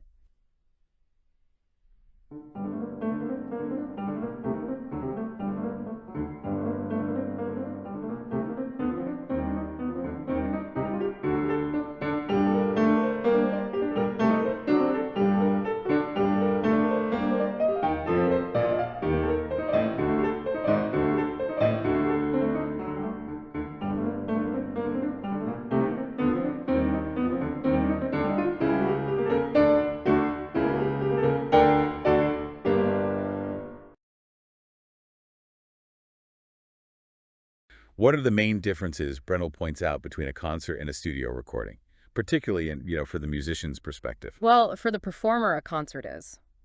It's all about that one moment. You play it through once, you've got to convince people right then and there. It's about the big picture, the overall sweep of the piece. And getting it across to everyone, even in the back rows? Yep. Exactly. Projecting those details, making sure they land, even way at the back, it demands this immediate conviction. And then the studio is totally different, almost the opposite. Completely. Yeah. In the studio, you've got multiple takes. The whole mindset shifts. It's about building something piece by piece, aiming for this kind of accumulated, flawless result, like assembling a mosaic, More control, less risk. Way more control. You can fix things. You can learn from mistakes. You can try different approaches. Brendel has this really vivid phrase. He says, the player in the studio sits as though in a tomb, kind of cut off, sterile environment, focused maybe more on technical accuracy than that live organic feeling. Wow, in a tomb. That's stark. And I guess that translates to the listener experience too, right? Concert versus studio sound. Oh, definitely. The concert gives you that physical reality, the actual sound waves hitting you unmediated. And there's this shared focus, hopefully, in the audience. A studio recording, though, Brendel calls it pure music, but it's also about convenience, isn't it? You can listen whenever, wherever, stop and start. Right, and the sound itself is often heavily shaped by engineers, by the producers. It's a constructed perfection, in a way. This leads right into something really key Brendel brings up, borrowing from Robert Musil, this idea of accuracy and soul. That's central to his argument. The studio, he says, is brilliant for accuracy, technical perfection, but sometimes that comes at the cost of soul, that spark, that spontaneity, the human element. He even suggests that the pressure for this kind of accuracy can sterilize the performance. Yeah, he does. And that it's even made some musicians play concerts as if they were making a record, almost scared of tiny flaws because they imagine the audience is listening like a microphone, judgmentally. Which kind of pushes against our modern obsession with everything being perfectly polished. It really does. And that's where live recordings come in for Brendel. They act as a kind of bridge between these two worlds. Well, they capture what he calls the indiscretion of a specific concert. The unique fingerprint of that one performance, warts and all sometimes. But with that, you get the aura of physical presence, often a heightened intensity, maybe more courage from the player, deeper absorption. So perfect technical neatness isn't the main goal. Not for Brendel, not in the live context. He argues pretty strongly that demanding spotless perfection actually means you might not know how to really listen to music anymore. You miss the soul for the sake of accuracy. This wasn't just theory for him, was it? He actively sought out live recording situations. Oh, absolutely. He talks about wanting to record the really big, challenging pieces live, things like Beethoven's Hammerklavier Sonata, Opus 106, pieces that are incredibly demanding and risky in performance. Why live, specifically for those?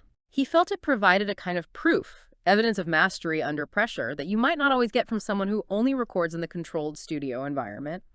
He has this great line comparing an unexpected success in concert to a premeditated result. It's like the difference between a poem and a timetable. That's a fantastic analogy, captures that unpredictable magic. Exactly.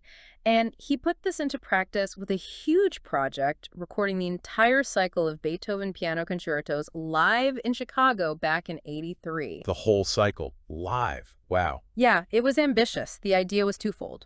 Really examine his interpretation of the works over the cycle and capture that specific tension and directness you only get in front of an audience. So how did they manage the practicalities?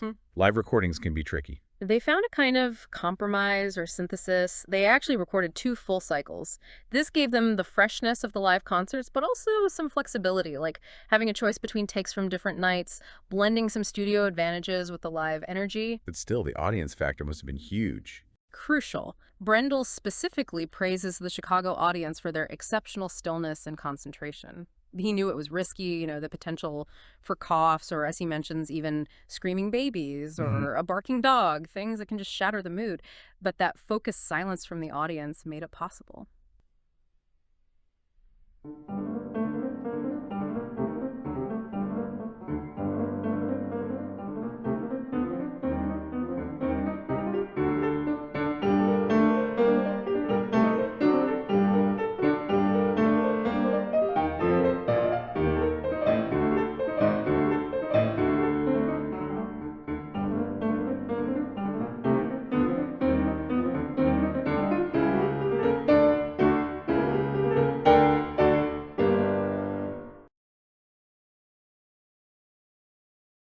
A program isn't just, a list of pieces. Right. It's the performer's visiting card. Yeah. It's a statement about them. A visiting card. I like that.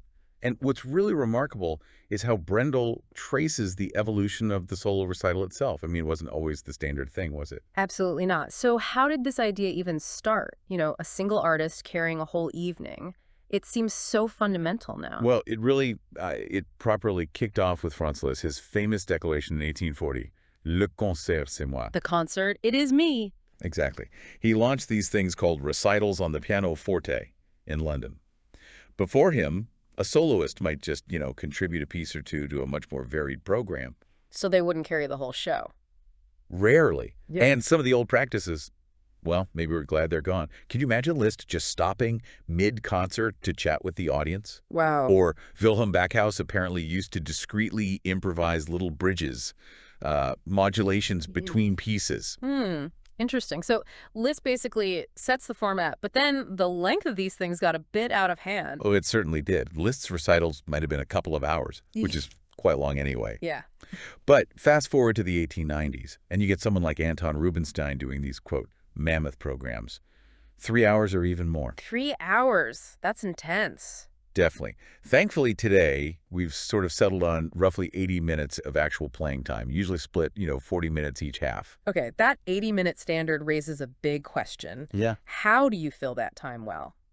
Brendel really goes after what he calls the old menu idea for program. Right, the menu scheme, where pieces are treated like courses in a meal. Yeah. He describes it quite humorously, starting with an overture, then maybe a concerto, then salads, puddings, topped off with an omelette flambé. An omelette flambé. Yeah, set a light on the performer's head in his funny little invention, the suite gastronomique. Okay, so clearly not a fan. What was the serious critique there? Well, Arthur Schnabel, another great pianist, argued strongly against it.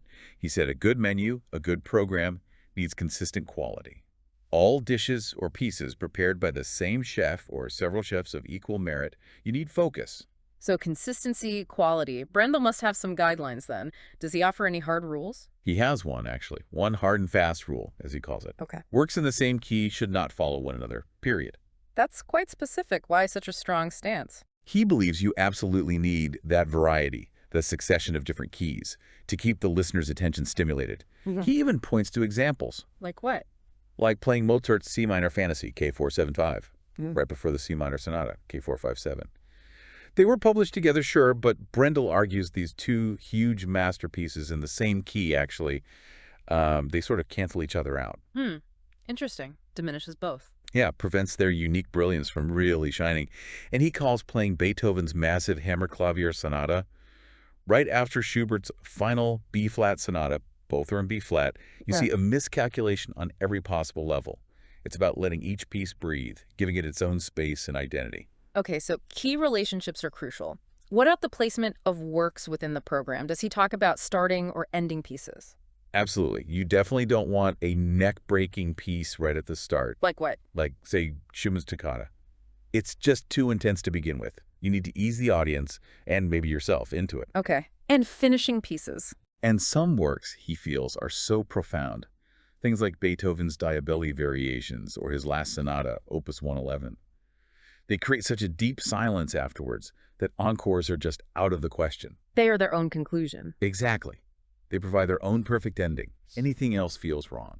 That makes a lot of sense. And this idea of pieces interacting, Brendel also talks about revealing connections and contrasts, right? Even suggesting wild combinations can work. Yes, exactly.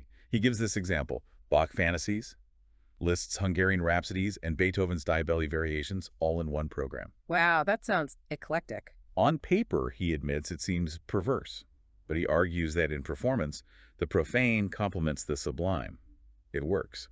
And context, he stresses, can completely transform how you hear a piece. How so? He mentions Beethoven's Appassionata Sonata. He says it sounds and even feels different under his fingers when it comes after, say, Haydn, Brahms, Weber, and Mendelssohn, compared to being in a different program sequence. So the surrounding pieces change your perception of it. Totally. It helps you grasp what completeness is about. It sheds new light. This leads us to the one composer program idea. Very popular now, but Brendel notes some history there. Yeah, there were objections. Clara Schumann, for instance, thought Anton Rubinstein playing 4 Beethoven sonatas in one night was inartistic. Why? She famously asked, doesn't one Beethoven sonata need one's entire soul? How could you possibly devote yourself fully to 4? A fair point. What's Brendel's take? Does he agree? Well, Brendel himself actually finds such programs quite compelling, provided the composer is right. He compares it to a major exhibition dedicated to a single great painter. Ah, like a deep dive into one artist's world. Precisely. It offers this chance for really deep immersion that you don't get otherwise. So, thinking about all this, the performer's role seems to go way beyond just picking pieces they like or what sells tickets. Brendel sees a deeper responsibility. Oh, absolutely. He really stresses the importance, especially for younger performers, of including new repertoire. not just the war horses. And for everyone. For all performers, really. To champion neglected works and new music alongside the established masterpieces. The piano literature is just vast, he says. You have to make intelligent choices. It's about curating, not just playing. Exactly. He says recitalists are rhetoricians. They have a public message. Their role is to instruct, move, and amuse the audience. Their own sense of quality needs to inform listeners, not just follow trends. So we started with the program as the visiting card. Yes. But ultimately, Brendel reminds us the real magic, the unforgettable part, happens live in the performance itself. He has this beautiful phrase about an unseen hand that can grip both the player and the listeners. Making each concert totally unique, unrepeatable. Right. It's that shared ephemeral experience that goes beyond just the notes on the page of the program structure. It's a journey.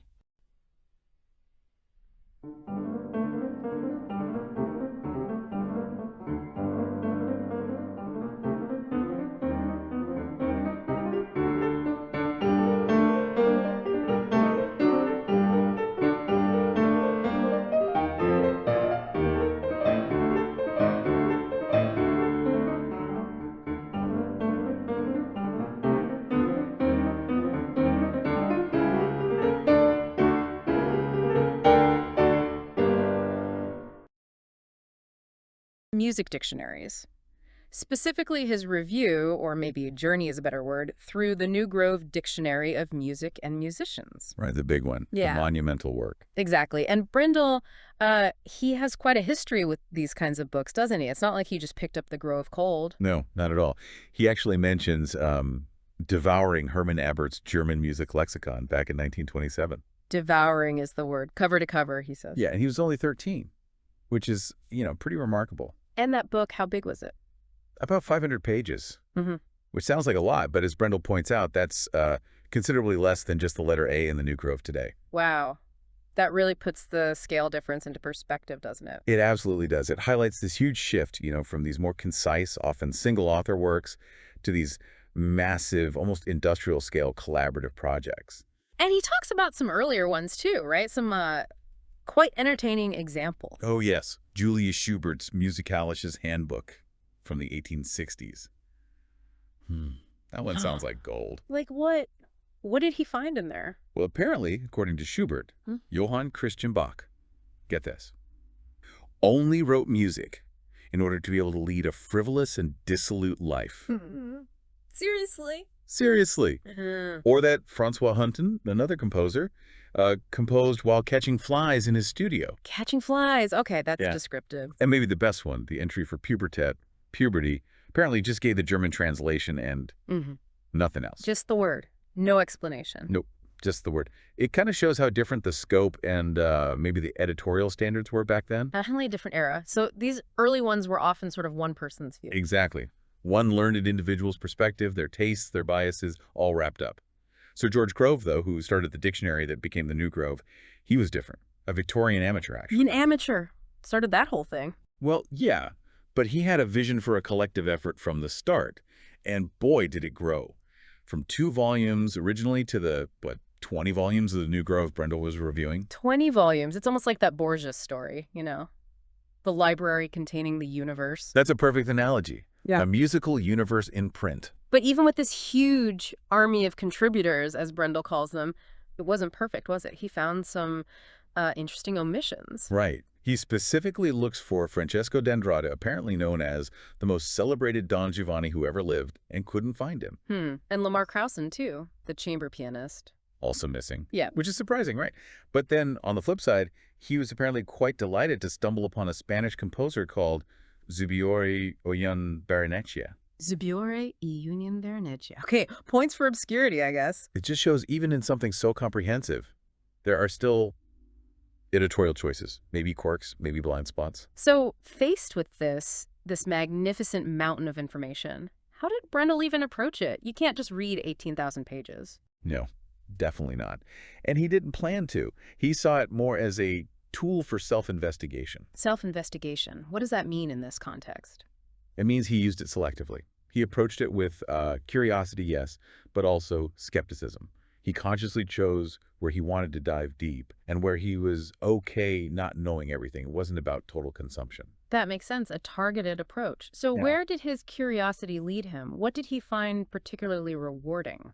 He was really drawn to understanding the creative process. He mentions the 40-page survey on analysis by Ian D. Bent. 40 pages just on analysis. Wow. Yeah, and he found it really clarified things. Brendel emphasizes that analysis isn't about, like, taking music apart piece by piece. Okay. What is it about then? It's about showing its coherence, how it holds together. And it's not step one. It's something that emerges gradually.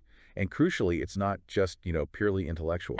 So it connects to feeling, too. Exactly. Rooted in emotion and sense. He calls masterpieces powerhouses of energy, which I think is a great way to put it. Analysis helps tap into that energy. That's a powerful idea. Did he highlight anything else specific from the Grove? He touched on how perspectives change, like Schoenberg. Yeah. Used to be controversial. Hugely. Dismissed as a blind alley by some. But Brendel notes how the Grove rightly acknowledges that Schoenberg has so much to offer. It reflects that evolution and appreciation. And something about Schubert's mask. Oh, right. That was fascinating. The dictionary clarified that what everyone thought was Schubert's death mask is actually a life mask. A life mask. So taken when he was alive. Correct. And apparently it reveals a much more sensuously powerful face than the sort of traditional image we might have. Little details like that biographical honesty, he appreciated. Okay, and I have to ask about his take on the piano playing essay. You mentioned his wit earlier. Oh, yes. Yeah. He found the essay, let's say, brief and slightly amusing. How's it? Well, it opens with the sentence. On a practical level, piano playing is concerned primarily with matters of touch, fingering, phrasing, and interpretation. Okay. Sounds straightforward enough. A bit dry, maybe. Brendel's reaction was pure wit. He quipped that by the time a player masters touch, fingering, and phrasing, and finally gets to interpretation, they might be so bored that he may want to try something impractical. Huh. Okay, I see it now. That's classic Brendel dry humor. Definitely. It's that blend of deep respect for the scholarship, but also a performing artist's slightly irreverent perspective. So overall, how did he view the New Grove, despite the quirks? He ultimately saw it as incredibly valuable. He called it a library, a source of stimulation, a sparring partner, a mirror to live with. A sparring partner, I like that. Challenging you. Exactly. Not just giving answers, but prompting questions, pushing back. He felt it reflected the musical world honestly. Not as it could or should be, but as it is. Precisely. A snapshot, warts and all, of the state of musical knowledge and understanding at that time. It really makes you think about how we interact with huge bodies of knowledge, doesn't it? Brendel's very personal, selective approach versus trying to know everything. It does. That idea of self-investigation is key.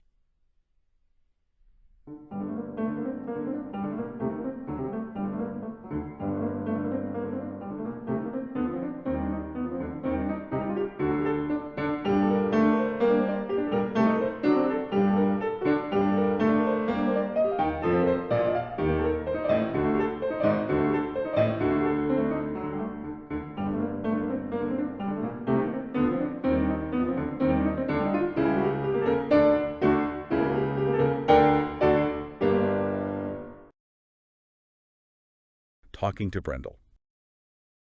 What struck me first was his relationship with performing. It's complicated. You'd think someone like him just lives for the stage, right? But he admits, while he enjoys it, especially if the message gets across. Which he says is rare, actually, knowing if the right things got through. Right, and he says he's actually disturbed by how imprecise musical communication is. Yeah, that idea that good and bad performances sometimes get, well, almost the same appreciation from parts of the audience, that clearly bothered him. It's quite radical. So he depends on the audience for the communication to even happen. But he strives for independence from their judgment. He really stresses that. So how does that square with his view of the performer's actual purpose? Well, he's very clear. The performer is a link, yes, between the composer and the audience. Okay. But his primary interest, overwhelmingly, it's the composer. Huh. So conveying it to the public is, what did he come? Both a necessary evil and a wonderful challenge. Why, evil? That seems strong. Because, he feels performance can give musicians these feelings of power, you know? Like getting caught up in controlling the room? Exactly. And he thinks that can actually detract from the real musical values, pull you away from serving the composer. That makes sense. which leads to his thoughts on teaching the audience. He's quite cautious there. Extremely. He says the job is to clarify, make listening easier. But the audience mustn't ever notice they're being taught. If they realize it, he says, the case is lost. Wow. So how do you pull that off? He argues performers need a solid background, like a composer's understanding of harmony, counterpoint, the nuts and bolts. But he also says composers don't talk much about analysis. Right. He quotes Schoenberg, I think, saying, analysis shows how something's done, not what is done. So it's not just intellectual. No. For Brendel, the real insight for a great performance comes from feeling it, the tension, the atmosphere, the balance. It's intuition plus technique. Great. Let's shift gears slightly. Live versus recorded performances. How did he see those? Initially, he saw them as very different. No audience in the studio, focus on the edited tape. Yeah. But over time, he actually tried to play as if he were in a concert. He even argued for releasing more live recordings, warts and all. Imperfections included. Yes. He'd only tweak recording details if the playback sounded disproportionate without his physical presence being seen. Which connects to the whole physicality thing. He actually talks about gestures having a musical function. He does. He even used a large mirror beside the piano to coordinate his movements with his musical intention. Usually a mirror. Yeah. He mentions the end of Liszt's B minor sonata as a place where, the bodily movement is essential to conveying the music itself. Fascinating. What about the wider impact? Recordings, writing about music. Well, he saw recordings as a bit of a double-edged sword. How so? Good, because they broadened access, brought music to more people, different social classes. Okay, that's the positive. But bad, because he felt they diminished amateur music making at home. A real pity, he called it. And he called records themselves infantile. Infantile offspring, yeah. Good for learning, maybe, but not always for pure enjoyment. And writing about music. Possible, but needs modesty. He wasn't big on most music books beyond history or biography. And his interest went way beyond the piano, right? Yeah. Art, philosophy. Oh, yeah, his aesthetic food, he called it. But he didn't say everyone needed that. What did he recommend? That musicians should face reality. Contemporary problems. Don't just hide in the music. Although he did say music can be a refuge. It can be, yes. A way to lift you beyond time and reality. But that's not its only function. He also mentioned he didn't play much Baroque, found Scarlatti unbearable on piano. Interesting. And no obligation to contemporary composers either. No, preferred a broad repertoire. And definitely no desire to conduct. He felt his piano standards were too high to impose on an orchestra he couldn't control as precisely. So, wrapping this up, what's the big takeaway from this dive into talking to Brendel? Well, it really hammers home that performance isn't just technical skill. It's this incredibly complex mix of communication, deep philosophy, personal conviction. Yeah, it's way more than just the notes. Absolutely. And his perspective, it really challenges us,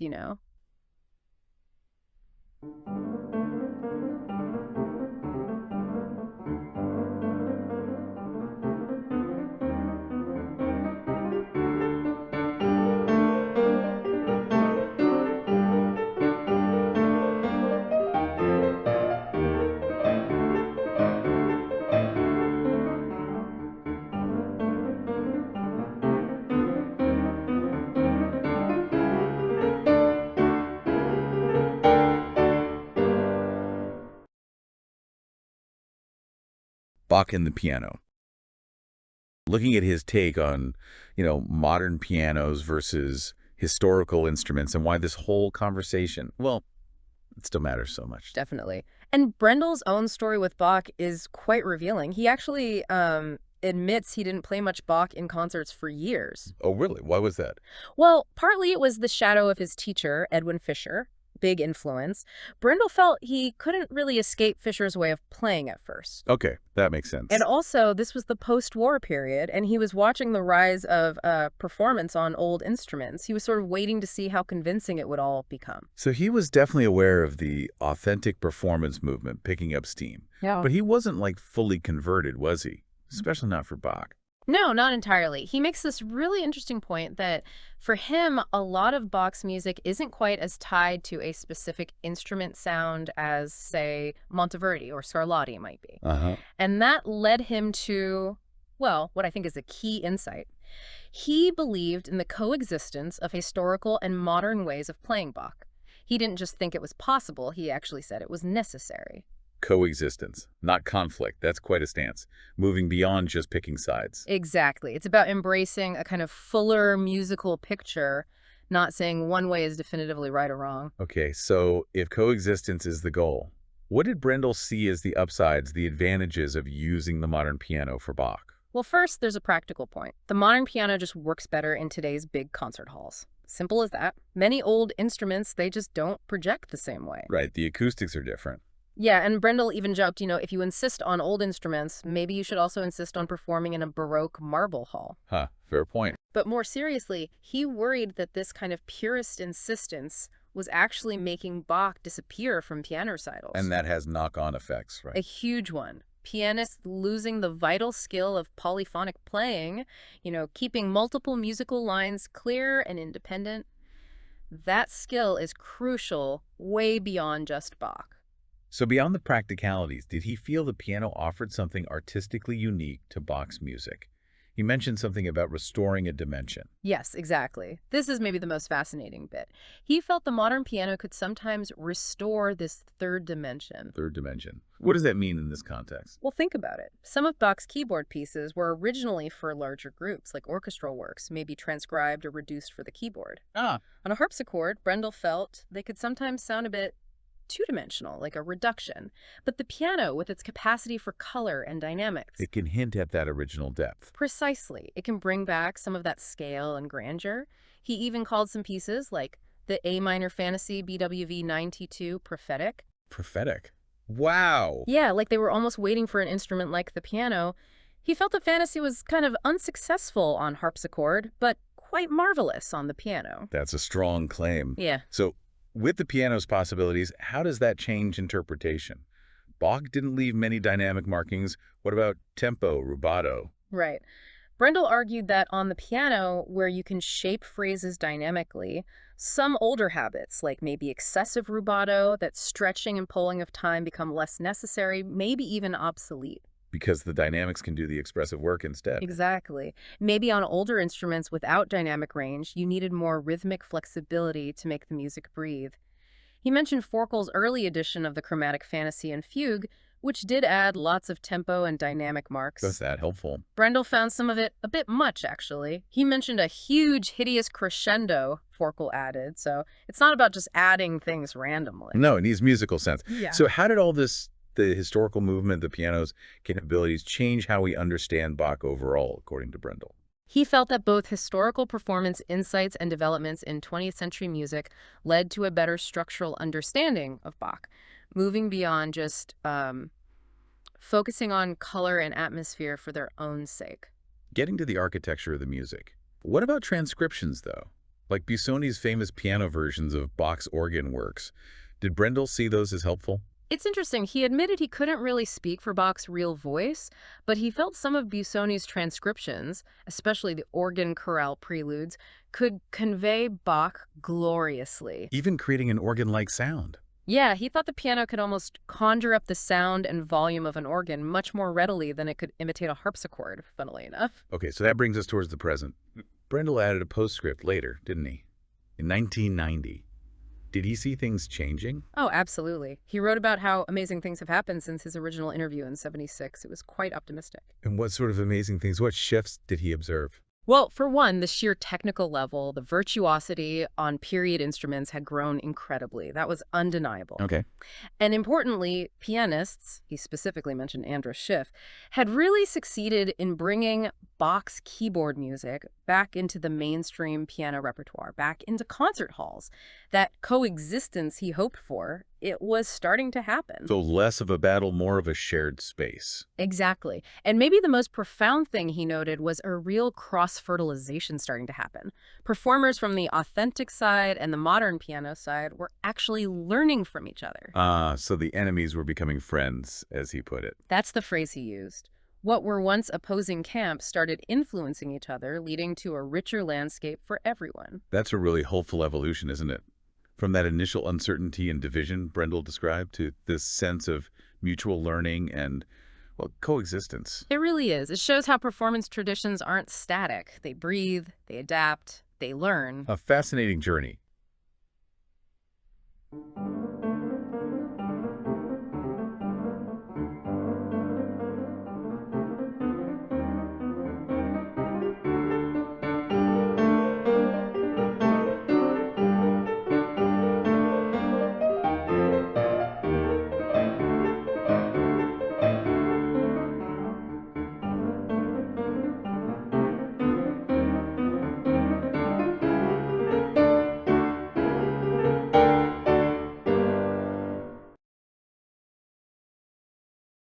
on Schnabel and interpretation.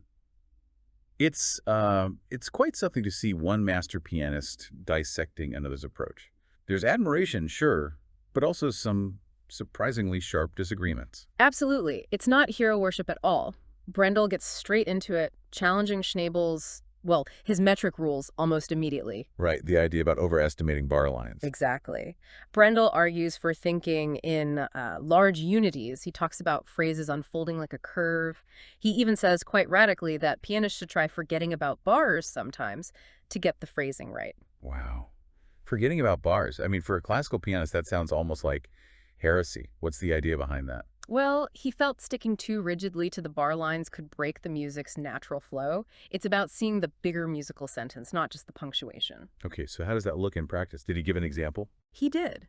Think about the opening of Schubert's G major sonata. Brendel mentions sort of taking away the last chord slightly, aiming for roundness. This is quite different from Schnabel, who might have given that chord more weight, more metrical definition, perhaps. For Brendel, music wasn't just, language with strict commas. Continuity was the main thing. That makes sense. This focus on continuity, on the curve, as he calls it, Mm-hmm. did that carry over into how he thought about rhythm and tempo, too? Oh, definitely. He critiqued Schnabel there as well. He felt Schnabel sometimes sacrificed what he called an even rhythmical flow for a more declamatory style, like speaking rather than singing, maybe. Brendel found some of these effects disturbing, pointing to Mozart's C minor concerto as an example. Disturbing, huh? Strong word. It is, and his main issue with tempo was Schnabel's tendency towards extremes. Playing slow movements incredibly slowly, slower than anybody would expect, and fast movements maybe faster than one can manage. The sort of virtuosic extreme. Right. Brendel called it bordering on sport, suggesting it was maybe more about amazing the audience than serving the full range of the music. It limited variety, in his view. So Brendel wanted mastery over the whole spectrum, not just the flashy ends. Interesting. And what about the instrument itself? How did he view the piano? That's another fascinating bit. He saw the piano as a character actor, not just one single sound, but capable of many voices. He thought of piano pieces often as reductions, like boiling down orchestral or vocal ideas for the keyboard. The character actor, I like that. So the pianist brings out these different characters. Precisely. He stressed that touch, dynamics, balance, how you use the pedal, all these things profoundly change the piano's timbre, its color. It completely pushes back against any idea that it doesn't matter how you hit the key. He said connecting sounds needs the pianist's fingers, feelings, musical temperament, and brain. It's all connected. The human element, totally central. And this nuance, did it extend to chords?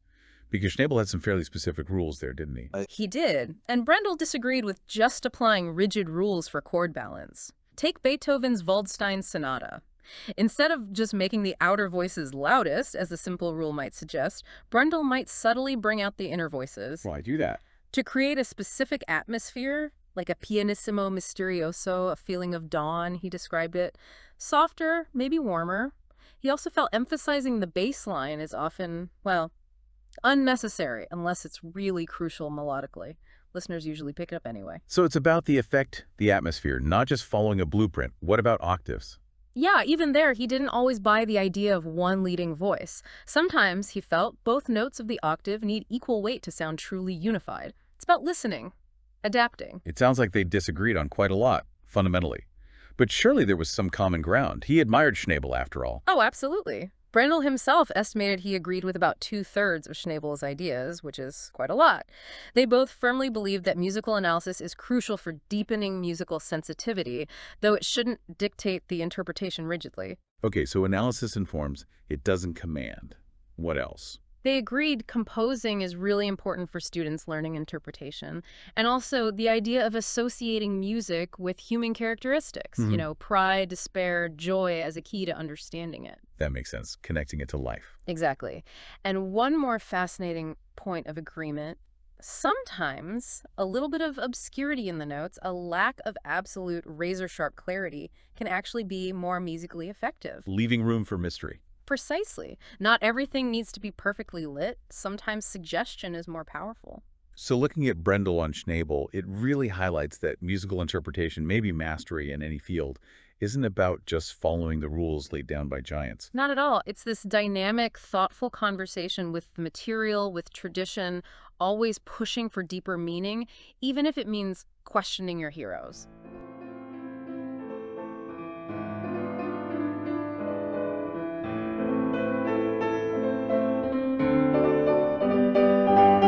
Thank you so much for listening.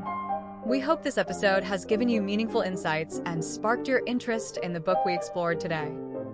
Just a reminder, this is only a brief summary and not a substitute for the full reading experience. We encourage you to read the original book to truly appreciate its depth.